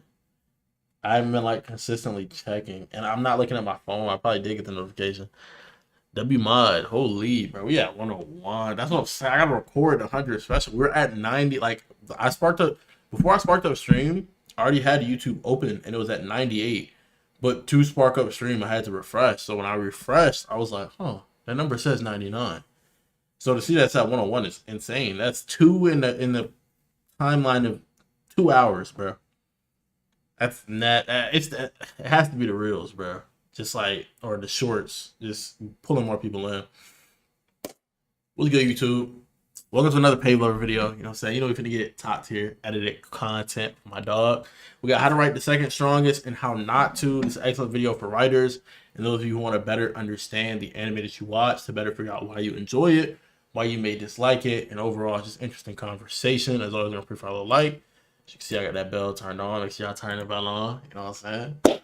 And yeah, I find the content, I bring it to us to watch together. And yeah, let's get straight into it. Talk to me. Discord Comm link down in the description below. The strongest is one of the most popular archetypes in all of anime and manga. But here's the thing. Also, technically there has to be the strongest. Because there's always the strongest and the weakest by default. There's another type of character that doesn't get as much hype, but is actually way more interesting. Vegeta. The second. Yes, sir. Yes, sir. They got it right there. Yes, sir. I fuck with NG. I know him by first name. I fuck with NG heavy. He got 2 niggas up here. I fuck with Bakugo heavy. I can't wait to watch the new season. Holy fuck. They got me hyped. Renji is number 2. Guess he gets hated on more than anything. Sometimes these characters are so good that fans love them even more than the main guys. No, they always will get more love than the protagonist because they get less screen time. Less screen time builds up the hype, and also for a lot of times, the main antagonist is supposed to be this like idealistic person a lot of times, while the second strongest is just a character. Like the main character has to push some type of narrative. Now the interaction between the strongest and the second strongest does push a narrative, like the interaction between Vegeta and Goku, one pursuing mastery or one trying to chase the other, not realizing his own greatness, still refusing to call himself the king of Saiyans, but the prince of all Saiyans, because he doesn't truly see himself as number 1, but that also being a strength because he'll never become complacent. Also, this relationship between All Might and Endeavor, with Endeavor trying to force his kids to become the strongest, almost giving up on the race that he's been running his entire career, purely focused on strength, while one focuses on inspiring. right? Renji gets a bunch of L's, but still a W character. Exactly. And that ties us into Renji. He talks the talk, he walks the walk. He loses, but he stands on what he stands on. That is the purpose of that secondary character, of that deuteragonist, right? Even though you can't really argue him as deuteragonist of Bleach. He's not there all the time. Bleach is very difficult to put a deuteragonist on it, but you know what I'm saying? Renji is there because he's human. He's supposed to be, as a Reaper, he's the most human of all the Reapers. Not just in terms of like instincts as a human, but comparing him to the average guy, he's the average guy. You know, he was locked into his training. He joined the school because the girl he loved joined the school. He started doing what he do. He served under a captain he admired, which happens to be the girl he loves, older brother. He's getting brownie points with the family is, right? Admiring her from a distance. And when the time comes to save her, he switches up and turns up. He turns his blade against the very man who inspired him in the only way he knew how, knowing it would end in defeat. Because I would rather fall down from the sky with melting wings of wax than never try to reach the sun. That is Renji Ibarra. To quote him directly, those who are not willing to sacrifice something important can never accomplish anything. It's like that, bro. L's aside, he's tough. To quote Endeavor, so then why you're number one? Every deuteragonist has their speech, bro. Said I want to give Vegeta what he said. You say I'm arrogant? I say damn right. What? I've entrusted everything into you. Find a way. Trespass into the realm. Like, what? The deuteragonists are like that. But they're very compelling. They are just the worst, most forgettable characters in their series. So today, I'm going to take a bunch of these characters. I do like Pave Lover exclusive. I challenge y'all to find this any video of his you watch. He puts the mic in a different place on a different figure each time. The last video we watched on Power Systems, was that Shonen Scopes video? It wasn't on Power Systems. It was the final arc of a series, defining his legacy. He had the mic behind Goku's head, and it looked like he has the mic on Gojo's hand. Pair them and figure out what are the ingredients to make the perfect second strongest. We cooking up. We cooking up soup, man. The second strongest character and the strongest character need to be connected. See, the second strongest isn't just there to be another strongest. I was just talking about that. They're there to show what the strongest is missing. They're another piece of the puzzle that makes the entire story way cooler. And because of that, there's got to be some sort of connection. Yeah, it's two sides of the same spectrum. That's often what it is. It's like, though there's duality in character, they're a physical manifestation of sometimes the best traits of the protagonist, but also the things they don't have. Like Gojo is the strongest in his verse, and he is this calculating, cold person, but there's a warmth beneath that he can't show via fear. While Sukuna is a character, no spoilers, just off what we know about him, season 1, episode 1 of the series, he's a murderer. The first thing he says when he comes back into the body of a human is, oh man, where are the women and children? I want to terrorize people some more. He revels in this strength. Even though there is a layer of character under, he has enough self-reflection to go, I could have chosen a different path, but this is the path I wanted. I wanted to be the strongest. His name is a title given to him purely because he was the strongest. That's not his true name, right? There are those things. While Gojo's name defines him, you hear it all throughout the series. But that Satoru Gojo is different from the Satoru Gojo who's trying to protect the future, who has a desire to one day retire in a sense, right? They literally are like, supposed to be the same, a different side of the same coin. Because in actuality, as humans, we are all just different variations of the same person to some extent. And depending on where you line up on that list, you become more likable with certain people. But there's also aptitudes and ways you can build that character.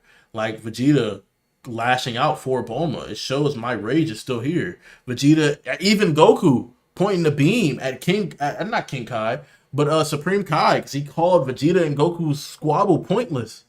The same Goku that just said, yo, Vegeta, stop killing people, said, yo, you don't move, I'm going to kill you. they're the same side of like, come on, bro. Natsu and Gray, come on, bro. Y'all not ready for those conversations. Two of them. That's what's going to make I'm the a little second talk. strongest A little talk. super interesting, but also different from the strongest. Let me start with Suguru Geto from Jujutsu Kaisen. Talk to me. Some shit he would listen to too. In the beginning of the story, Hating on Geto monkeys. is the partner of another character called Gojo, as in the character who basically created the concept of the strongest. But here's the crazy part. These two started out pretty similar. Both elite students who were ridiculously powerful. But then, both of them fail a mission which completely breaks Geto's mind and he becomes the bad guy. Suddenly, they go from being best friends to enemies Complete who opposites. believe in completely different things. While Gojo wants... Are you the strongest because you're Satoru Gojo? Or are you Satoru Gojo because you're the strongest?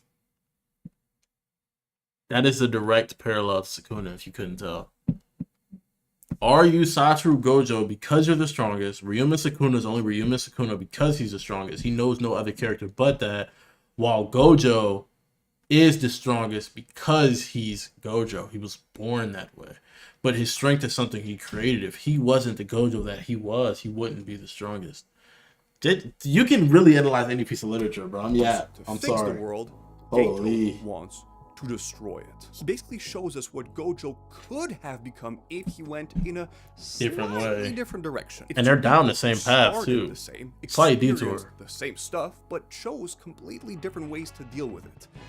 That's reality, bro. And that's life. This is where I need two to koi really fish. Cool. I think there are actually two completely different types of second strongest characters. First, you got guys like Geto or Endeavor from My Hero Academia. These dudes are chasing someone who's already the strongest. But then you got a whole different category. Characters who are the second strongest. I saw my goat bond. I'm very happy. Someone who's trying to become the strongest. For example, in Dragon Ball, you have Vegeta and Goku.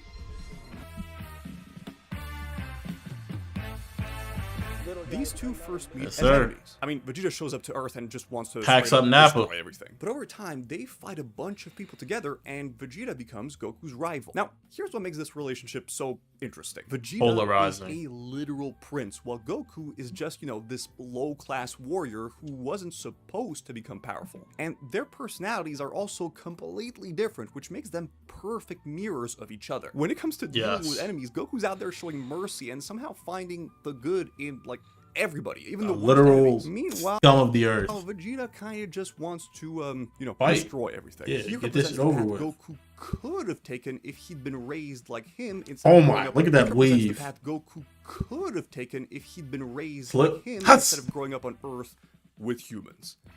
That's shout out Grandpa Go. Renji from Bleach is also one of the second type of second strongest characters. Just like Vegeta, he starts off as an enemy, and in the beginning of the story, everything kind of pointed to him being the protagonist. Well, I need pee. The tats go to lightning on the neck. Oh my god, he's so tough. He was always tough. Even though his hairline is fucked, just like Vegeta, oh my goodness, his character design is so. The beginning of Bleach made it clear that tats Renji to the eyebrows, was supposed to be one of the most important people in the freaking story. Oh, the lightning! Oh my god, this time. I'm sorry. Everything for it to happen. Even at the very end of the series, the author is still trying to convince us that Renji matters by putting him in important moments. But here's the problem. Unlike all the other characters I mentioned, Renji is just way too similar to the strongest character instead of being his opposite. Both of these are intense, determined, and good-hearted. After a while, they just become allies with basically zero meaningful see, that's why, chat. After a the while, tats aren't there.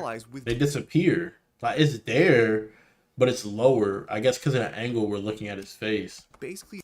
But one of them frames look like it disappeared entirely. Meaningful conflict between them. And, sometimes they team up to fight the bad guys. So instead of getting a legendary rivalry that could have pushed both characters, we got a guy who was set up with huge potential to become a great second strongest, but ended up being a pretty regular guy rival who just kind of disappeared. The best second strongest characters don't that's why I wouldn't call him the strongest.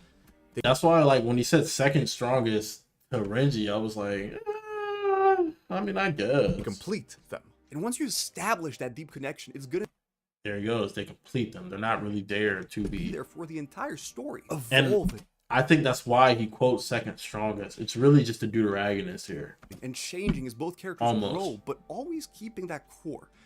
And that's beautiful. But creating that perfect connection is just the beginning. And that brings me to point number 2. A second strongest character needs to have some deep, messed up reason to get stronger. These second strongest characters it's like a slightly twisted version. Like regular people. They're damaged. They have a desire, they have a very strong reason to become strong. This is what turns their simple ambition into complete obsession. Is the difference. And that's what anybody would tell you is how you become great. As a regular person, you watch the videos of the best at what they do, and they tell you, you got to be obsessed like me, bro. I'm not normal. I'm not human, right? That's what that second strongest is. They're literally a regular person who climbed their way up. It's just interesting to see. I mean, not regular human in conventional sense, but they're just a more relatable character who is meant to be more flawed, and that is what allows for the great development. While the main character, though having their flaws, is meant to be in your eyes like, oh, hold on, they're actually tough, or I might have done that too. While the secondary character is intentionally flawed yet still relatable, even though the choices and mistakes they make aren't the same ones you would. Between wanting to get stronger and needing to get stronger like your whole life depends on it. That damage is the thing that makes them willing to throw away everything just to beat the person in front of them. And it hits way harder when their reason for getting stronger is directly connected to the strongest character. Zoro from One Piece is very different from all the other second strongest characters because of this reason. Back in the day when he was still a kid, he had this friend called Kuina, right? They were both students in this sword fighting school, and this girl, she's a great friend. It's not unfortunate, but what happened to her was girl was straight up bodying him in every single sword fight. Her dream was to become the greatest swordsman, but then out of absolutely nowhere, she had an accident and perished. And I don't know if it's an accident or not. I hope so, because her character, at least in the anime, made it seem like an accident. But I've heard recently that it's actually common in Japan for the way they phrase kids committing essentially like seppuku, them falling down steps. So she apparently died from falling down steps. That's what we know as a community, unless it's like a group Mandela effect. But allegedly that could be a metaphor for something else. And then if that's the case, it would explain why Zoro trains like hell even more so, and wanted to take her blades to essentially accomplish her dream for her. Because she was going to be forced to be probably married off to someone, and she doesn't have the natural physical strength of Zoro, but she has the technique of a swordswoman. She felt like she was in a cage, in a box. So if it was seppuku, it would narratively make sense. It's still an unfortunate thing to happen, but interesting tangent. Just like that, Zoro decided to fulfill their dream of becoming the greatest swordsman for himself, but also in her honor. See, this man isn't trying to become the strongest, period.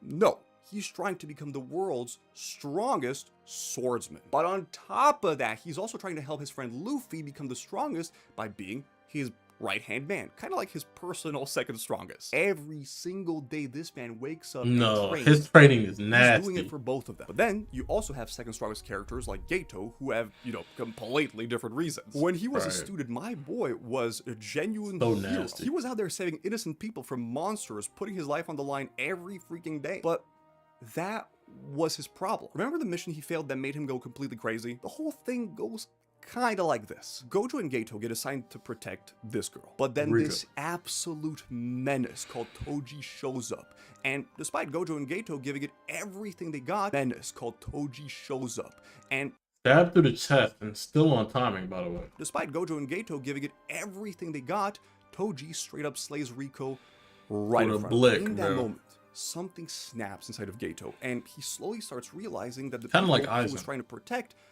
don't care about him at all. And on top of that, yeah, it's like, I have no reason to do what I was doing. I try to create a genuine connection. I'm protecting people. I'm the good guy, right? Where is this opposition coming from, and how did they get the better of me? It has no jujutsu. He has nothing. All he did was plot and scheme in the shadows. He's done nothing to help others but worry about his selfish desire, yet he won. Yet the one person other than my best friend I decided to give a piece of me was taken from me. And there's some twisted part of him that's probably like, if only Gojo was stronger. there's another part of him that's also like, he did everything he could. He worked his eyes to exhaustion. He almost passed out to protect this woman, to complete our mission. So it leaves the mind in a crazy state, you know? That he was doing one of the most dangerous freaking jobs you can imagine just to protect them. Everything this man believed is just thrown in the trash. After this mission, Gojo became absolutely overpowered, while Geto kinda stayed the same. This meant that he was constantly going on solo missions while Geto basically lost his closest friend while simultaneously losing his freaking mind. And all of that together was just too much. So he decided that the world had to change, and that's why he chose to betray everyone and become a bad guy, to destroy all the humans. That motivation to become stronger, or even the strongest, that's one of the things that makes these second strongest characters so freaking cool. And that brings me to point number 3. The second strongest character needs this constant back and forth with the strongest character. We need to feel like sometimes the second strongest is catching up a little bit. And maybe, just maybe, if they tried super mega hard, they could be the strongest. This is basically Vegeta's entire story in a nutshell. Let me show you. When he first showed up to Earth, my man was genuinely like the final boss. Goku couldn't really beat him, and it took nearly every single good guy to barely win against him. But then, in the next arc, Vegeta gets absolutely clapped by the main villain. Everyone thought this dude was special, but here comes Goku, who trains like crazy and saves the day. But after that, Vegeta trains, and for a good while, my boy was actually catching up to Goku. We get to the next arc, and my man gets destroyed again. And this cycle happens again. Because he's trying to force it. And again, Vegeta is basically the anime character that never becomes the strongest, but he just keeps trying over and over. And that's what makes this rivalry so perfect. After decades of this back and forth, neither one of these dudes feels left behind or, irrelevant. They keep fighting new ways to push each other, new transformations, new levels. But to me personally, it's even more beautiful when the second strongest tries to be the strongest with something else than just strength. When Gojo and Geto were students, they were, basically the same in terms of power. Both of them were special, both had some absolutely insane techniques. And that's what Geto realized. Nobody's special. And both were super smart. But then, after Gojo became, completely overpowered, Geto knew he couldn't just fight him. I mean, that would be kind of silly. But he didn't stop trying. Instead, this man became a master strategist where he was always thinking 10 moves ahead. And that's how he managed to outsmart Gojo a couple of times. Similarly, Endeavor has incredible abilities, but he still can't touch All Might's level. All Might is basically the strongest in My Hero Academia. So what did he do? He met with this lady who had an ice power, and he married her for one reason only. To create the... That tie was actually tough. I like the fire at the bottom. Hold on. Lady who had an ice power. Oh, that tie is so fire. I'm sorry, but that's tough. And he married her for one reason only. To create the perfect baby who could beat All Might. They ended up having 4 kids that Endeavor treated like literal science experiments just so that one of them could have this perfect fusion between fire and ice. Mind you, you don't need this fusion to be better than this. You're number 2 right now. So if any of them were just born with a stronger version of your quirk, bro, they could have beat that. Mind you, All Might's eventually gonna go out his prime, bro. He's not gonna be around when they're hooping. You just needed to make them stronger. That's it.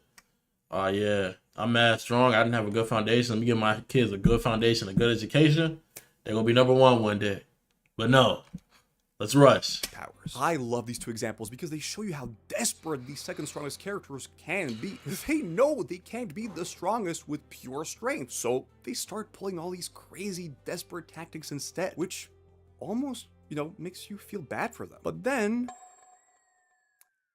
we have Renji. And listen, the first time we meet him, this is actually giving the main character Ichigo problems. My boy had training, experience, he knew how to use his powers properly. He basically had everything experience, he knew. See that scar on his chin? Ichigo gave him that shit though. How to use his powers properly. He did what he needed to do. Had everything Ichigo didn't at that point. But then, after this fight, Ichigo's powers grow like crazy, while Renji gets stuck at this basic level. He loses miserably against this guy, this guy, this guy, this guy, and this guy, and so much more. After the beginning of Bleach, he loses pretty much every single one of his fights. Also, I just want to put this out there, but maybe it's not a coincidence that these two have the same hairline. I'm just saying, if the strongest character is always way stronger than the second strongest without any effort, then the rivalry is boring it becomes and uninteresting. But when that power balance starts shifting, when sometimes the second strongest actually starts winning, that's when they're the most interesting. Number 4. Becoming stronger needs to freaking destroy the second strongest character. Here's the thing.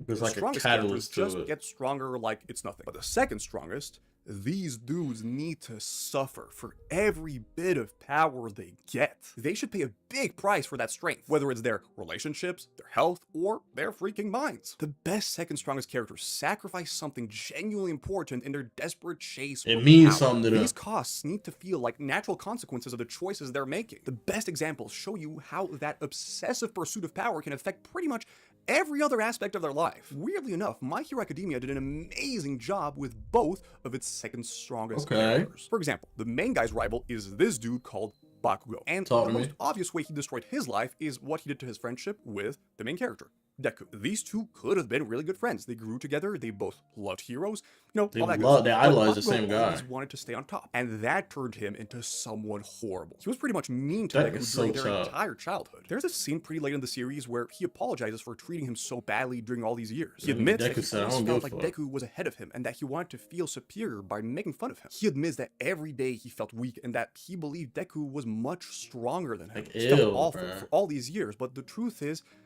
he kind of did it to himself because he wanted to be the strongest so bad. For Endeavor, remember how I told you he turned his entire family into a freaking science experiment? First, he had his kids called Fuyumi and Natsuo, who were basically ignored. I mean, they weren't useful for his plan, so he just pretended they didn't exist. Then, his wife Rei got so broken down by this horrible life that they had to put her in a freaking hospital for years. Nasty Then work, came bro. Shoto, who had exactly what Endeavor L wanted, the husband. perfect blend of ice and fire powers. How you an L husband and an L father, bro? Pick one, bro. So Endeavor put him through brutal training from the time he could barely walk. He banned Shoto for playing with his siblings and basically stole his entire childhood just to create his personal machine. And finally, his first kid, Toya, The who GOAT. had this insane firepower, but because of his weak body, he literally couldn't handle the heat. So what did Endeavor do? He labeled him a failure and just, you know. Mind you, we're living in a world with supportive gear that can improve quirks, that can fill in these gaps and show quirk leaves. There's no reason it couldn't have worn some type of gel, some type of protective suit. You know what I'm saying? There's so many routes that could have went with this. Abandoned him, but then Toya Could have made a team combo, him and one of his siblings that has ice abilities. It would have been like a duo hero John.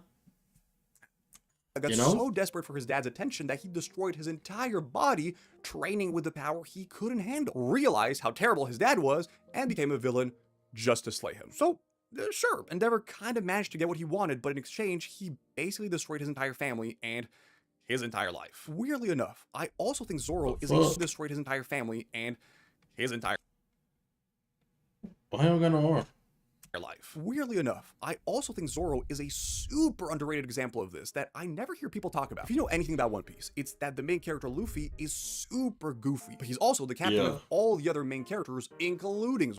That's what made Zoro such a compelling character. His like kind of like IQ and his like knowledge about pirates, despite him being a pirate hunter and a swordsman who is a character like that's a title one holds in a dignified manner. You wouldn't associate them with a pirate, yet he's the glue, and I fucked with that. Zoro. And because of all that goofiness, you slowly see Zoro become more and more serious throughout the series. He becomes colder and has to make these difficult decisions to help his captain become the king of pirates. It's a subtle change, but it's a sacrifice he has to make to become stronger and to achieve his dream. And I think that's beautiful. These sacrifices aren't just great character development. They're exploring what happens when wanting to be the strongest becomes more important than everything else that should have made life worth living. That's why you'll always hear people say they liked the strongest characters when they were younger, but started loving the second strongest characters when they got older. It's for this exact reason. People start appreciating the harsh truths and the tragic stuff that these characters bring to the story. I fought with the secondary characters from the beginning, gang. And that brings me to the final point. Number 5. A second strongest character has to evolve, baby. Listen, the best and strongest characters aren't just there to make the strongest characters look good. These characters actually need to grow and transform throughout the story, dealing with whatever thing made them obsessed in the first place. The rivals that we actually remember years later, they're the ones who have those life-changing moments where they finally figure out what real strength. Ooh, W can impact frames. I need to get back into my hero. Underneath all that rage and obsession, and what's genuinely worth fighting for. This transformation can go in a couple of different directions, which is what makes it so interesting. For Vegeta, there's a moment in Dragon Ball where he finally said the words that had been on his mind for years. You're better than me, Kakarot. You are the best. Now, you might think that that sounds like defeat, but that was freedom. No. This man, that's acknowledgement, bro. For so long, feeling bad about. I don't need to train to become better than you. I need to train to become better than me I was a couple seconds ago, bro. I need to train to achieve actual mastery, because when I didn't, I unlocked a bulkier form of Super Saiyan and got my ass whooped, right? When instead I could have honed the power far greater by tapping into mastery, but I wanted to do something on my own. I wanted something of my own. So any sign of progress, though detrimental it was, I saw as a sign I could potentially be better. The fact he never became #1, and finally admitting the truth set him free from all that. He still has that pride, he's still competitive, he's still driven to get stronger. The difference is that now all that energy is going to something better. Bakugou literally went from being Deku's biggest hater to becoming his ultimate partner. The real transformation happened after his apology. During the final arc of My Hero Academia. So tough. Spoiler of Doom, spoiler of Doom, spoiler. Deku instead of trying to one-up him. And when this man was willing to sacrifice his life to save Deku. Did y'all hear that? I think someone just hit a gambling parlay at one of my sweet mates. That's when you knew I heard it through my headphones, so I figured y'all He went could from hear seeing him as a threat to wanting him to succeed. He went from doing everything on his own to accepting the help of other people. When Endeavor finally gets that #1 hero spot, he feels like he can't actually achieve anything. This man just knows he can't undo the horrible stuff he did to his family. He can't bring back the years of pain. But instead of feeling bad and making excuses, he decides to become someone worthy of forgiveness, even if that forgiveness never comes. The most powerful part of Endeavor's evolution is that he accepts that the damage can't be repaired. He's not out here expecting his family to forgive him or his reputation to be restored. He's not looking for a happy ending where everything goes back to normal. Instead, he's focused on being better going forward, understanding that redemption is something you have. Because even if you're truly looking for redemption, you don't apologize because you want people to forgive you, because you want to no longer be seen as someone who made a mistake. You apologize because you realize you made a mistake and the only path left is forward, so you don't continue making such mistakes. If you come with the approach of, I'm only doing this for someone else's attention, you'll never be satisfied. And that's why a hollow desire to be #1, like he had, that had no meaning behind it, similar to Vegeta wanting to become the strongest originally, was purely from a prideful standpoint that I think this means something and I want that. That was the shortcoming, and only in realizing that there's something better I can attach this to, there's a meaning that this holds beyond the physical and the easily seen, do they set themselves free. And Renji, I guess he gets a new haircut? He gets married, but sure. Yeah, second strongest characters aren't always going to check every single one of these boxes, but having at least some of these elements is what separates the forgettable ones from the characters that might actually be more interesting than the strongest. Tough video from the GOAT. Pave Lover, appreciate y'all boys for watching. As always, stay happy, healthy, and hydrated, and you know what time to catch me next. Peace. That was the last one. We're not doing that other one. We've been reacting for way too long. Unironically, I'm not gonna lie. Alright, we get some little foo-foo. See if we can get some. See if we can get some. See if we can get some. You be saying it regular show? Whoa. We gotta try the anime opening, John. You gonna start it? If it's open another tab? Oh, it don't. Okay, we good. We gotta try this one.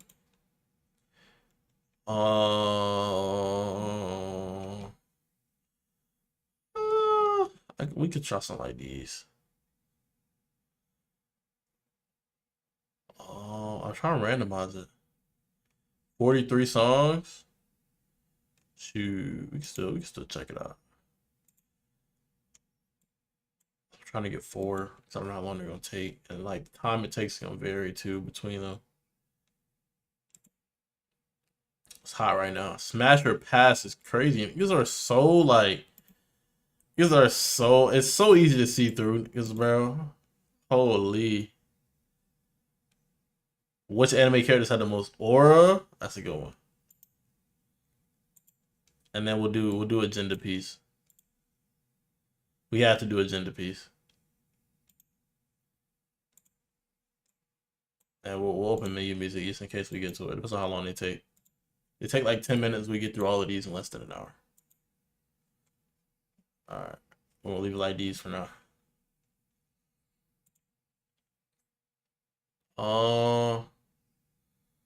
I guess. What's good, YouTube? We got a new series for y'all boys. We got this or that.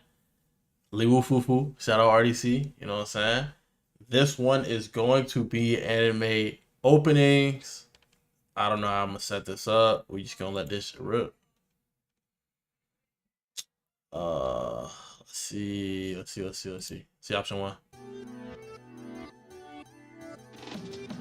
Forward the beat. It's just music only. I'm not taking the aesthetic. Forward the beat drop. That's when that shit down, but that's was.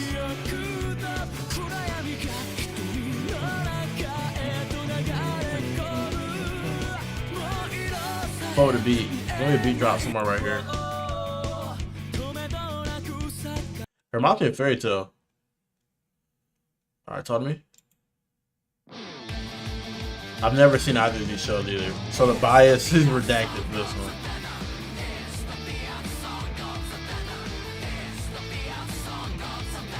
I'm gonna give it a little bit of time.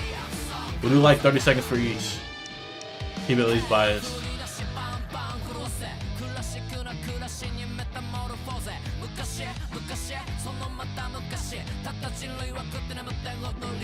I thought the visuals. I'm not gonna lie. I'm going these. SAO. Okay, talk to me.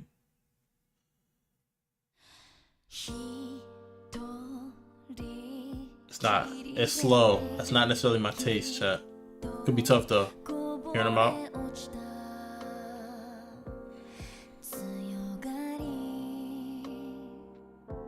Hey, she's singing though.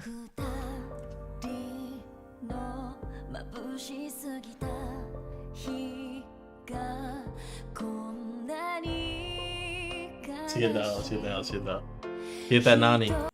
This 30 seconds is gonna hold the slow ones, bro. That Mount Death play. It already got it, I'm not gonna lie.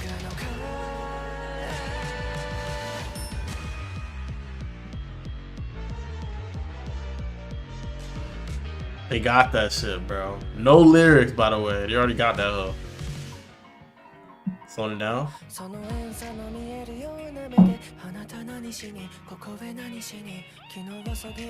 And nah, they fully got that hoe. I'm sorry, chat. I'm not even sorry.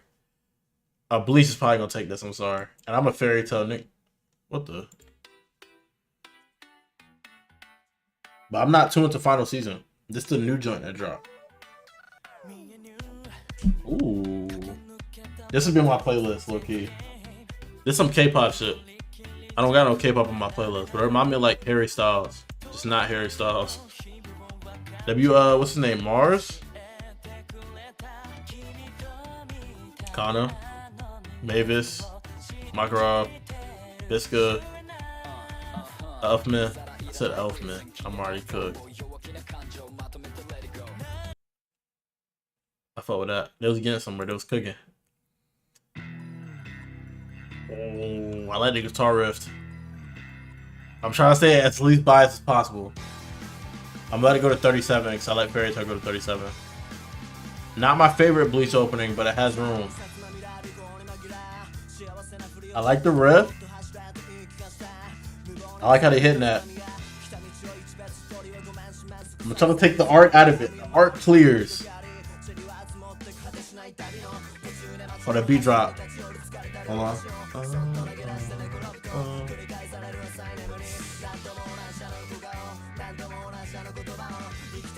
I know the drop's about to be crazy too, bro. Just off what I heard though, I'm sorry, chat. I might have to. Hopefully they have another Bleach one in here, bro. Cause fuck, bro. Fuck, bro. Talk to me. Have I seen this? I think I have. You said N-word? She said Negro. She said Negro. Yeah, they're cooked, chat. He said that shit. Hold on. Rave ass music.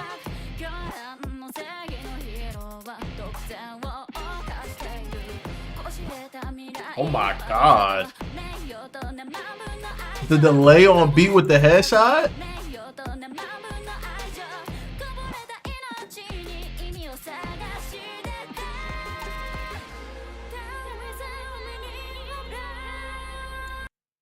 This tough comp. This comp.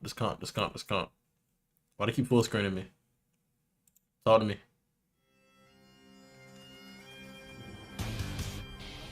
Okay.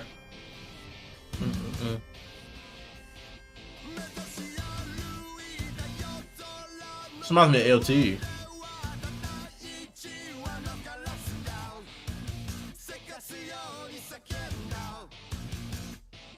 I fought with it. Well, that riff picking up too.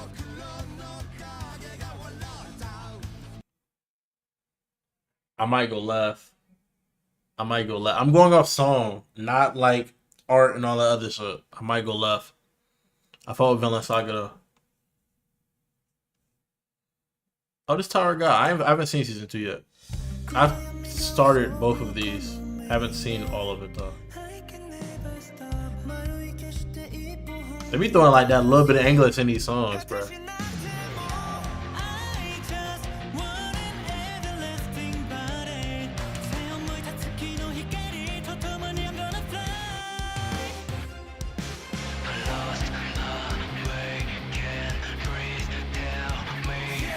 I'm gonna let it go to 40. They're building to something.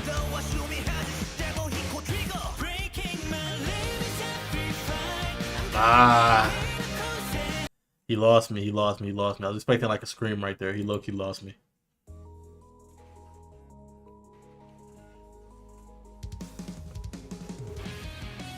Good drums. A bit like Aqua.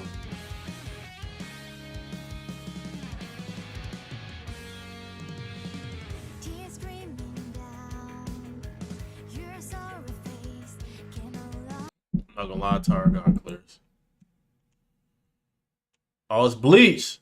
With AOT, we're gonna go AOT first.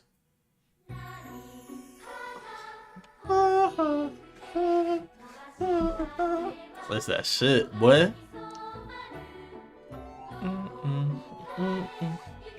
Gripping its dream. All the symbolism here. We just here for the music though. Good switch. Still that original riff.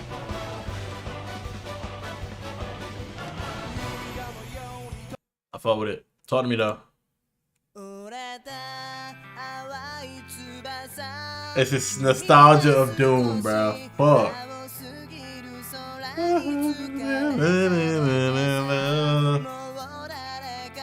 Uh-huh. Uh-huh.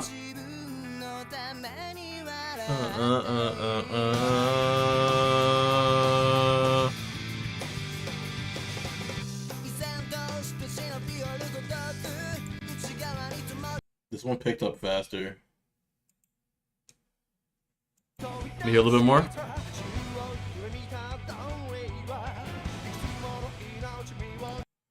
It's epic. It just don't got it. I'm sorry. TOG. Talk.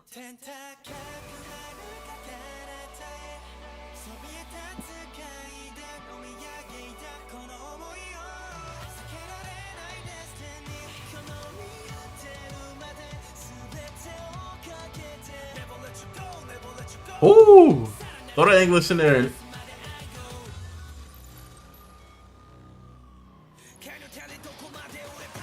Damn. Oh, this shit hard. I'm not gonna lie. Unironically, this shit hard. You said if I say anything but JJK on block. I actually fuck with this JJK one, actually. Hold on. I was actually about to just rage, but I ain't gonna lie, but I fuck with this one. As he's beating his chest. The rain. Cinematics are supposed to be excluded. Music only. I don't know. It just gives this nostalgic feeling. It reminds me of Kuroko, bro. It reminds me of like my past. This I would have on my playlist though. But rating anime openings.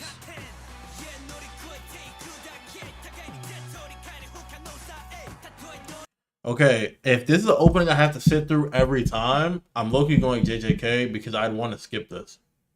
No bull. Unironically.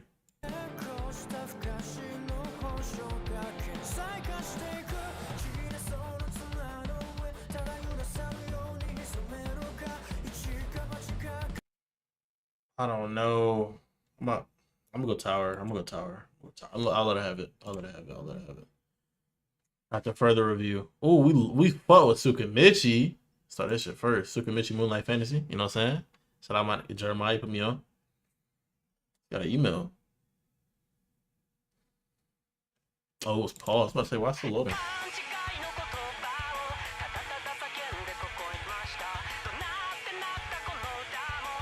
Subtitles will low-key be helpful.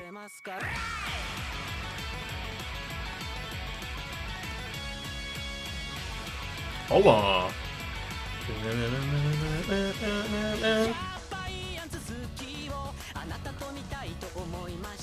Okay.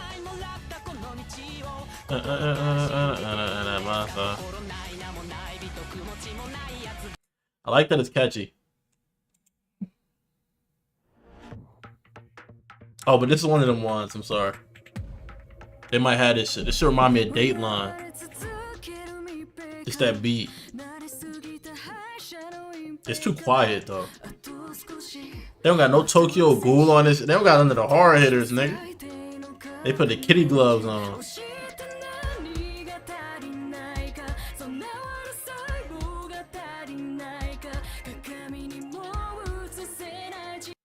Fuck no. Talk to me.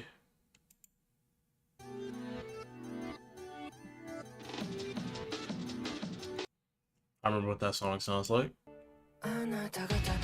These are both fire. Two different types of songs. I'll give them both a full re-listen. We'll keep these 30. And then the semifinals will go a full minute of the song. And then the finals will give it a full listen through. I like the suspense in the music, yet it still has like that jazz type vibe.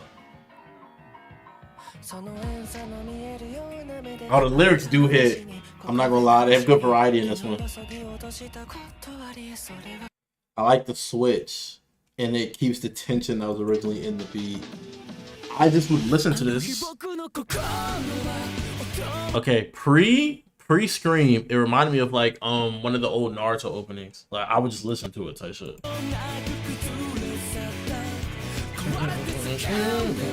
It's very catchy too. I'll give him that.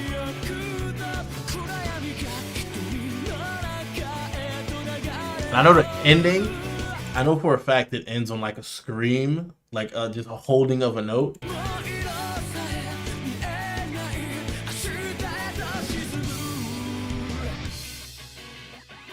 I'm letting them cook up a little bit longer. Yeah, they got it. I ain't gonna lie. Talk to me.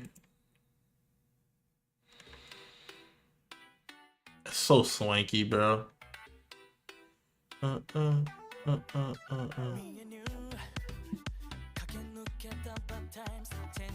You know what it reminds me of? It reminds me of the Skylander opening, bro. Those of you who know. Two different types of songs. She did say the N-word. I might have to give it to this one.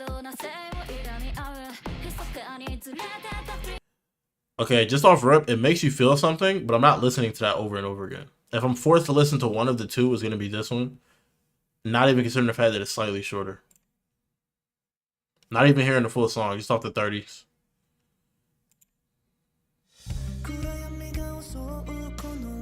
The N-word too? No, they said mega. The other one said nigga.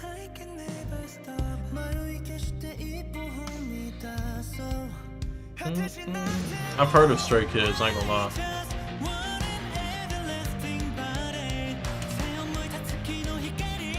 Okay. I think this might be fucking nostalgia, bro. My brain might be wired to enjoy this more, bro. Like, I remember even watching the filler, this was the fucking intro.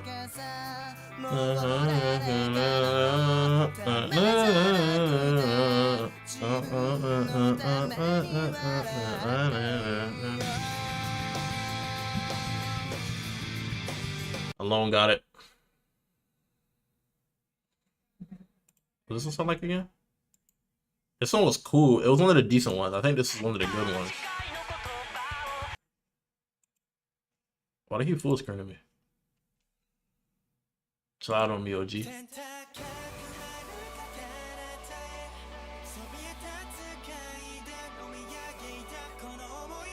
This one sounded a little more mid. Let me hear it out.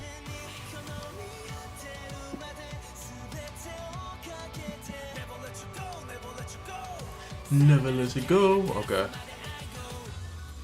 It's a build up type of intro. Yeah, it's not good off the rip, but that build up is worth it. It's good payoff. Semis. We can go to the full minute. Let's go Fairy Tale first.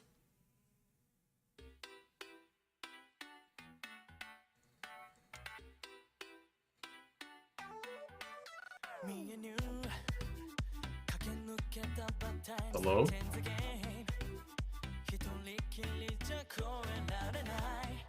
Or this is here.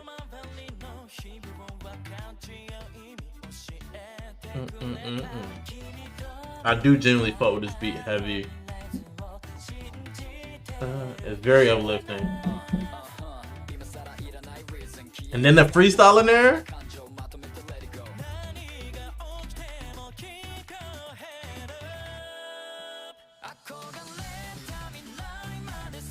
Pre-drop was a little lackluster. It's there though.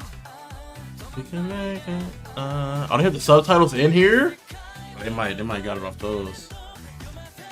You're my family.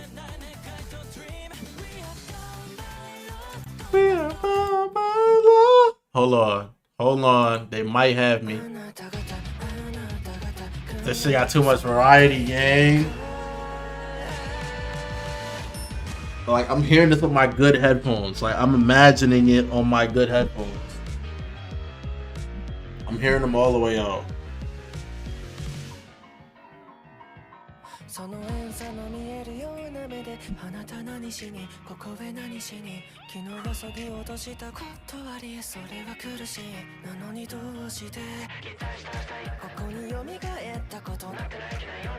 Give me your full minute, bro. Don't lose me.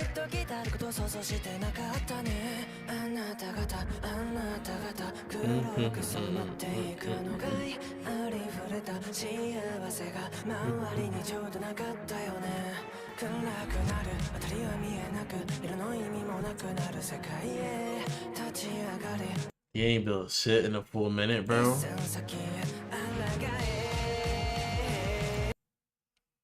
Sorry, bro. Had me in the first half, gang. Full minute. Let's get the first 30. Nah, I can't do that to the intro. Can't cut that whole like those.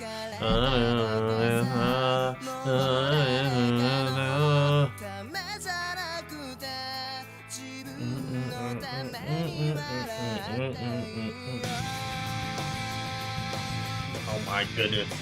Good crescendo here. Back home.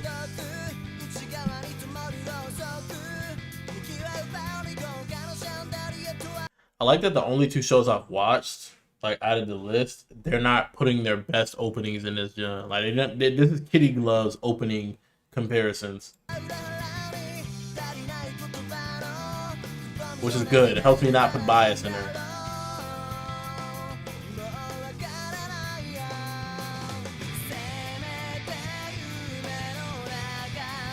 Hold on, they building some. Back quiet.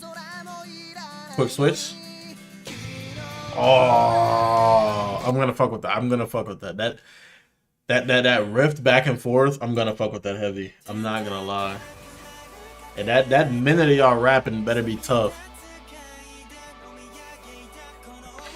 Cause the intro on this joint is way too slow.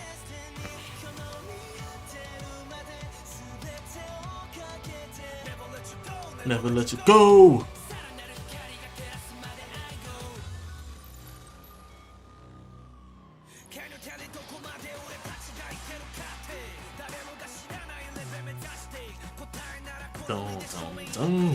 I thought with the sounds in that bit.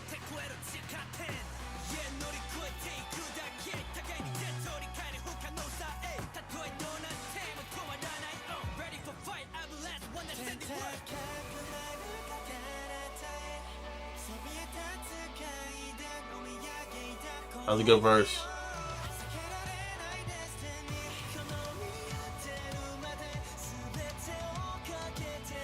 I think they did the same thing. Like they had something good and then they lost it. We'll go Bleach. Unironically, the two shows I didn't know made it to the fucking finals, bro. Unironically.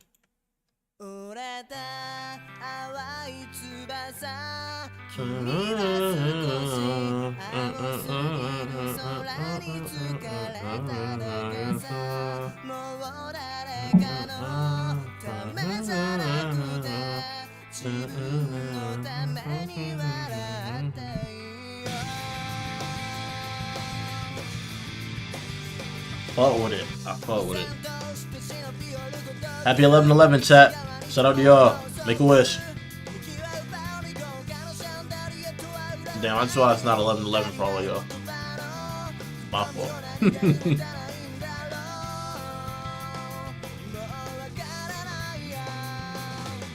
Oh, it's the final. I gotta let it all the way through. I gotta let it play.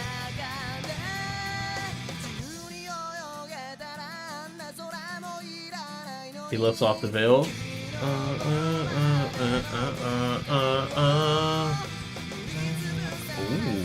we're gonna hold it. Hold it then.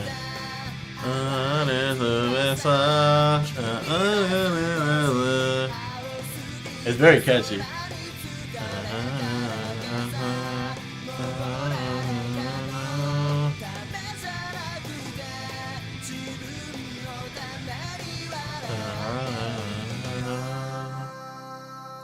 Like if I knew the lyrics, I would be jamming along to that whole. I ain't gonna lie. Like it just sounds like that type of song. It brings that vibe. I don't know. The beat of this is just growing on me. It's like the ending of a fucking DreamWorks movie, bro. No bull.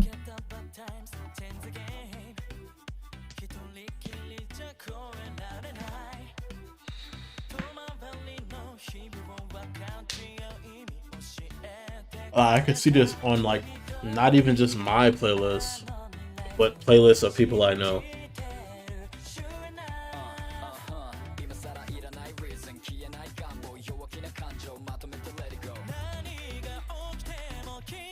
Said the N-word, bro. I caught that shit again. Keep your head up, okay. We can make it.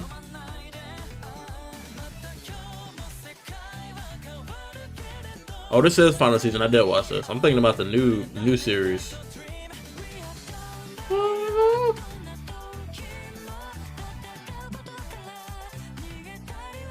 Fist bump.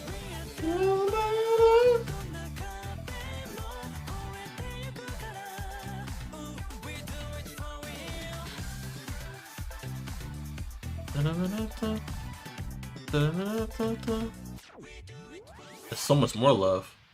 How the fucking intro over and there's more love?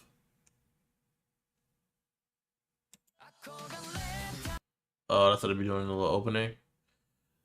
We're going fairy tale, unfortunately, chat. Sorry to say it. Sorry to say it. What I gotta do to make an account? Nah, we're gonna do one after this. It's all unofficial, this or that. Bleach? I could have put up a poll, my fault. Random songs, I guess. Back with another episode of this or that. Liwu Fufu sponsored, I guess. We got random songs. You know what I'm saying? One tournament played. We just gonna hop into it, I guess, chat. You know what I'm saying? Figure it out. We have no clue what's here, which I like. You have to like spoil yourself if you want to. So get into it, bro. It's random songs. I'm gonna fuck with the variety for sure. I think we're gonna do the same premise, but since these are gonna be longer, I think we'll do 30 seconds regular, maybe minute semifinals, and then or minute quarterfinals, minute 30 semi, and then like full song final.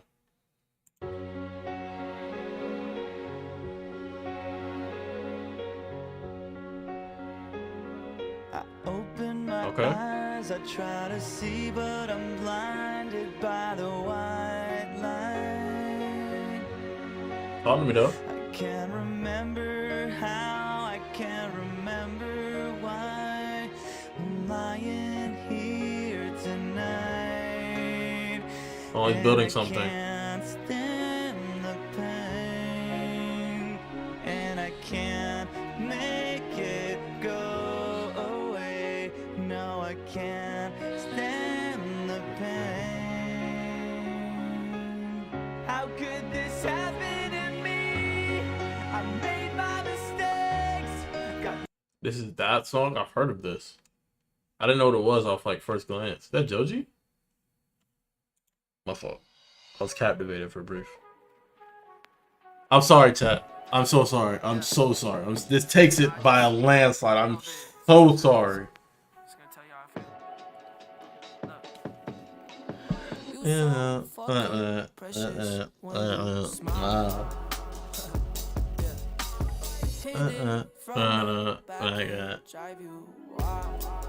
Come on, chat. Lose myself up in those I just had to let you know you're mine. It got it. My fault. It's not even close, I ain't gonna lie. I was fucking with the song I ain't never heard before though.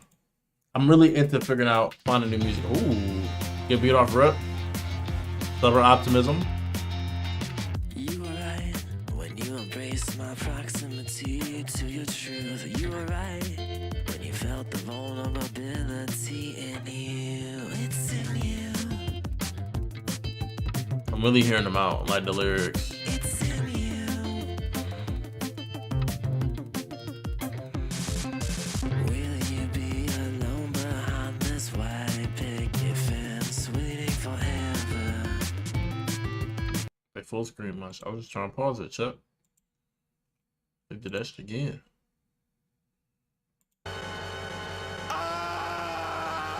This beat is doing a lot, I ain't gonna lie.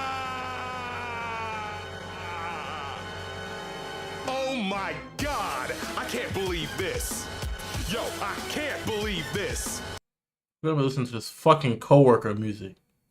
This is the worst shit I heard since Dax! Yo, I cannot believe this! Oh my god! I can't believe. I'm not letting them cook, bro.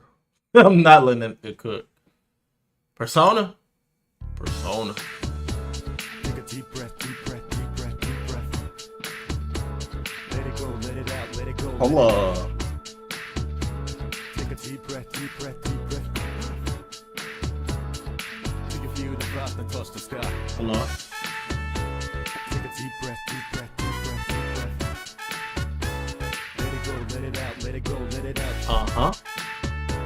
Take a deep breath, deep breath, deep breath. I'm not even gonna let him start freestyling. I'm gonna let it stay right there. Oh, this beat got me though.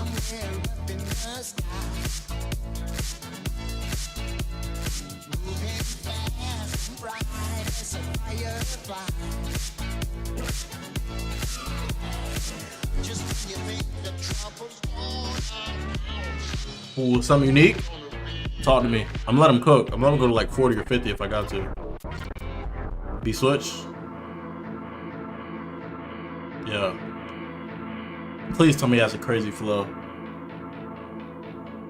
Don't waste this beat.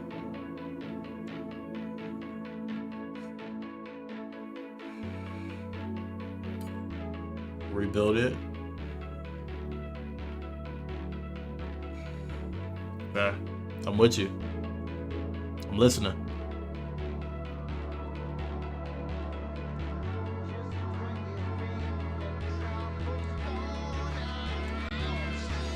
You lost me. It's a TikTok attention span, bro. Blame it on TikTok. They always will get me with a beat, bro.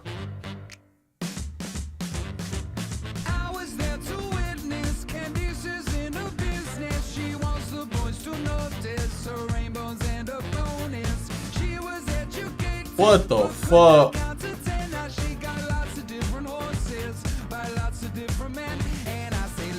Lots of different horses by lots of different men. Okay, I see what you're trying to say there. I'm picking up what you're laying down.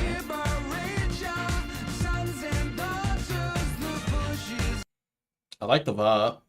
Lyrics is cool. Damn. I fought with Dashy. This might be ad though. Only got like 12 hours of sleep last night.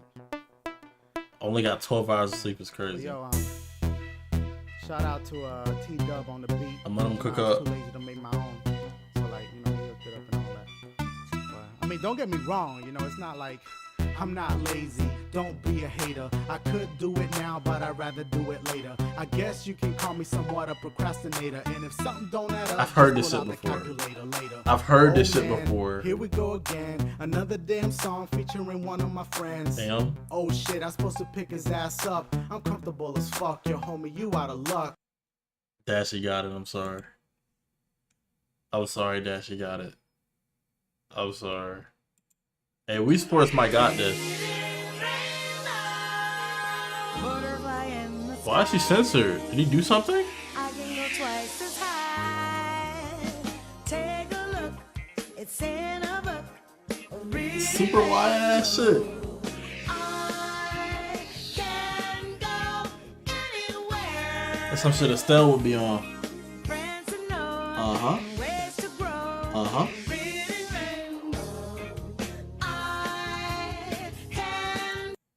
Bro, who is that, bro? They got his face redacted, gang. Who is he? This shit is so familiar. Who is he? It's gonna be bothering me all day, bro. So loud.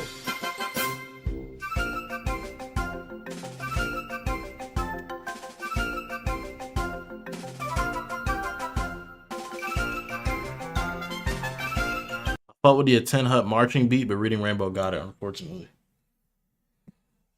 Kanye? I might give it to Kanye right now. We might as well just get it to Kanye, man. Holy bad matchup, bro. Holy shit. Hold on, now. Okay, shorty. Oh, that's from X-Men. Those are Sentinels. It's my guess. I think that's Rogue in the back. 30 seconds is not enough time for you. I'm sorry. Might be cooked. They're going against Kanye here. But this is a music video. 30 seconds might not be enough time for Kanye either. This might be Comm.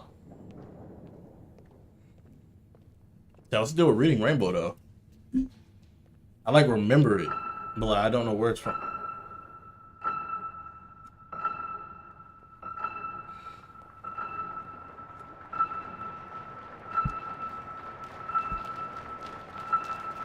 Okay.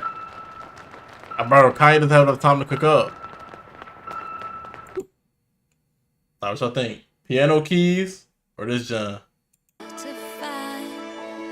When it's cold outside. Black Eyed Peas probably got it. I ain't gonna lie. It's like a ham bone. Hold on. A lot of artistry going on here, chat. Like, 'cause that's ham, right? This is bony, right? Today is one of those days stuck between yesterday and tomorrow. See the one who made this? Everything to go and everywhere to do. Hot sun dripping down the window. Count your teardrops, all 114 of them, and sing. It's just some like Adventure Time music. Sound like some shit they had my dog BMO singing. I fuck with it.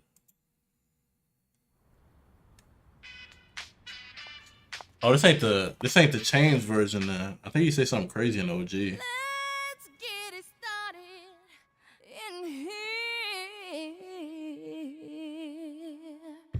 Whoa, I did not know it started like that. Fuck, bro, they might have it, bro. I was fucking with the artistic expression. There's no disrespect, so when I bust my rhyme, you break your necks. We got 5 minutes for us to disconnect from all intellect and let the rhythm affect. To lose our inhibition, follow your intuition, free your inner soul and break away from tradition. Cause when we be out, girl, it's pulling me out. You wouldn't believe how we wow. We burn it till it's burned out, turn it till it's turned out. Act up from northwest, east side. They got it. They got it. They got it. They got it. They got it. So that is going to be very artistic expression. I'm liking it.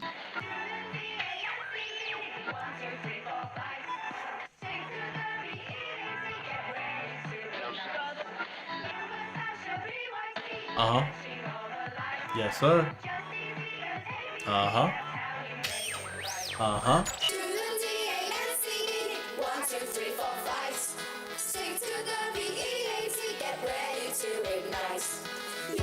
WK's Bob.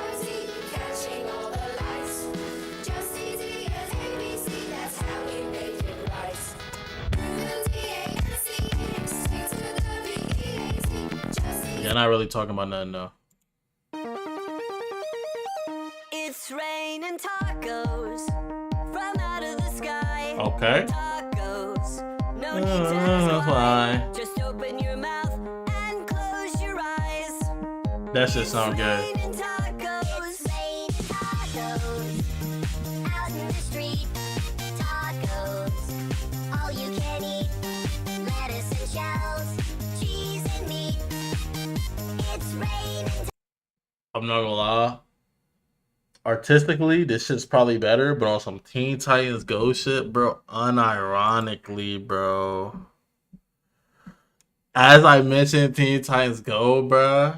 Did they clear?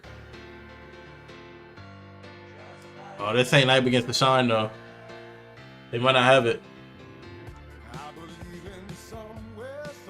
I fuck with his voice. Okay. Let me turn my shit up. Seems like butterflies, birds, and stardust dance around your head. I guess it's gonna 30 seconds over, gang. I'm sorry. Like a country version of a rap song?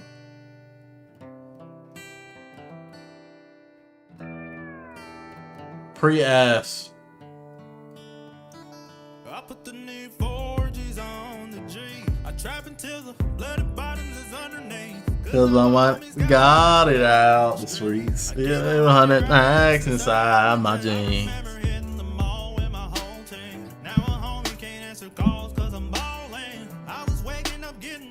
Hold on. Hey, man. I see my people. I don't hear my people, bruh. Okay. I specifically do not listen to country music. So I want to go Cyborg. I'm not going to lie.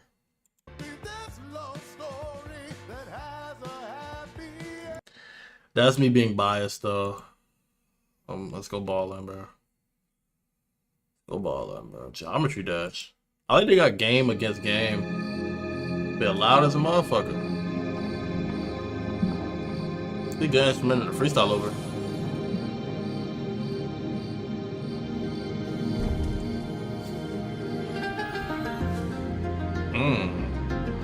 This bar type music. Some D&D shit. Somebody's like doing a motivational speech. No matter how far we fall, at the end of the day, we rise. Because there's nothing like a group of determined people set to fix their mistakes. Because accountability is our power. That feeling that we did something wrong is us being right. This gives us a chance that leads to a new beginning. And I don't know about you, but we could use a second chance right now. Yeah, motivational ass music, Nate.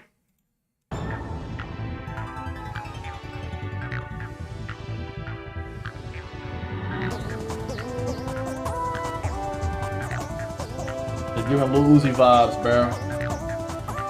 You ain't never heard that instrument in your life before. They pitched that sound up.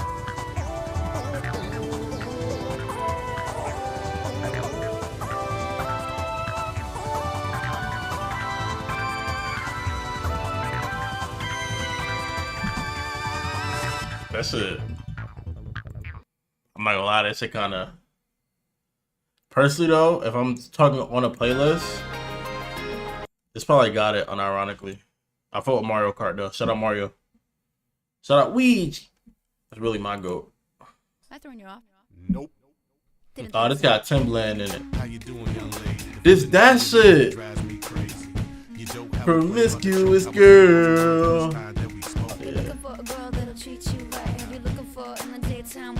You might be the type if I play my cards right. I'll find out by the end of the night. You expect me to just let you hit it, but will you still respect me if you get it? All I can do is try, give me one chance. What's the problem? I don't see the ring on your hand.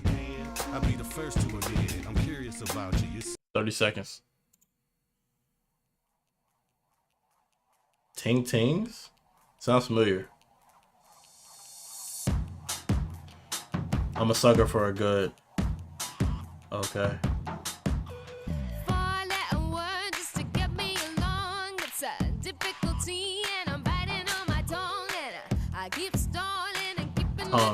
You said dawn.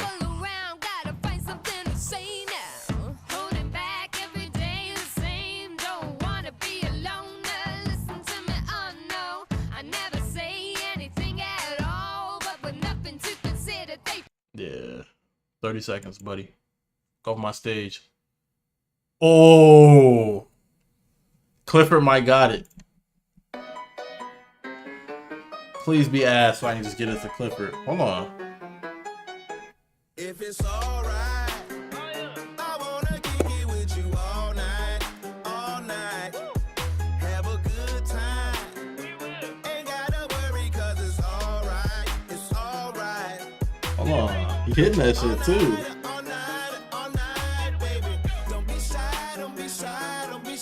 Nigga hit the folks, brother. Old ass song. They said. Nope. No second verse. 30 seconds only. Clifford, remember when you were a puppy? That's Ellie Elizabeth. I'm kind of new, so I'll stick with you. I like new places. Seeing lots of new That nigga was tiny, bro. That's actually ridiculous. He's probably the rank of his like pet. It's crazy. They named that nigga Clifford, bro. Old ass name. Yeah, big boy got it. I ain't gonna lie. Pause.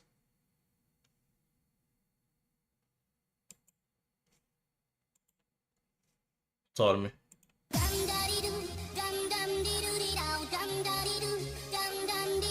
It's not my cup of tea, chat. This is gonna be very biased. I apologize.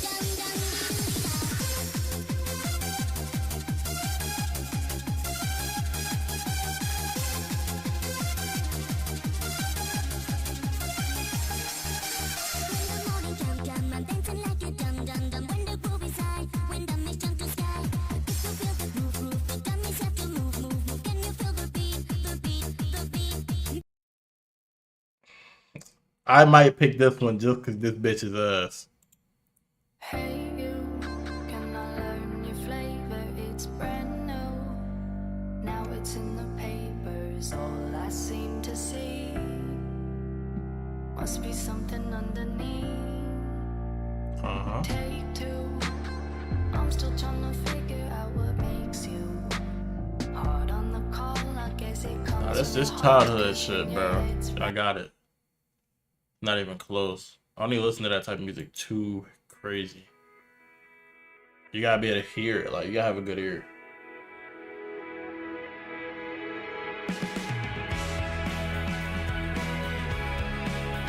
It's literally like some shit out here at the end of a Dispatch episode.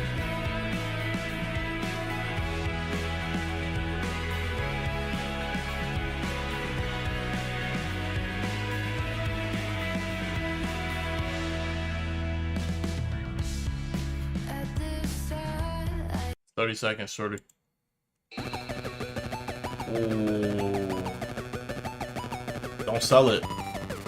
You got something unique here.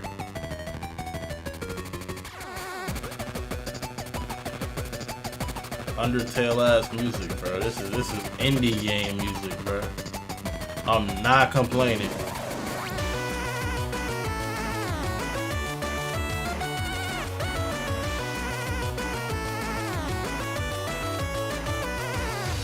Is it on my playlist? Probably not. Let's check this out real quick. That bitch not on my playlist either. I'm gonna go Creatures of Deception. I ain't gonna lie. It's Kanye, bro. We're gonna go Kanye second. Right? I'm telling you, it sounded so Undertale.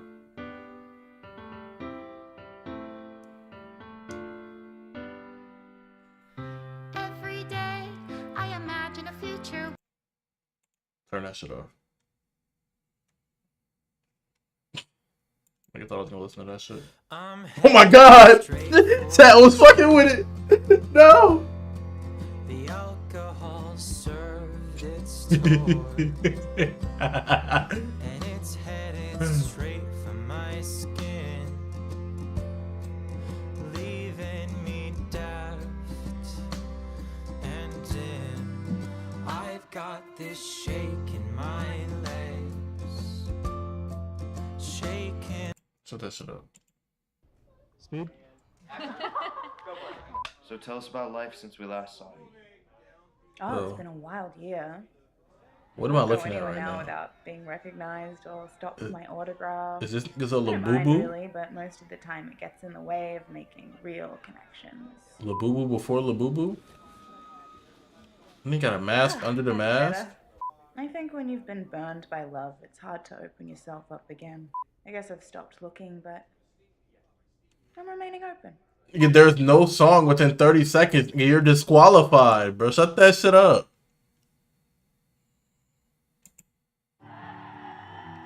Bro prefers furries of alright, bro. Lock in.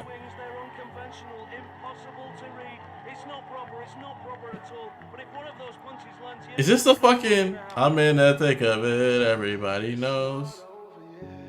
Oh. Tell me why you started a fire. It's burning up in my head. Why do I always tell myself that it's not over yet? Why you gotta tear my heart out? This nigga running too intense, bro. Shit don't match. Shooby-doo-ba. Doo-doo. Throw under a little. Doo-doo. Doo-doo. And then someone with a different tone. Boom. Boom. Fuck no. Instant classic. That's a certified hood classic. They got it. They got it. They got it. They got it. They got it.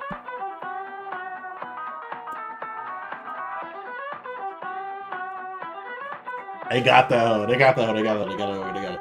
They got it. They got it. They got it. This shit iconic, chat. I fuck with the beat heavy.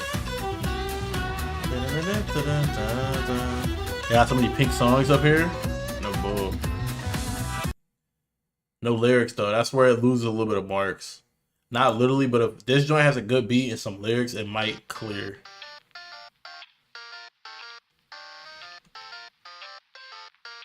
I saw a gem. Is this Steven? Vocal stem. I was about to say. I see a gem there. I see STE.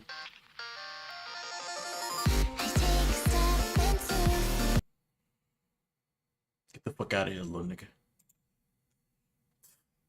I'm so sorry, bro. I'm so sorry. I'm so sorry.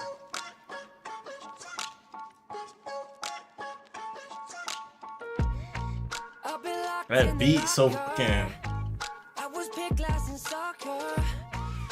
We do?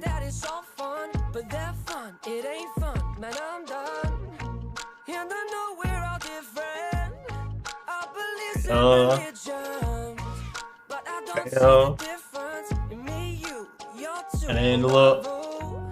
So if you've had enough, then we know the song. Sorry though.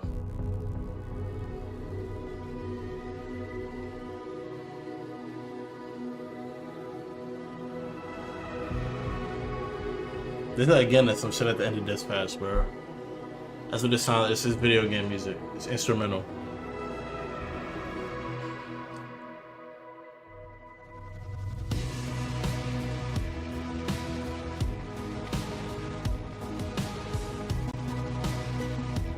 I feel so bad for instrumental shit, bro. I'm like biased, kinda, cause like the beat would have to carry heavy. Y'all know, bro? His first name's Kieran. I think that's tough. Kirin. Some Naruto shit.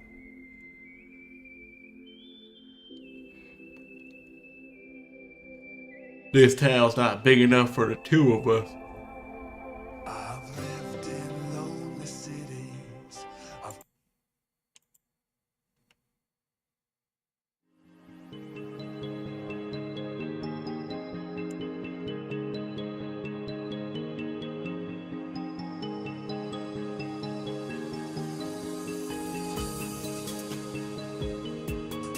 Unironically, I'm going Geometry Dash.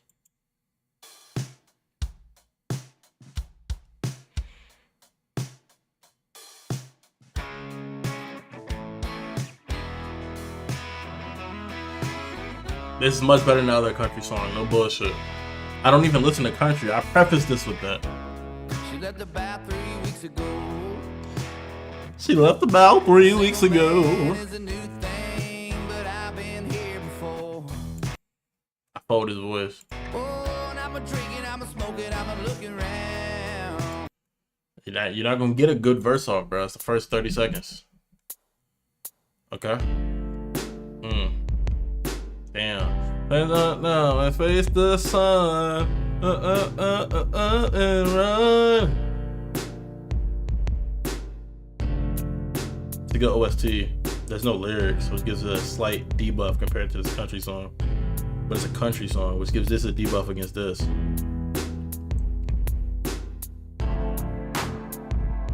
Ooh, I fought with that part right there, though. We'll let this go to 50, and then we're gonna let that one go to 50.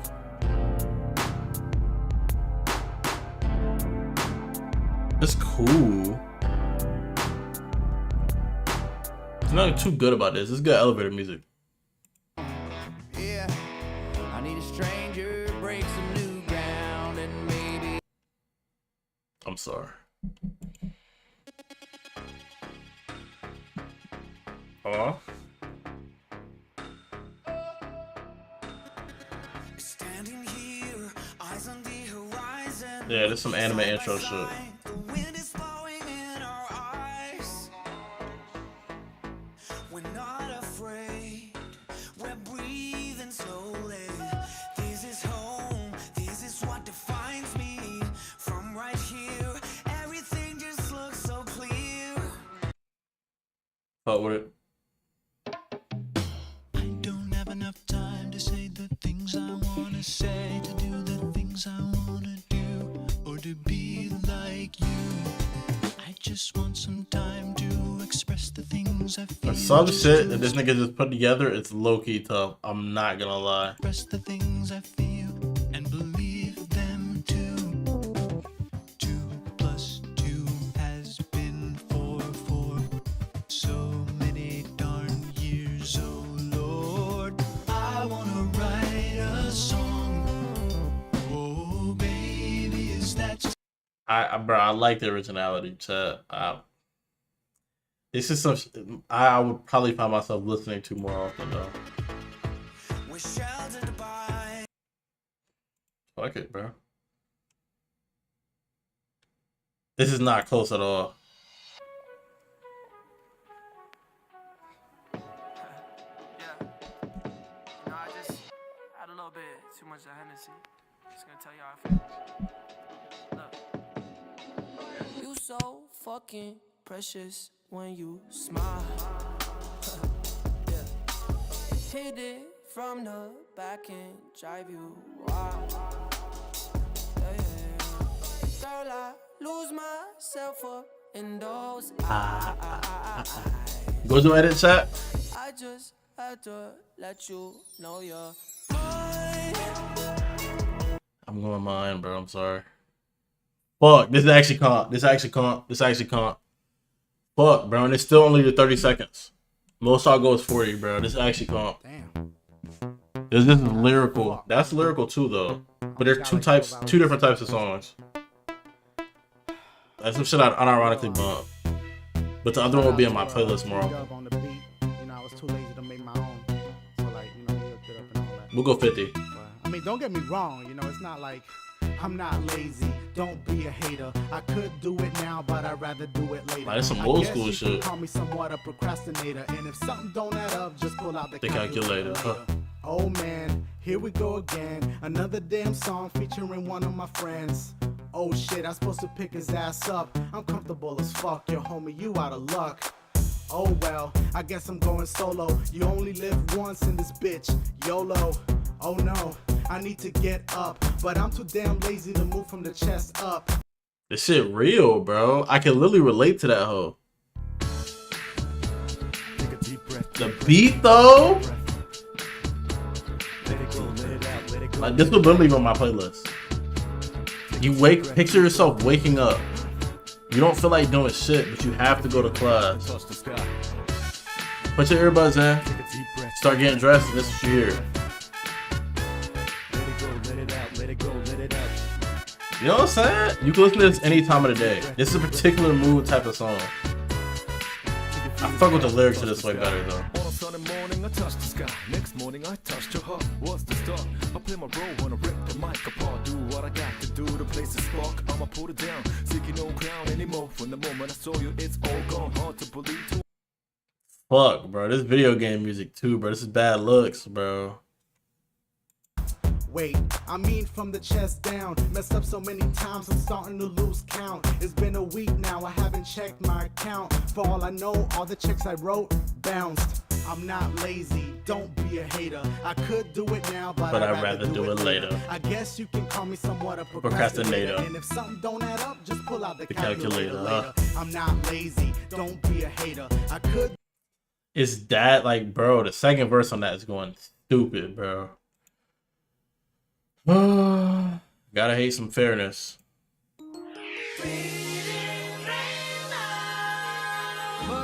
Reading rain. Why is his face censored? I want to know who this is. Is this Steve Horlick or LeVar Burton?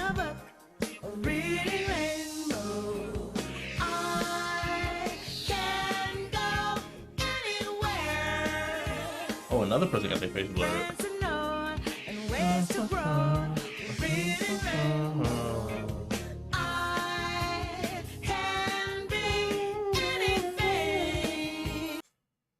Let's run away though.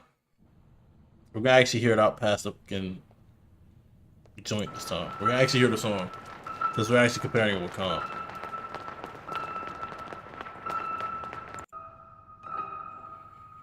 Long ass music video.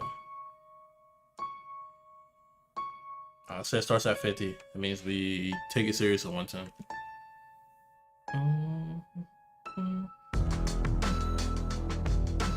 gotcha.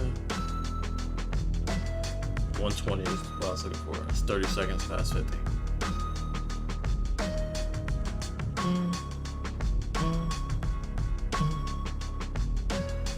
What are the lyrics, gang?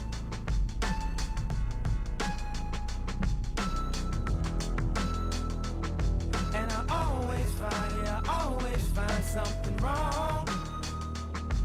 You've been putting up with my just way too long. I'm so gifted at finding what I don't like the most. So I think it's time for us to have a toast. Let's have a toast for the douchebags.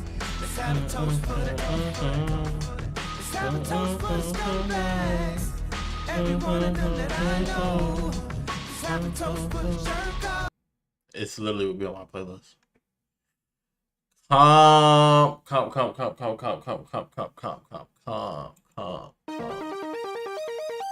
It's raining tacos from out of the sky.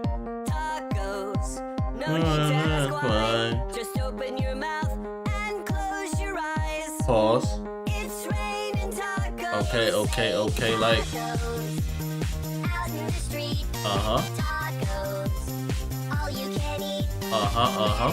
Shells, cheese and meat. Uh-huh. It's raining tacos. Yum, yum, yum, yum, yum. It's like a treat. You just rhyme yum with yum. You're losing me.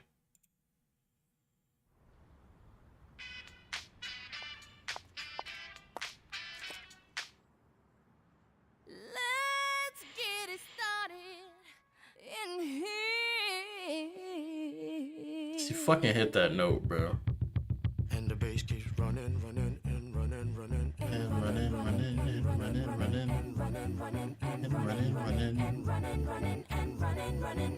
In this context, there's no disrespect, so when I bust my rhyme, you break your necks. We got 5 minutes for us to disconnect from all intellect and let the rhythm affect. To lose our inhibition, follow your intuition, free your inner soul and break away from tradition. Cause when we be out, girl, it's pull it we out. You wouldn't believe how we wow. Burn it till it's burned out, turn it till it's turned out. Act up from northwest, east side. Everybody, let's get into it. Get started, get it started, get it started. Come on.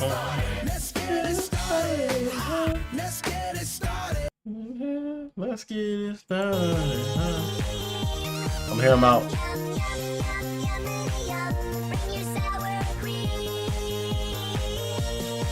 He looks so happy though, bro.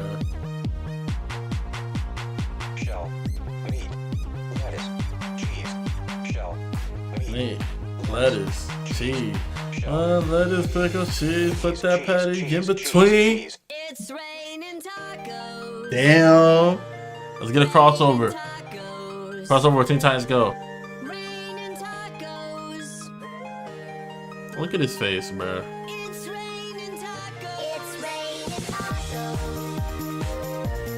Raining tacos. Nah, this joint actually elite. Had to do it to bro. I'm sorry. This is Geometry Jazz, John.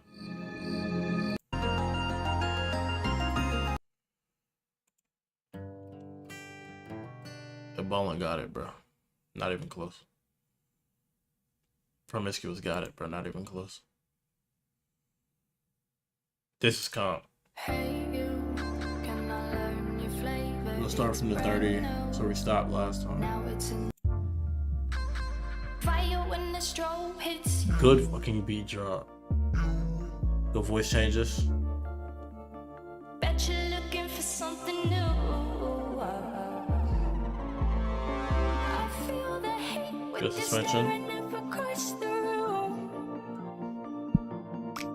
I dare you play your cards, boy. You bet I'm a trendsetter too.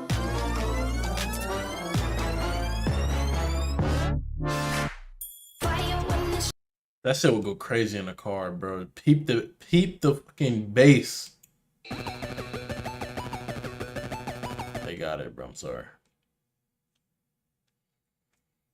We didn't actually listen to this last time. The comp was so ass we didn't need to. I was waiting on you, waiting on a dream that'll never come true. was waiting on you. My face turned to stone when I heard the news. When you decide to break the rules, 'cause I just heard some real bad news. People talk like it's old news. I played it off. Talk to him, Comm. Like I already knew. Let me ask you, how long have you known, dude? You played it off and act like he's brand new. When Kind of mid. to break the rules, If he drops in this bit, you just gon' keep another love for you. Oh, you it's kind of mid. I'm headed straight for the Where we at, 30? It's like country, but not necessarily country. Who put these waves in the door? I cracking out. I don't know, I'm probably gonna go bro. Two like nostalgic songs.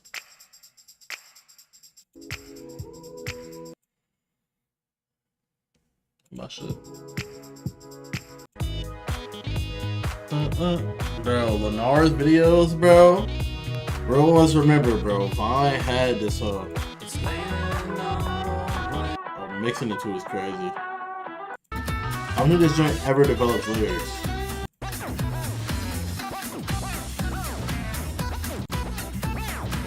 Yeah, bro, it's an alien code, gang. Gotta give it to Shooting Stars. It's not even close, I ain't gonna lie. This was good. Elevator music. This is the better song. Oh, this is Comm. Take a deep breath, deep breath, deep breath, deep breath. Let's go a minute there. Let it out. Ain't out of grave resurrected. Now he's connected. No concession. Just How long? the clouds and touch the sky. You just be talking. There's no variety, bro. We going mine, I ain't gonna lie. Not even close. They both got crooked hairlines. Let's go a minute 30 in. I'm so gifted at finding what I don't like the most. So I think it's time for us to have a toast. Let's have a toast for the I already heard this earlier. 15 minutes have a in. toast for in my email. I sent this girl a picture of my hey. I don't know what it is with females, but I'm not too good at that. See, I can have me a good. He's a great guy. Great artist, not great guy. Terrible guy. It's now between country music or promiscuous. Hear him out. Morning. All this designer on my body got me drip drip. Drip drip. Straight up out the country for 1/5. One what? Got a Bud Light, I'm a sip. Damn. These racks with my queen like London and Nail. Damn. On these homies, I didn't forget that. Okay. I had to go through the struggle, I didn't forget that. I hopped inside. Yeah, fuck no. Promiscuous every day. I'm not gonna lie. Trendsetter every day. Other one's not my type of music, I ain't gonna lie. Mirror?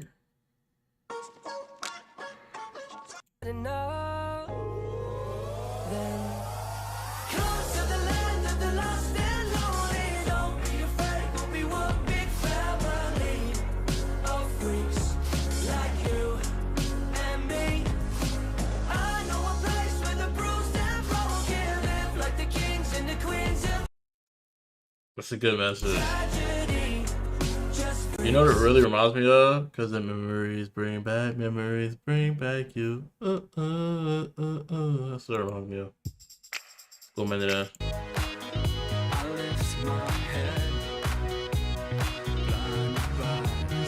This is like brain rot music though. I don't know if I can put this over this. Even though this ain't my type of music.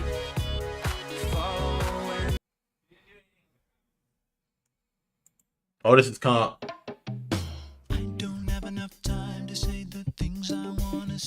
We're 30 seconds in? Cool, right here. Talk to me. rooting for you, man.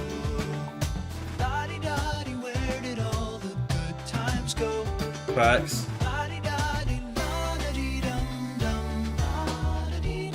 Oh, this nigga talented.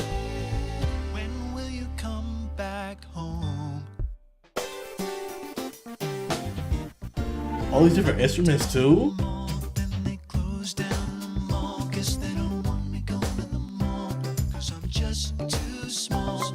Nah, he's riding small with small and small with small.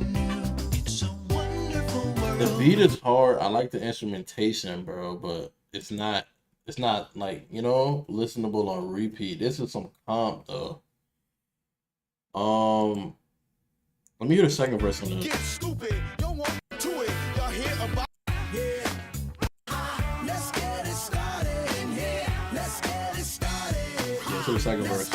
Don't move too fast, people just take it slow. Don't get ahead, just jump into it. Y'all hear about it, the P's will do it. Get started, get stupid. Don't worry about it, people will walk you through it step by step like an infant new kid. Inch by inch with a new solution. Transmit hits with no delusion. Feelings irresistible and that's how we move it. Yo, everybody. YouTube just gave me a notification I had 100, man. Hey, shout out y'all, man. Let's get it started. Let's get it started in here. Let's get it started. Let's get it started in here. Let's get it started. It's tough, but it's not beating these. I ain't gonna lie. Nope. Promiscuous overly got it.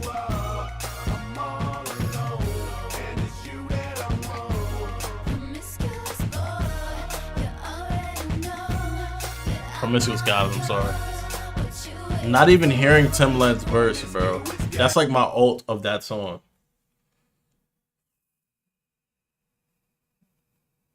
Let's give a good listen. That's it, Brian?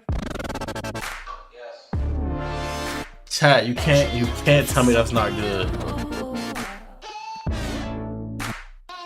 That's hard. That's hard. That's hard. That's hard. That's hard. Like what? It takes warm up, but that's like fuck, bro. Okay. And the lyrics is there. Overly got it. Ah! These are my goats, bruh. Okay, talk to me.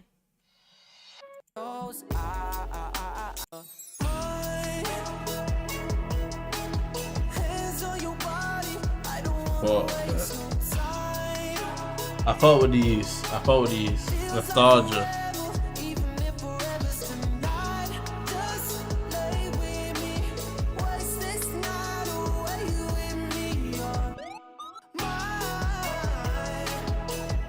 Does he only have the intro?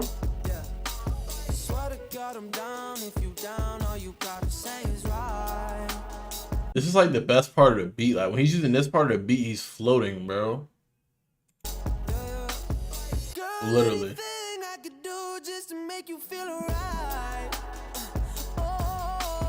I just had to let you know you're fine. Running circles around my mind, even when it's. He might get it, even though I don't fuck with that second quarter of the song. Nope. Didn't think so.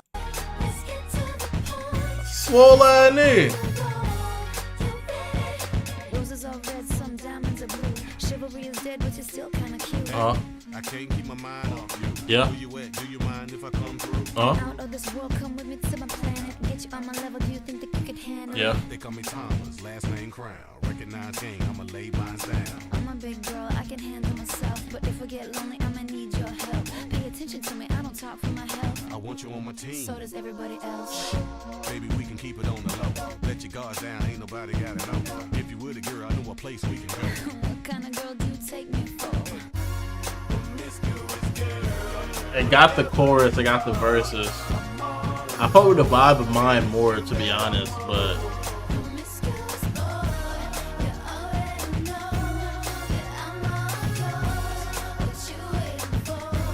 the small ass you're hitting this shit, bro.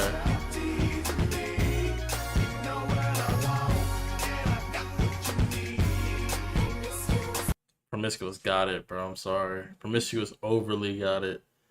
I fought with the beat of these more, I ain't gonna lie.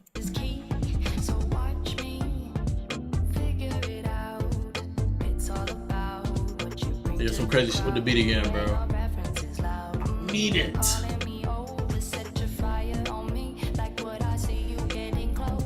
Hey, trendsetter, see your fire when the strobe hits you. I didn't see who you came with. Bet you're looking for something new. I feel the heat with you staring up across the room. I dare you play your cards, boy. You bet I'm a trendsetter too.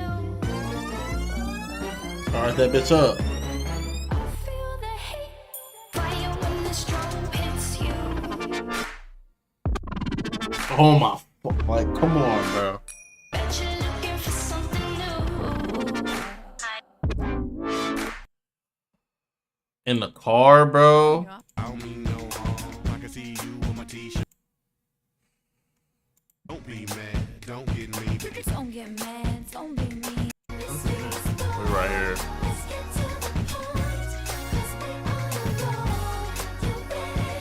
Don't be mad, don't get me. Don't get mad, don't be mean. Hey, don't be mad, don't get me. Don't get mad, don't be mean. Wait, I don't mean no harm. I can see you with my t-shirt on. I can see you with nothing on. Feeling on me before you bring that on. Bring that home. You know what I mean. Girl, I'm a freak, you shouldn't say those things. I'm trying to get inside of your brain. What the fuck is that bar? You know, I'm a freak. You shouldn't say those things. What the fuck is that bar, bro? That shit kind of corny. It did lose a bit of aura. Bring that home. You know what I mean. Girl, I'm a freak, you shouldn't say those things. I'm trying to get inside of your brain and see if you can work me the way you say. It's okay, it's alright. I got something that you gon' like. Is it the truth or are you talking trash? The game MVP like Steve Nash. Not the Nash bar. What she know about those? Promiscuous got it. I'm sorry. Do what I had to do, chat. I feel like we gotta do these. 87. We can't. I don't think we're getting through 87. I don't think we're getting to 87. We got to check it out later, bro. Fuck, bro. I really want to do that one, but these last ones are like heavy fucking hitters, gang. None of these are light. Fuck. Fuck. Alright, we're getting to dispatch. Finale time, baby. That's what we waiting for. Are you ready, kids?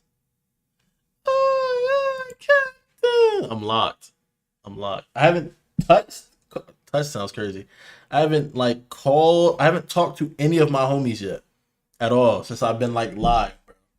And I'm normally on with them at some point throughout the weekend, but this stream is probably gonna, because I sparked up so late. I mean, I was planning on going till 5 anyway, but because I sparked up a little bit later than I thought, that like shower and shit, it's probably gonna go till 6.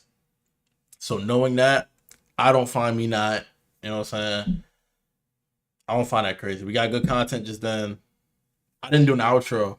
It's cool though. It'll be alright. Windows. Chat, is time, bro. It's time.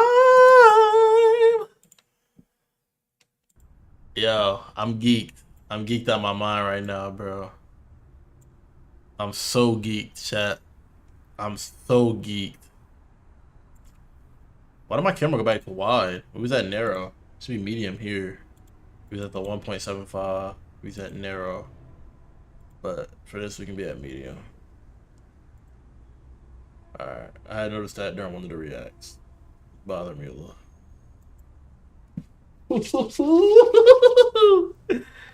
Oh yeah, baby. You know how long I've been waiting for these. I'm about to make a name for myself here. Come on, Nasha. It's over with, man. I'm ready. I'm excited, bro. The store has an 8 on it. It was foreshadowing there was only going to be 8 episodes. I'm in the wrong save slot. Ignore this. You didn't see this shit. It's time, bro.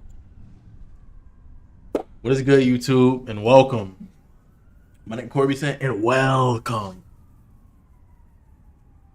Sly Plays Dispatch episode 7. Yeah, I'm straight in, bro. I'm excited. The tension is palpable. Discord comment link down below. Appreciate y'all for tapping in. Hope you're having a great day. Fuck, bro. Let me get in character, bro. They just slumped my dog. Excitement gone, bro. They just took out my nigga, bro. Put on like a G though.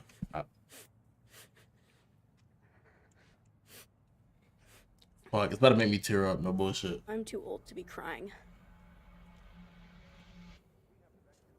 Fuck off. No, you're not. I cry all the time. Really? When? I've been had the bullet hole in my ear. When the Raiders left LA. Yeah, that's totally the fucking same as my dad never being home. Whoa, motherfucker. Language. Chase. And it was the same. My pops had season tickets growing up. Seats sucked, but I just like being there with them. Chase, bro. When they moved, big bro, I miss you, bro. I'm about to cry. I miss you, big bro. Crying like a bitch? Yes. Bitch. That's exactly what I'm saying. I miss big bro. Dad gave me $100 and I gotta break the shit anyway. He pays you? To be around your crying bitch ass? Fuck yeah, he pays me. Now, come on, whatever you want. He about to use his powers. Just make it less than $20, because I'm not trying to go broke every time you get lonely. Cigar is crazy. Let me get a Twinkie. Can I get a Twinkie? Hey, because you're crying, you can have 2. They come in 2-packs. No shit, kid. I was joking. Keep up. Oh! Fuck. Bro, don't do this to me, bro. Bro, don't do this to me. There, fuck. Bitch. You happy now? Whoa. Yeah, whoa. Now you can be sad like... You got the glasses like my nigga Cyclops. Oh, Michael. My Shayla. That it went back that far. It's a Blazer, bro. I thought it was my mother. I was about to cry, bro. I thought this nigga didn't have a mom. He's literally my brother. That's big, bro. He was like a big brother to me. Let me keep it together. I didn't appreciate it enough. I'm sorry. That's why he was hugging on me like that, bro. When Dad had to deal with something big.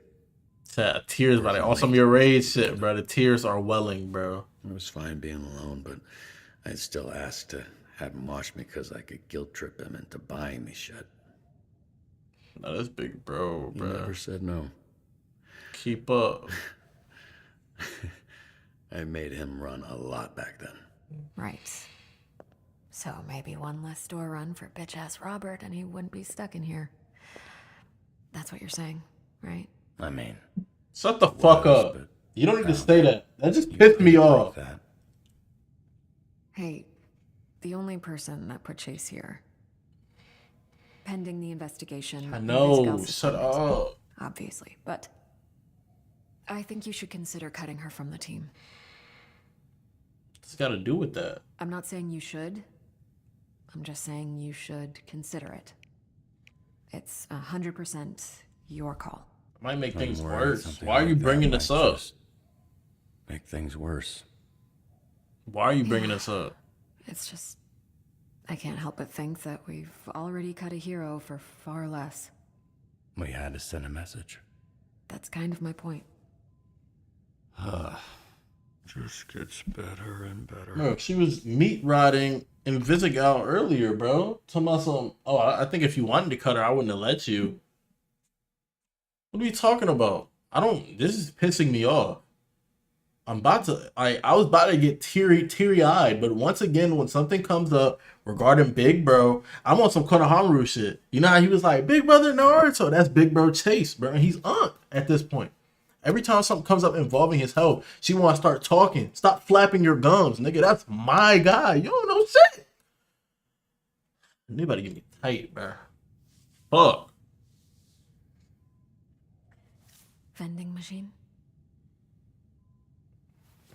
Whatever I want. Why is he acting like a kid right now? He's so fucking proud of the man you've become. That's W Blazer though. told Hold on, me. I switched up art so quick, bro. That's W Blazer.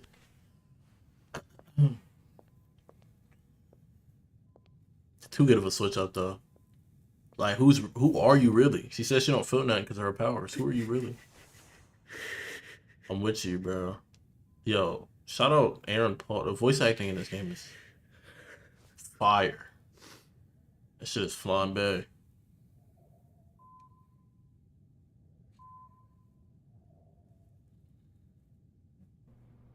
Why did it stop, bro? Stop, bro, please. Don't tell me while I'm getting a Twinkie, bro. I'm gonna miss his last moments, bro. Sky's gray and shit.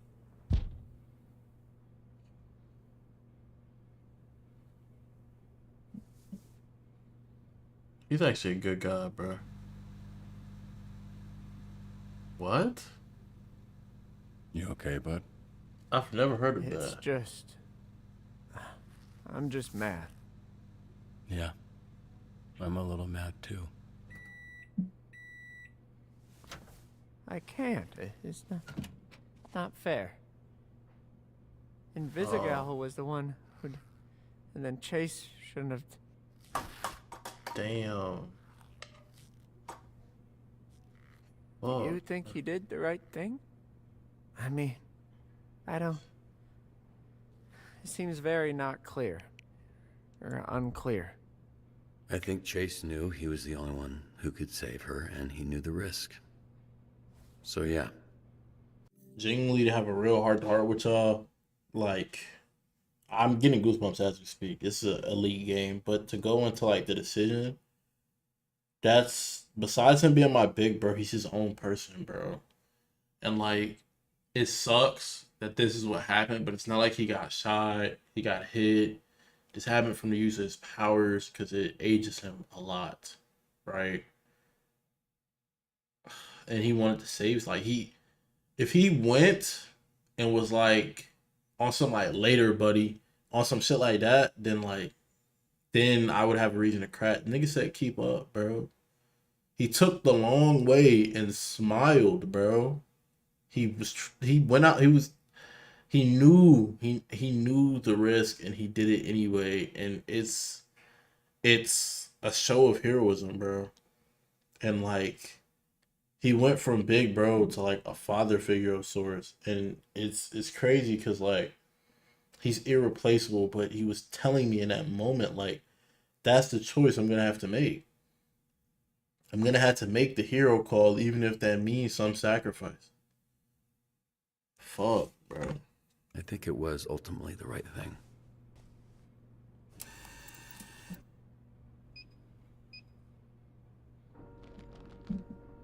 It's not gonna go all the way out. Mm-hmm. Case in point.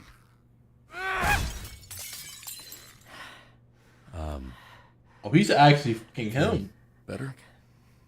Kinda. I'll clean it up. Damn, he's hot. I'm hot too, but like, fuck. Hey, so you've all probably heard some version of what happened. Let's get to it. Main takeaways are that Invisigal has been suspended, so we're a person down the shift, and that Chase is in the infirmary. And he's in pretty rough shape. Despite his disposition, he really likes you all. Aww. Just don't tell him I told you that. I've found doing something good always helps when I'm feeling bad. We're fortunate to have that opportunity. Something Chase never took for granted. So, let's get to work. Nah, good shit. Yeah, nigga, you have no excuse to be depressed, bro. They took my nigga from me, bro. Pause. This shit is so like... Hey, we've got a fuck ton of beached whales off the coast. Could really use some help getting them back in the ocean. He's literally like the guy. It's like a vigor and speed thing. Probably go us. Max that speed up. Why not? We just declined. Man, I guess I'll send fun beta. Just so we can get one of the two out the way, so we can like max and stuff up. Fuck, bro. Here they come, bro. That's why I don't send two niggas at a time, bro. I think the rain caused one of those Volta Virtue cars to short out. I think this driver's lost control. Fuck, bro. I miss my nigga, bro. What the fuck? Oh. I'm about to say, if he respawns, it's gonna be very dastardly. Need the code that I'm gonna get from over here. Oh, there's a time limit? Yeah, G's. And then I gotta bait him over here. Good boy. Stupid man. Left, right, right, left. Left, right, right, left. Left, right, right, left. Left, right, right, left.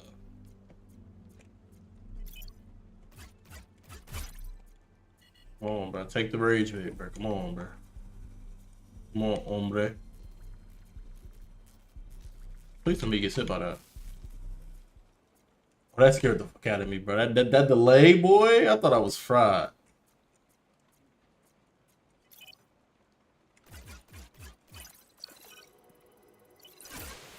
I miss my dog. It's so somber. Oh. He been saying that keep up shit since day one. Thanks to the structural reinforcement, the damage to the resort is not as bad as it could have been.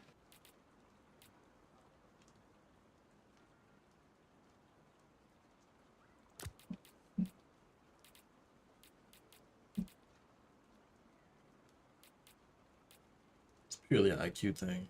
But to be fair, I don't think he has enough. Do it, Dolly. She's a good like waste hero. No disrespect to her. And they got chemistry. Upchuck, coincidentally it's the name of a Ben 10 alien. I'm such a nerd, I ain't gonna lie. That bigger in speed. That's the second one. Fondale will get his thing. Fondale's a good Upchuck's hero, rugby man. team lost, and he's throwing a very toxic tantrum. Force. Huh? Oh, sure. Oh. It's like when you got rid of anyone else, how it would like mess up the team Kim. It's the same thing, because she had a synergy with Golem, so he's not going to want to do anything right now. I thought it was like weird, but now it's like, you know, piecing everything together. It makes sense.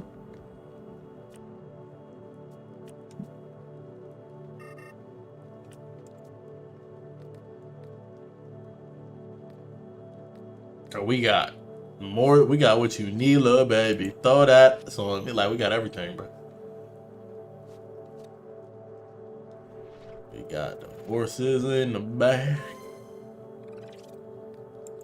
This ambient music in the back is like, you know what I'm saying? Whoops. Whoops. 6, 7. Doesn't even matter. Golem? Why is this nigga depressed? Oh, Golem's shit-faced. I think he's about to piss mud on the high school.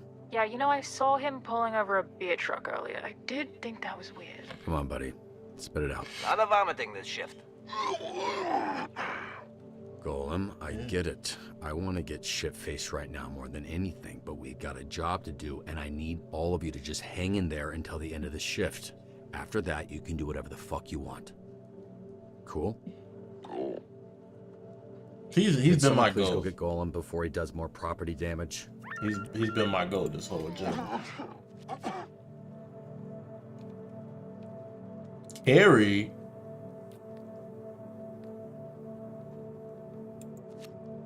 There's gonna be some type of charisma required though, for sure. Charisma and vigor. What better a duo?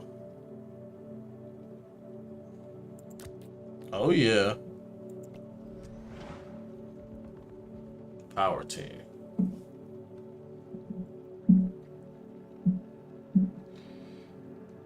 Not my dog, Chase, bro. Okay, so we've got a super down here who controls bugs. Apparently they have beef with one of our farmers using pesticides. It's getting real biblical down here. It's for sure a bigger thing. If there's no one else. Combat can't hit like that point though. But this ain't fail though. Happy to help.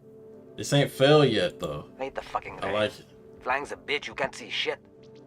The streets turned into a goddamn slip and slide. Bro, but like, slip and slides, bro. this has me I like, haven't seen it come down this bad in a while. this has me Like it. tweaked. Feels right for today. Fucking cool it, emo boy. Emo boy is crazy. This has me tweaked because it's like, I don't know what I'm gonna do with Shroud now. I was not gonna pack bro up. I still don't think I will, to be honest. I feel like to be a spit in the face to what Big Bro just showed me, bro. He just taught me a lesson about what it means to be a man's man, you know? And I feel like when people sacrifice themselves for stuff like that, it's not a good thing.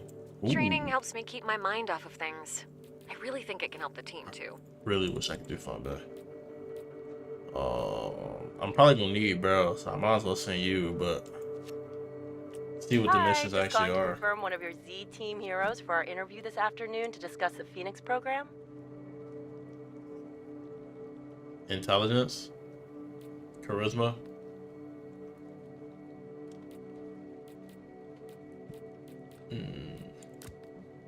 Got no choice. Hello. Is this thing working? Oh shit. Sorry.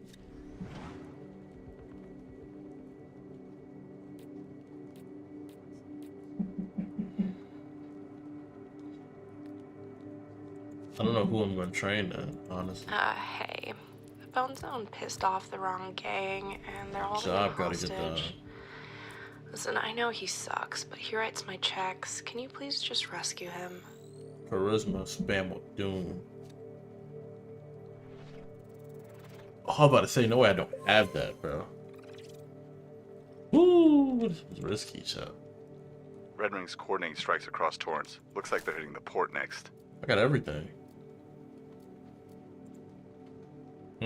We'll save that. I don't know if I need it.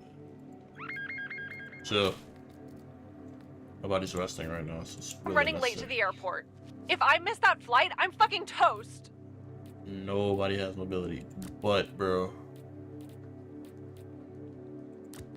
We gotta do what we gotta do, bro.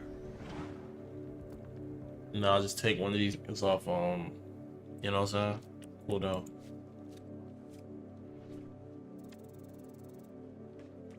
That shit might as well be 100, bro. My dog, like, I can't stop thinking about it, bro. I think I just gotta, like, lock bro up.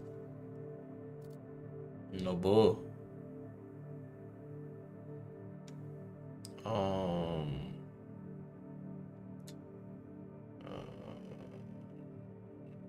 They took my mobility hero, bro.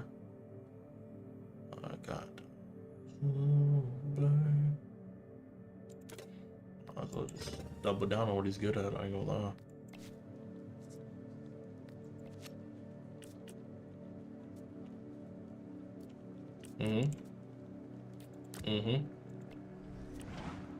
Yeah, we completing even a training fast, bro. What's up with this nigga? Guaranteed. 99. That should give Flambe what he need. Go IQ again. And since he completed it, his other stats are going max. Chill. Okay, listen, we need to play it safe. I don't want anyone else getting hurt. Recon only. Now is our chance to get payback. Bring the fight. For Chase. Don't get hurt. Okay. Us, and then Team Sun. Yeah, sure. Fine, I'll fucking say it. What if Chase dies? You're his depression. You don't shut your mouth. What are you on about, lad? Holy shit, man, that's dark. I, too, have been concerned about the suboptimal outcome. Not talking about it won't make it go away, okay? You can't even get rid of If bro's he depression dies, for he'll be taken care of. That I can promise. How do you know? I just did. Trust me. Dang, how you Girl, rush so what the fast? fuck even are you? He can handle that solo. I don't care what it is. Unironically, he can. Never mind. Investigate. He might have to handle this solo. I got the quick part. Investigates IQ. No one else's IQ. Oh, if Sonar detransforms, he will be. Oh yeah, baby. Hey man, just wanted to say, you rock. Oh yeah, Nah, that's W just because I'm synergy, standing next to you. W Riz. Honestly, we need a mobility guy right now.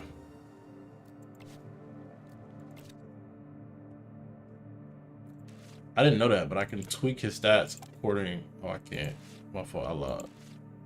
But I say I can tweak his stats according to the thing. Just can't. He's my intellect guy right now. What do the levels do? Oh, I've never like seen it all the way through. We need something else besides that though. Focus, Riz. Our shit's already good. Let's go IQ some more, so we have an IQ person on standby. And then he's gonna be top quadrant. So we have him and Phenomena. Okay, and just balance her out some more. Focus more towards mobility. Heavy flight. This fucking rain is flooding our neighborhood. We need this water gone. That's good. IQ, speed. Mm-hmm. Guarantee success. Without a doubt. And then we have people that can handle anything else, because punch up is like, oh, wide back variety. down here. There's a mass pile up and the tanker caught fire. Yeah, as long as it's not IQ.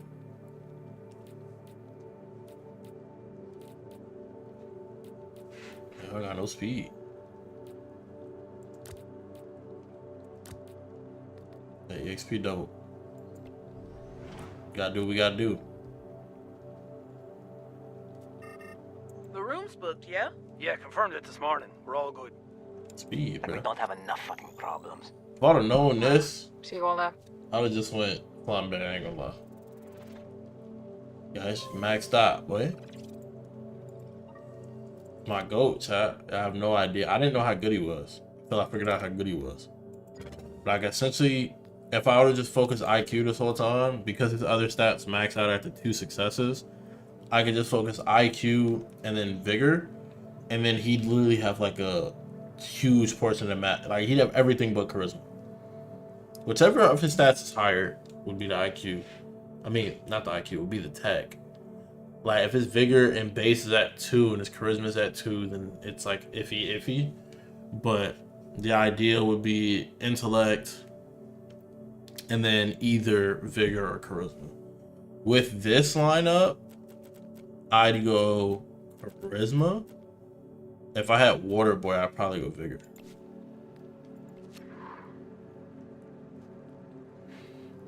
W Flambe. I think Sonar's flying him back. And that's why I don't see him. Yeah.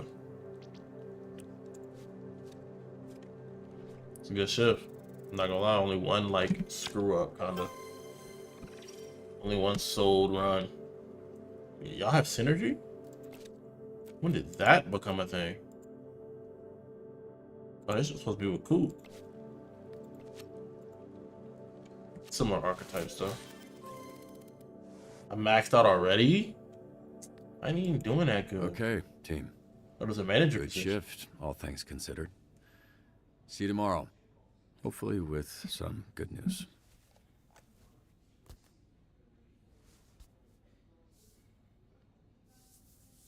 Nah, that's real, bro. I'm tired as hell.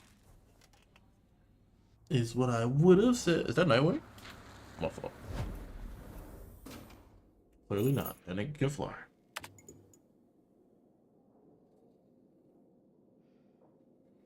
W beef. Check on Big Bro again. The punch up. Oh, I'm trying to go home. Damn, you went farther than I thought. That's kind of him to just open the door so gently. You've got a little. Oh, cheers, lad. Good looking out. Oh, he's the GOAT. Hello, everyone. Fuck. What's going on? What's it look like? This dumbass kicked that dumbass out the fucking door. Right. Okay. But for what? Cool.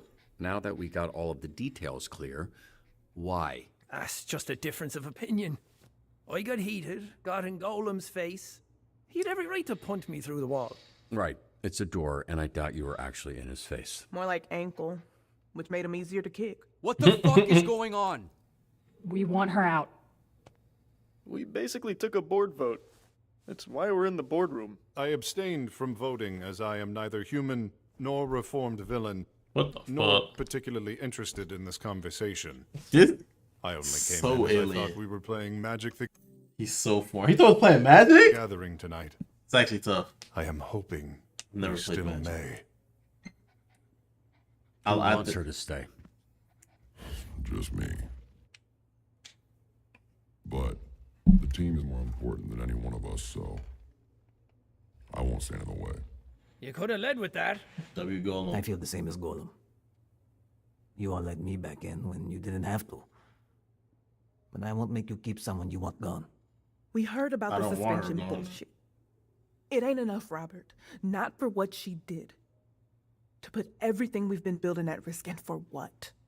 I like the bitch, but she gotta go. And by go, we mean cut. Just like you cut Coop. See? No one here wants to say it's us. See? You see what I'm talking about, though? They forced me into a decision to have to cut somebody, and now you're going to try to put this on me when at the end of the day, I ain't want to cut nobody. I don't want to cut nobody, but now y'all going to go, hey, you cut so-and-so. You got to cut her. I don't want to cut her, bro. Let me tell you why. She did something for me she didn't have to do, which is like it's a push in the bad direction. But it is still something done with good intentions. And I feel like everybody is like not overreacting because it's my big bro that's hurt, right? But he saved her. Sure, you can argue maybe he don't want her to stay on the team. He just wanted to save her life. But if he truly didn't care about her like he was talking about, despite him having the same energy, he wouldn't have saved her. Now, would that be kind of villainous? Knowing he could help? Yes, but there's also nothing he could do because he would risk himself dying. So I think him making that decision, him feeling bad about the things he said, is him realizing that people can change. Right? And I'm sure there's some other reason why he had that pent-up anger, but I'm not going to vent out some type of frustration on her because of what happened to my dog. This is the time we stand more aligned than we do divided. I didn't even want to cut it the first time, bro. But that's what it is. I don't give one a of us already for far less. I don't give a Look, I Kiss probably my don't ass. say this enough, but I'm proud of all of you. How far you've come. A few months ago, you wouldn't have been in a room like this discussing the needs of the Z team, and if you did, there'd be a lot more than one broken door. That'd be fun, babe, bro. My goal. The motivational speech. But I'm not cutting Invisigal. We don't kick people when they're down. We lift them up, and I believe of her what No I bullshit. believe of all of you, that her heart Phoenixes, is in the right bro. place. It's what took us from being a team to being this weird, fucked up family. Hey, you gonna cut somebody because of a mistake? You're hurting. Y'all all made mistakes. Okay, I nigga. get it. I'm hurting. We are all That nigga from now on man hurting. don't know what we talking about. Now isn't the time to cast blame. It's the time to come together and heal. That's what I said. She's on the team. That first shit was a trial, bro. But now niggas care. We're invested. This shit matters. Fuck you mean morale dropped? I'll backhand all y'all bitches. Oh, she was here. Oh, that's elite. That's elite, elite, elite, elite. Oh, that's tough, nigga. Dizzy? Oh, that's tough. Nigga, Blaze was talking about her. Ooh. Sorry, I can come back. Why? First time we met, you were in your underwear. Fitting, right? Last Why are you time so you seen me upset? that I'd be in mine. What are you talking I really about? do appreciate you defending me, but you shouldn't. Listen to your team. They don't want me here. Nah, but I care about you though. Courtney. Government. No, you went in knowing the risks. He went from smoking in front of kids to trying to get me to be Mecha Man again, but you won't hear me. The suit don't make me the hero. It's the heart, bro. My heart is full metal. Shout out Edward. Good. Right? And with my heart being full metal, I know about equivalent exchange. I know for something good to come, something good of equal value must be given in return. Right? And Chase took the fall for this one. I'm not gonna let this be a reason for us to get rid of someone to try to move better. I'd rather take that anger, take that fury, and focus it into something stronger, a hotter fire, a phoenix that can rise even higher. What do I look like? Kicking down a member of my team when I have a chance to bring us together. We still have one enemy, and I'm not gonna forget that a nigga tried to kill you. Not anybody else. You. Your life was on the line, and you expect me to kick you to the curb? You have no friends. You have no family. We're your family. Fuck no, bro. What you were willing to put on the line. I'm a real hero, bro. What I you don't didn't play about know this was shit. what Chase was willing to put on the line for you. Because he cares about you. And Exactly. He's not the only one, so please don't throw all of that away by walking away from this. Facts. From us. Fuck, from me. Please. Hey, you're getting a little too personal. They're right. I don't deserve anyone's forgiveness. Anyone's help, Oh. anyone's love. But you do, bro. You're a 'Cause I can human. never repay it. Nothing I do will ever make up for what I've already done to you. I'd hoped getting the Foreshadowing? astral pulse back would help, but Foreshadowing. She's a traitor. She orchestrated the shit that happened when Granny's arm blew up. She didn't need to do that. She listened to me before, but didn't listen to me then. Then she tripped Malevola. Like I showed y'all in the clip, she could have tripped the villain because the villain came first, but she waited and then tripped Malevola. She felt a need to prove herself, which could have been instigated by Chase, but was that instigated by Chase or was that designed to appear to be instigated by Chase? Stay with me now. Stay with me. So niggas was really playing both sides, but then started to like my character. So then realized this team is important, right? So she was hounding for Astral Pulse to bring me back to counterbalance the fact that she was working with the top op. So the question is, was he really going to kill her or no? Right? That could have been plot. And we could have let her die, and because it was via smoke, he would have just took her body. Now you could argue, because the first thought is he's the big bad. He's doing that because she has asthma. But what if he's doing that because that gives him the ability to hide the body? How did he get into the building so easily? If he got into the building so easily, how did he get to her so late? He could have got there first. He waited. It was to change our perception of viewer, bro. Because not us as the viewer, like me and you, us as the viewer, as Robert, watching cams, watching footage. She needed to repay me for an act of villainy that I didn't even know she committed. couldn't even do that. Vizzy, you don't owe anyone anything, okay? And she's gonna be like, but I do. I was there that night. What are you saying? She's top off. This nigga's a real nigga, bro. This nigga's a real nigga, bro. Because my girl got her shit out. I'm trying to pay attention, but it's very difficult. You know what I'm saying? I never ran with Cruz. Always did my own thing, but my asthma was getting worse, and they had an augment that could increase my lung capacity. And that's why the nigga that was there had Shroud Tech and wanted a word with her. We already knew this, chat. The picture was already there. The puzzle pieces were already there. Only catch is I'd have to work for them, paying down for years. That's what she meant by that night. Okay. We already knew this, though.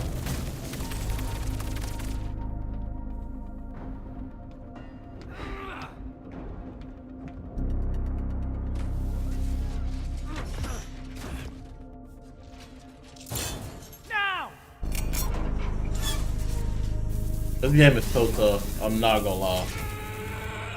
And Excellent Sean writing. came to me and said I could have the whole deck clear. Shout out the girl that voices Coop. She's one of the writers with Ad Hoc. But if I was able to do one thing, Kill Mecha Man or take the place a pulse. bomb on the back of Mecha Man undetected. Exactly. This is very common sense because that's how the bomb got there without me knowing, even though there was a force field up. She was in there before the force field was there, right? Because she can go invisible. And because I was distracted by the chaos of combat, I wasn't looking for heat signatures and things of that nature. I would be surprised, but I'm not gonna lie, I'm not. And I've been mentioning the fact that like she be holding her breath in succession too much for a nigga with asthma.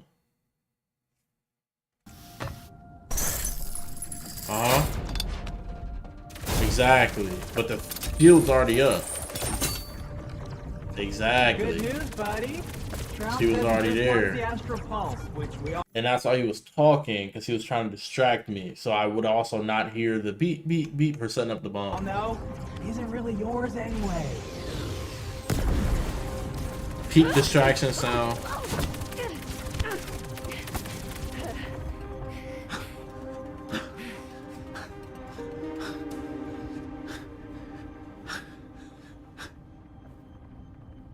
Still holding her breath, by the way. That augment's actually dumb tough. Shout out to Shroud.